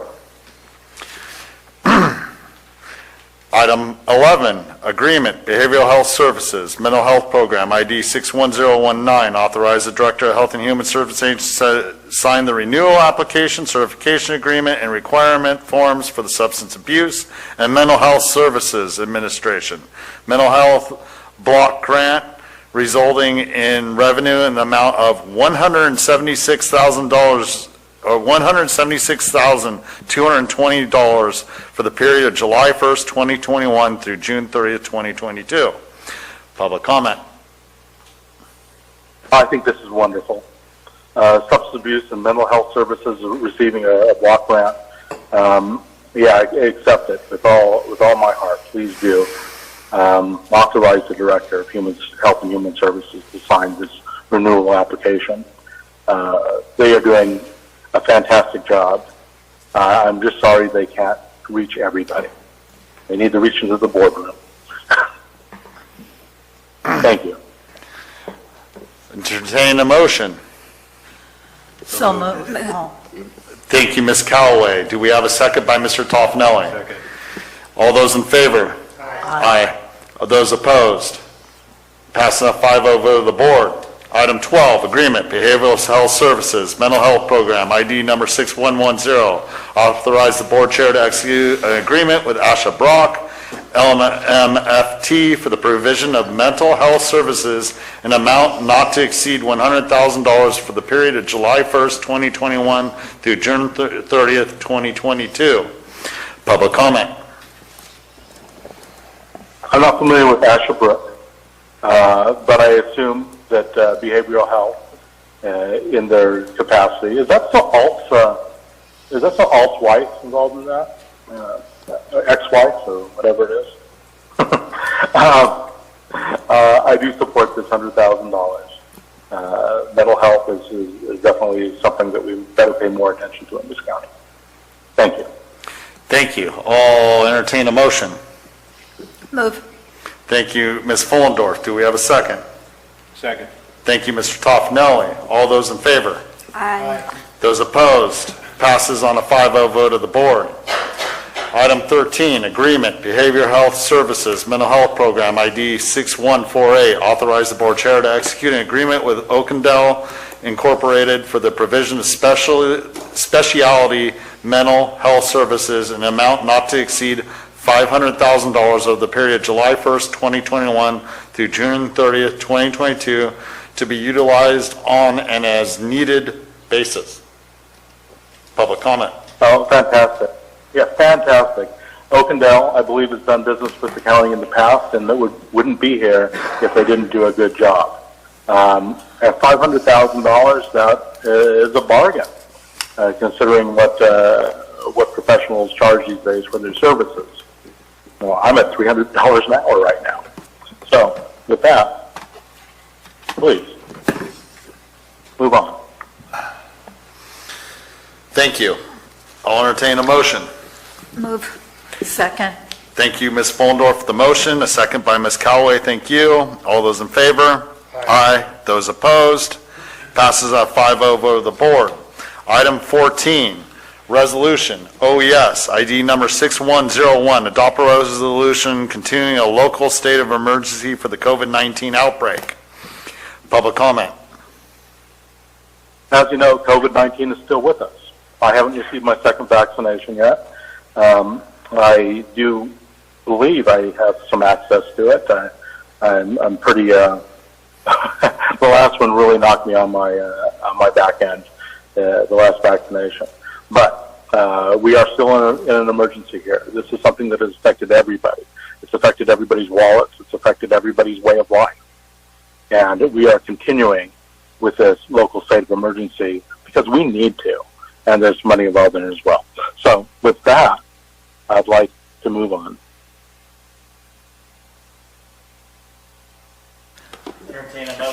I'll move this item. Second. We have a motion by Ms. Callaway, a second by Mr. Toffenelli. All those in favor? Aye. Those opposed? Passes on a 5-0 vote of the board. Item 15, resolution, OES, ID number 6102, adopt a resolution reaffirming the Director of Emergency Services proclamation of a local state of emergency for the winter storm damage from extreme weather events that began on or around February 12, 2019. Public comment. Yes, I think the district that was most affected by this was Marita Callaway, Supervisor Marita Callaway's district. And of course, we're going to reaffirm the Director of Emergency Services proclamation. Marita is the best supervisor on that board. You know, I don't like that. I kind of like that stopper. I don't know Amanda Fullendorf, and I don't really care for Jack Gary, Mindy, John Jr. And Gary is a good guy. He really is. And with most of you guys, I may disagree with you, but I do have some liking for you. So don't even John Jr. So just move on to something. Motion? So moved. Thank you, Ms. Callaway. Second. Second by Ms. Fullendorf. All those in favor? Aye. Those opposed? Pass out 5-0 vote of the board. Item 16, resolution, OES, ID number 6103. Adopt a resolution continuing the local state of emergency for Butte Fire. Public comment. Most definitely, there was a state of emergency there. During the Butte Fire, I evacuated 3 times, helped people evacuate when the Sheriff Department from El Dorado County, as you know, that's a DeAugustini. Love the DeAugustinis. Known them for a very long time. He sent some patrolmen over here, and they didn't know what they were supposed to do. They were on the other side of the fire, and so I helped with some direction. I made maps for them. Actually, I didn't make maps for them. I went and stole maps from the real estate office, and showed them where they could go to help notify people of the evacuation, and then provided a map of where to go when they were called to another location. At a later time, in the next agenda item, I'll discuss something that needs to be talked about. But let's go forward with this. Motion? Moved. Thank you, Ms. Fullendorf. A second? Oh, second. Thank you, Ms. Callaway. All those in favor? Aye. Those opposed? Passes on a 5-0 vote of the board. Item 17, resolution, OES, ID number 6104, adopt a resolution continuing Come on, slow down there, boy. a local state of emergency for the removal of hazardous trees caused by the Butte Fire with the imminent threat of severe winter weather. Public comment.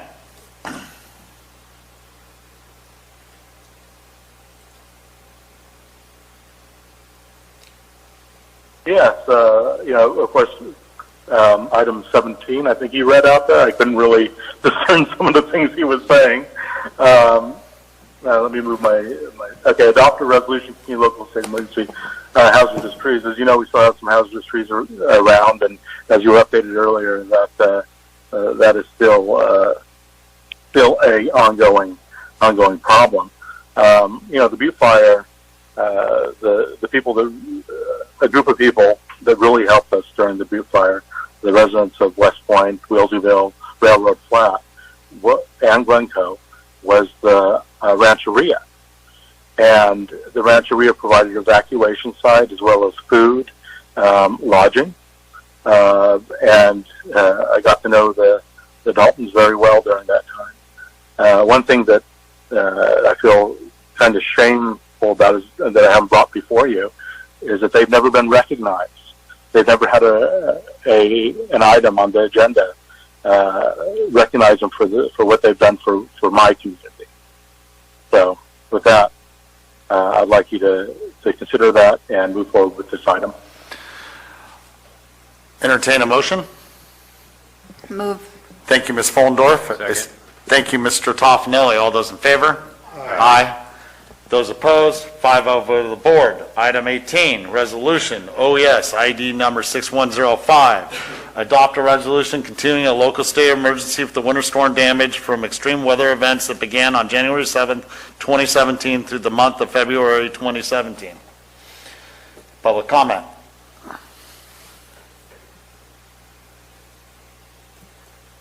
I am unmuted. That storm affected me. I had to rebuild a lot of my road. Heavy downpours. I think it came right after a snowstorm, and even to this day, I'm still laying rock down in certain places and realigning certain sections of my very long driveway. Thank God for the people that go out and help other people. I didn't need any help, but other people did. They had their driveways washed away and were unable to get to their houses. With that, I'd like you to move this item. I'd like to vote on this item and move on to the next item. I'll entertain a motion. Thank you, Mr. Toffenelli. A second? Second. Thank you, Mr. Garamendi. All those in favor? Aye. Those opposed? 5-0 vote of the board. Item 19, resolution. OES, adopt a resolution continuing a local state of emergency on tree mortality. Public comment. Oh, did I miss one here? Which one are we on? Adopt a continuing local emergency on butte fire, pre-mortality. As you know, that's still a problem in our community. You heard the item earlier today, or you heard in a briefing item earlier today, and you need to continue with this. With that, please let the chair say go through the process and don't vote too early on these items, because we have to go through process, always process. Thank you. Entertain a motion. So moved. Thank you, Mr. Garamendi. Do we have a second? Second. Thank you, Ms. Fullendorf. All those in favor? Aye. Those opposed? Passes on 5-0 vote of the board. Item 20, agreement, integrated waste management, ID number 6119. Authorize the execution of a grazing lease agreement between the Calaveras County and Horret Cattle Company Incorporated for 735.76 acres, a county-owned property adjacent to the Rock Creek Solid Waste Facility for a 4.5-year term effective June 22nd, 2021 through June 30th, 2025 with an annual revenue of $33,109.20. Public comment. Yes, revenue is always great. But the revenue you are receiving here is a preventative measure when it comes to grassland fires. I've lived through several fires. The first time I saw grazing was right after the Oakland Hill fire, which I was there. I've been through earthquake fires. I've been through. I've been down south during hurricanes to help out. But I've lived through these things. So I wholeheartedly agree voting yay on this and moving on to the next item. Thank you. Entertain a motion. So moved. Second. Thank you, Mr. Toffenelli. A second by Ms. Callaway. All those in favor? Aye. Those opposed? Passes on 5-0 vote of the board. Item 21, action item, economic and community development, ID number 6126. 1, accept the work of Staples Construction Company Incorporated for re-roofing projects located in historic downtown San Andreas at county-owned facilities. 2, authorize the board chair to sign and record the notice of completion. And 3, ratify the release of retained funds. Public comment. Yes, I'm not sure which building this is, whether it's the old courthouse, whether it's the Historical Society building down there, whether it's the town hall, or maybe it's the a grand jury, which was dismissed, by the way. I don't wonder why. But evidently, it's the work is completed. Let's move on with this item. Entertain a motion. So moved. Thank you, Mr. Toffenelli. A second? Second. By Mr. Garamendi. All those in favor? Aye. Those opposed? Passes on a 5-0 vote of the board. Item 22, action item. Economic and Community Development. Accept the work of T&S West Intermodal Maintenance Incorporated for the re-roofing project at the county-owned Hubry Building. 2, authorize the board chair to sign and record the notice of completion. And 3, ratify release of retained funds. Public comment. Yeah, I actually like that building. There's not too much I can say about this, except evidently they did a good job. Let's move on with this item. Entertain a motion. Move. Thank you, Ms. Fullendorf. A second by Mr. Toffenelli. All those in favor? Aye. Those opposed? Passes on a 5-0 vote of the board. Item 23, agreement, administrative office, ID number 6139. Authorize the board chair execute an agreement of public defender legal services with Fitzgerald, Alvarez, and Cuomo effective July 1st, 2021, and terminating on June 30th, 2023, in an amount not to exceed $1,249,956. Public comment. Oh, more attorneys that I can borrow. Always look forward to that. Looking at this, $1,249,000. The amount might seem large to you, but it is not. Everybody's guaranteed a defense. Everybody's guaranteed a defense. Let's move on with this item. Entertain a motion. Move. Second. A motion by Ms. Fullendorf, a second by Ms. Callaway. All those in favor? Aye. Aye. Those opposed? Passes on a 5-0 vote of the board. Item 25, resolution, administrative office, ID number 6129. Adopt a resolution approving fiscal year 2021-22 recommended budget for the Air Pollution Control District. Public comment. 24, sir. Our budget. Oh, my apologies. I did mark it off and I didn't read it yet. So item 24, I am going back to. Resolution, administrative office, approve the for year 2021-22 recommended budget. We can't forget that one. Public comment, Mr. Stoughton. Well, yes, we can't forget that one. You have skipped other items as well in this, but I'm letting you slide today because I'm just a good guy. Slow down. I have plenty of time there. Administrative office, approved fiscal year. If you've gone through that budget, you'll realize that some of the numbers didn't add up, but I'm not kind of a little bit sloppy there, folks, but you have what you have. And, you gave yourself your raises. I hope you guys are really happy about that. Look at John Garamendi Jr. is probably wetting his pants in anticipation of the first check. What you should do is require him to buy each of you lunch. I'm not kidding about that. Require him to buy each of you lunch. I don't want him to buy me lunch. I'm fine. Okay, let's move on with this item. Entertain a motion. So Thank you, Mr. Garamendi. A second by Mr. Toffenelli. All those in favor? Aye. Those opposed? 5-0 vote of the board. Item 25. Resolution, administrative office, ID number 6129. Adopt a resolution approving fiscal year 2021-22 recommended budget for the Air Pollution Control District. I got it right this time. Public comment. Thank you, Mr. Stopper, Chair. I have a close friend with another air pollution control district, so I know all the ins and outs of of getting what I want from them. In case you don't know, you must have 3 complaints before they act on anything. So just to keep that in your quiver. Keep that in your quiver. So of course they act immediately on my when I do it. I have a really good relationship with these people. Let's move on to the next thing. Entertain a motion. So moved. Thank you, Ms. Callaway. A second by? Second. Ms. Fullendorf. All those in favor? Aye. Those opposed? Passes on a 5-0 vote of the board.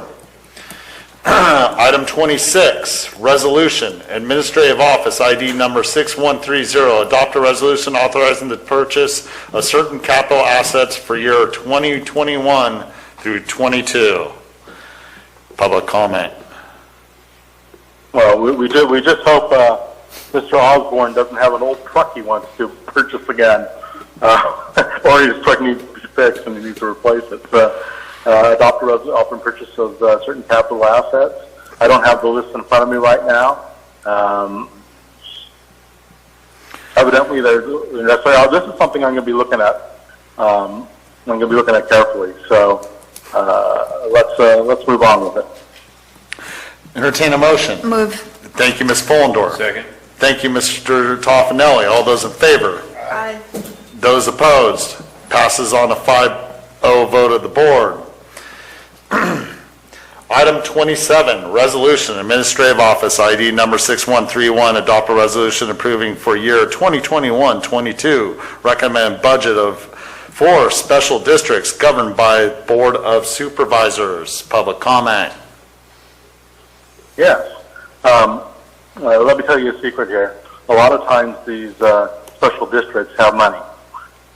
When we needed the sheriff's substation in West Point, we found that the budget of the West Point Cemetery District was flush with funds, and there are other districts as well, cemetery districts, because really all they do is spray Roundup. They don't have lawns to manicure, and so we tapped that budget. I say move forward with it, but you folks really should be looking carefully at those special districts and saying what you can translate, money you can translate, reappropriate into serving the public. Let's move on. Entertain a motion. Moved. Thank you, Mr. Toffanelli. A second by Ms. Fullendorf. All those in favor? Aye. Those opposed? 5-0 vote of the board. Item 28, resolution, Administrative Office, ID number 6132, adopt a resolution approving fiscal year 2021-22, recommend budget for special revenue funds. Public comment. Here we go, special revenue funds. I'm just going to say adopt this because there's not much let's say meat there. Go for it. Entertain a motion. So moved. Thank you, Mr. Toffanelli. Second. Second by Ms. Fullendorf. All those in favor? Aye. Those opposed? 5-0 vote of the board. Item 30, resolution, Treasurer Tax Collector, ID number 6136, adopt a resolution for discharge of accountability for certain delinquent unsecured tax bills, incorporating unpaid personal property bills, mobile homes. Can you do 29, please? Oh, you got me again, Carl. Yeah, I'm sorry there, little bit. I'll go ahead and go back to 29 as I skipped it. I checked it off before I got to it. So resolution, Administrative Office ID 6133, adopt a resolution approving for year 2021-22 recommended budget for the in-home supportive services public authority. We definitely don't want to forget about them. Public comment. Well, definitely I don't want to forget about them. It's quite vital. Yeah, if you can move forward with this, just move forward with it. I'm fine with this. Motion. Move. Second. Second. Moved by Fullendorf, seconded by Callaway. All those in favor? Aye. Those opposed? Passes out 5-0 vote of the board. Now to item 30. Resolution, Treasurer Tax Collector, ID 6136. Adopt a resolution for discharge of accountability for certain delinquent unsecured tax bills incorporating unpaid personal property bills, mobile homes, and supplemental unsecured bills for fiscal years 2010 through 2011 through 2016, 2017. Public comment. I think it's been 12 years since Barbara went in detail with me over this, and you know it's what it says it is. There's nothing controversial here. Let's move forward with this item. A motion? So moved. Thank you, Mr. Toffenelli. A second? Second. Thank you, Ms. Callaway. All those in favor? Aye. Those opposed? Passes a 5-0 vote of the board. Item 31, agreement, district attorney, ID number 6137. Authorize the board chair to execute an agreement with Carpal Computer Systems Incorporated for a 3-year term, July 1st, 2021 through June 30th, 2024, in an amount not to exceed $52,575. Public comment. As you know, that district attorney has other funding sources at times, and this $52,575 for computing services is necessary. They deal with confidential items, and they deal in a rapidly moving environment, so they don't need to be slowed down at all. Let's move forward with this. I agree with it. Motion. So moved. Thank you, Mr. Toffenelli. A second? Second. Ms. Callaway, thank you. All those in favor? Aye. Those opposed? 5-0 vote of the board. Item 32, action item, treasurer tax collector, ID number 6138. 1, renew annual delegation of investment authority to the county treasurer, and 2, adopt county investment policy and guidelines for 2021 through 22. Public comment. I'm just catching up with you here. As you know, if you've ever got a report from Barbara Sullivan regarding your investments, it's in good hands. And I wholeheartedly support renewing this. So go for it. Next item. Motion. So move. Thank you, Ms. Callaway. A second by Ms. Fullendorf. All those in favor? Aye. Those opposed? 5-0 vote of the board. Item 33, agreement, auditor controller, ID number 6145. Enter into professional services agreement with Clifton Larson Allen LLC for annual audit services to conduct examination of the comprehensive annual financial report, CAFR, and financial audit for Calaveras County for an amount not to exceed $197,385 for a term of 3 years for fiscal years ending June 30th, 2021, June 30th, 2022, and June 30th, 2023, with an option to renew for 2 additional years at $65,795 per year for an additional amount not to exceed $131,590, and authorize the county administrative officer to sign the agreement. Public comment. Yes, you know, fiscal audits and performance audits.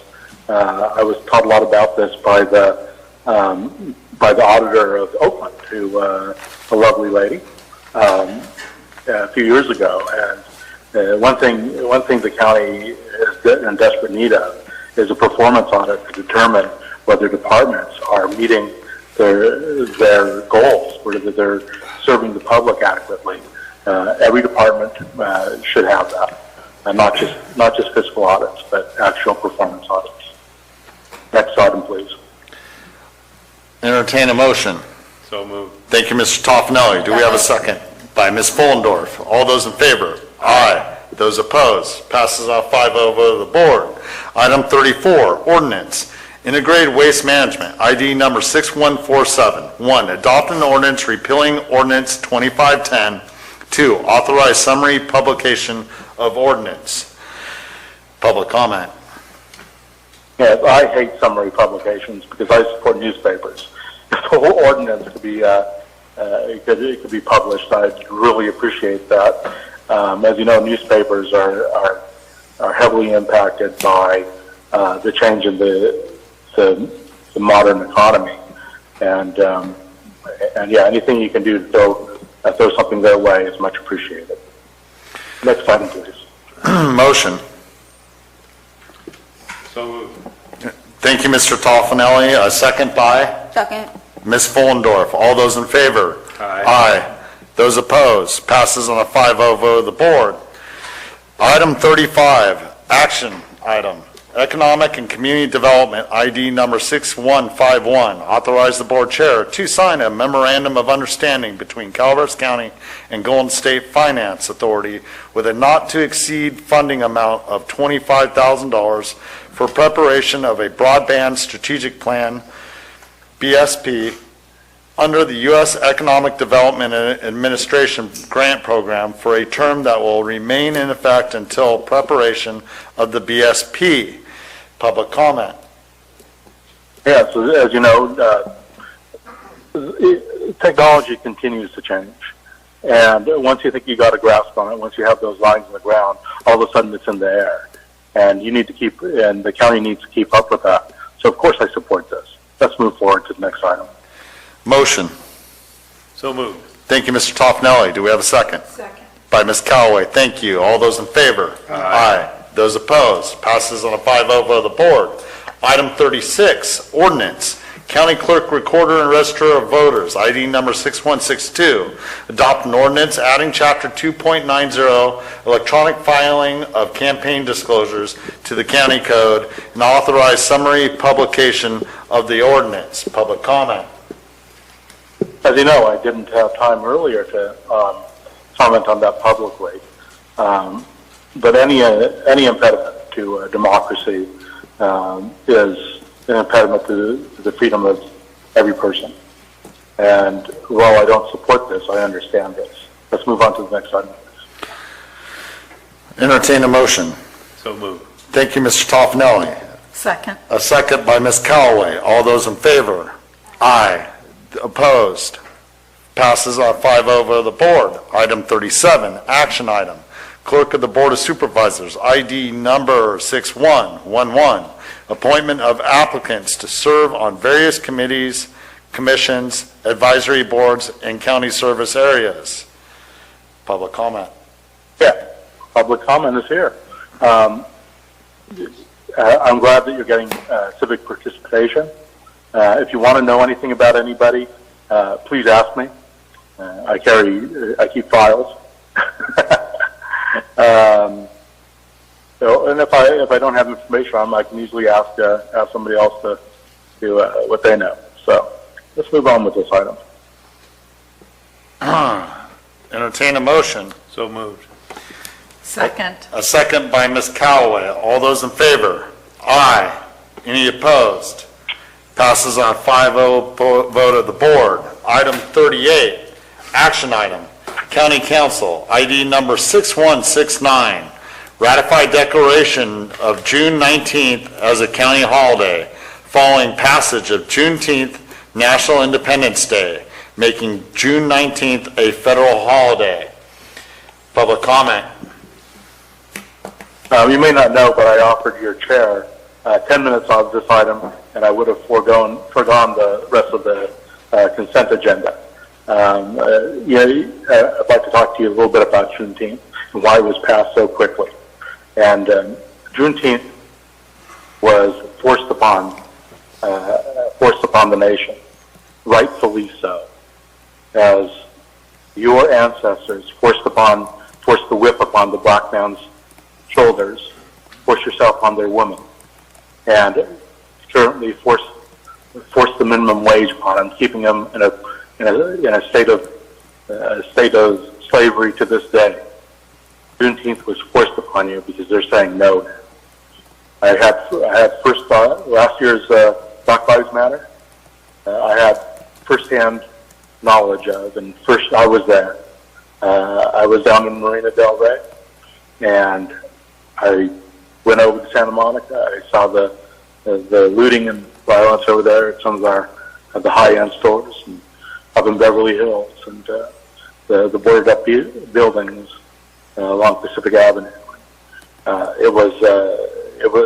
Those were quite some nights listening to the sound of the sirens and going out and seeing what was happening in the streets. This is something that rightfully is forced upon you, and we're hopefully there people of color will continue forcing their rights upon you. So with that, I recommend ratifying this and realize that this makes in your bargaining units, this will be a holiday for them as well. Thank you. Let's move on with this. A motion. So moved. Thank you, Ms. Callaway. Do we have a second, Mr. Toffenelli? All those in favor? Aye. Any opposed? Passes on a 5-0 vote of the board. That concludes our consent agenda. Let's move on to supervisor announcements. In compliance with Government Code 53232.3D, board members shall provide brief reports on any meetings attended at the expense of the local agency and may make other announcements or report out.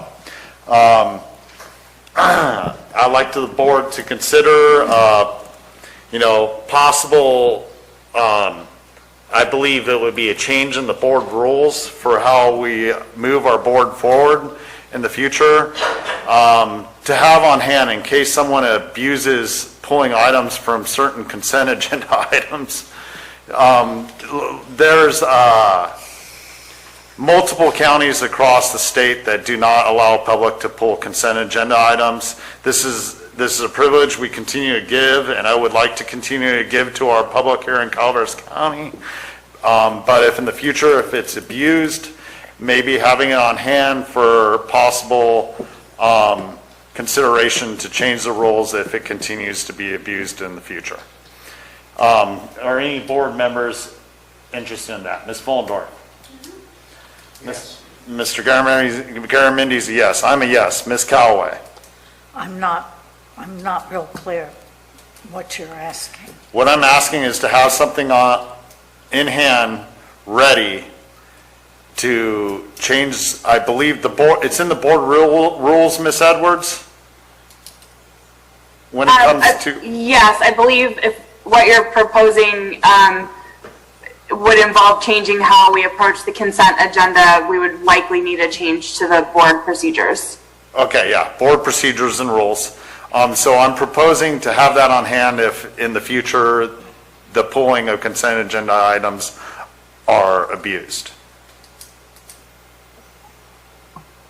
I'm reluctant to change public input on consent agenda. I think what Mr. Stoughton did was an abuse of the system, but I'm not willing to necessarily change the rules because one person is inconsiderate of the process. I understand your input. Mr. Toffenelli? I'm in favor of allowing the board chair, whoever's chair at the time, to have the ability to limit that if they so choose. It's up to their discretion, much like running the meetings is within their discretion. So I would be in favor of placing that in the chair's discretion at the time of the meeting. Right. I think that would still consider a change in procedures. But I think that's a better solve than what I was proposing. I do agree with Ms. Callaway. I would like to give the opportunity for public comment. It's rare that anything has ever been abused, and I was potentially putting this out in case it was abused in the future. But I think that you have a better solve than what I'm proposing. I would agree with Mr. Toffenelli. He amended what I proposed. Ms. Fullendorf, yes. Mr. Garamendi, yes. I'm a yes. Ms. Callaway is a yes, and you're a yes. So what I'll do then, Chair Stopper, is if you'll allow me to explore whether I think we need a procedural change to the board rules and or a change to our agenda language, and if we do need the former, then I will bring that back to the board. Perfect. I really appreciate it, Ms. Edwards. With that, I'll ask Mr. Toffenelli, anything to report out? I have nothing to report this time, Mr. Chair. Ms. Callaway. I would like the board to know that on July 3, the Greater Arnold Business Association will be having a parade. It'll be a little short and sassy one, but we have CAL FIRE, the Forest Service, the Ebbets Pass Fire District, and 25 other entries into the parade. It'll be on Blagan Road, and I do have permission from the road department to close off Blagan Road for a few hours, but if you can, I would be very honored if you would show up. It's on the 3rd? On the 3rd, July 3. Okay. The Mr. third. Toffanelli. Yeah, I do, on that note that Marie brought up, and many people know, and I'm sure most of the board knows, there's a local band here that's played many venues. The band's name is Plan B, and they are scheduled to play Ironstone on July 4th on the big stage. So I just thought I'd throw it out there. I know those guys and enjoyed their music many times, but a local band on stage there is a pretty exciting thing at Ironstone. And they're constituents of mine. Jim's a Rotary member, so. Rubbing elbows. All right. No, it's great to hear. It's been a long time since I heard of any type of event, so glad to hear it. Mr. Garamendi. I'm good. Ms. Fullendorf. With that, we'll adjourn the meeting. Thank you.